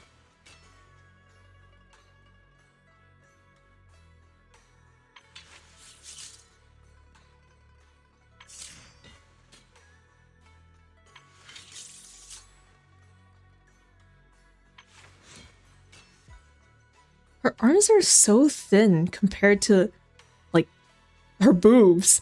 I honestly feel like it's like jarring to me. What the fuck?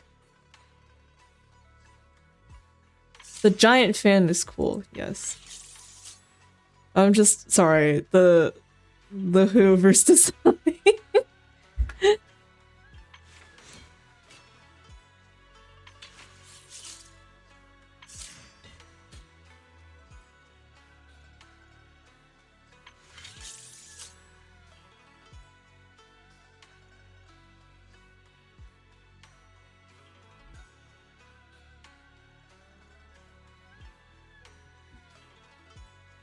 Okay.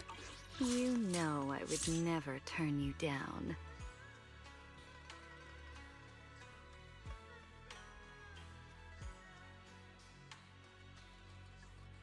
All right.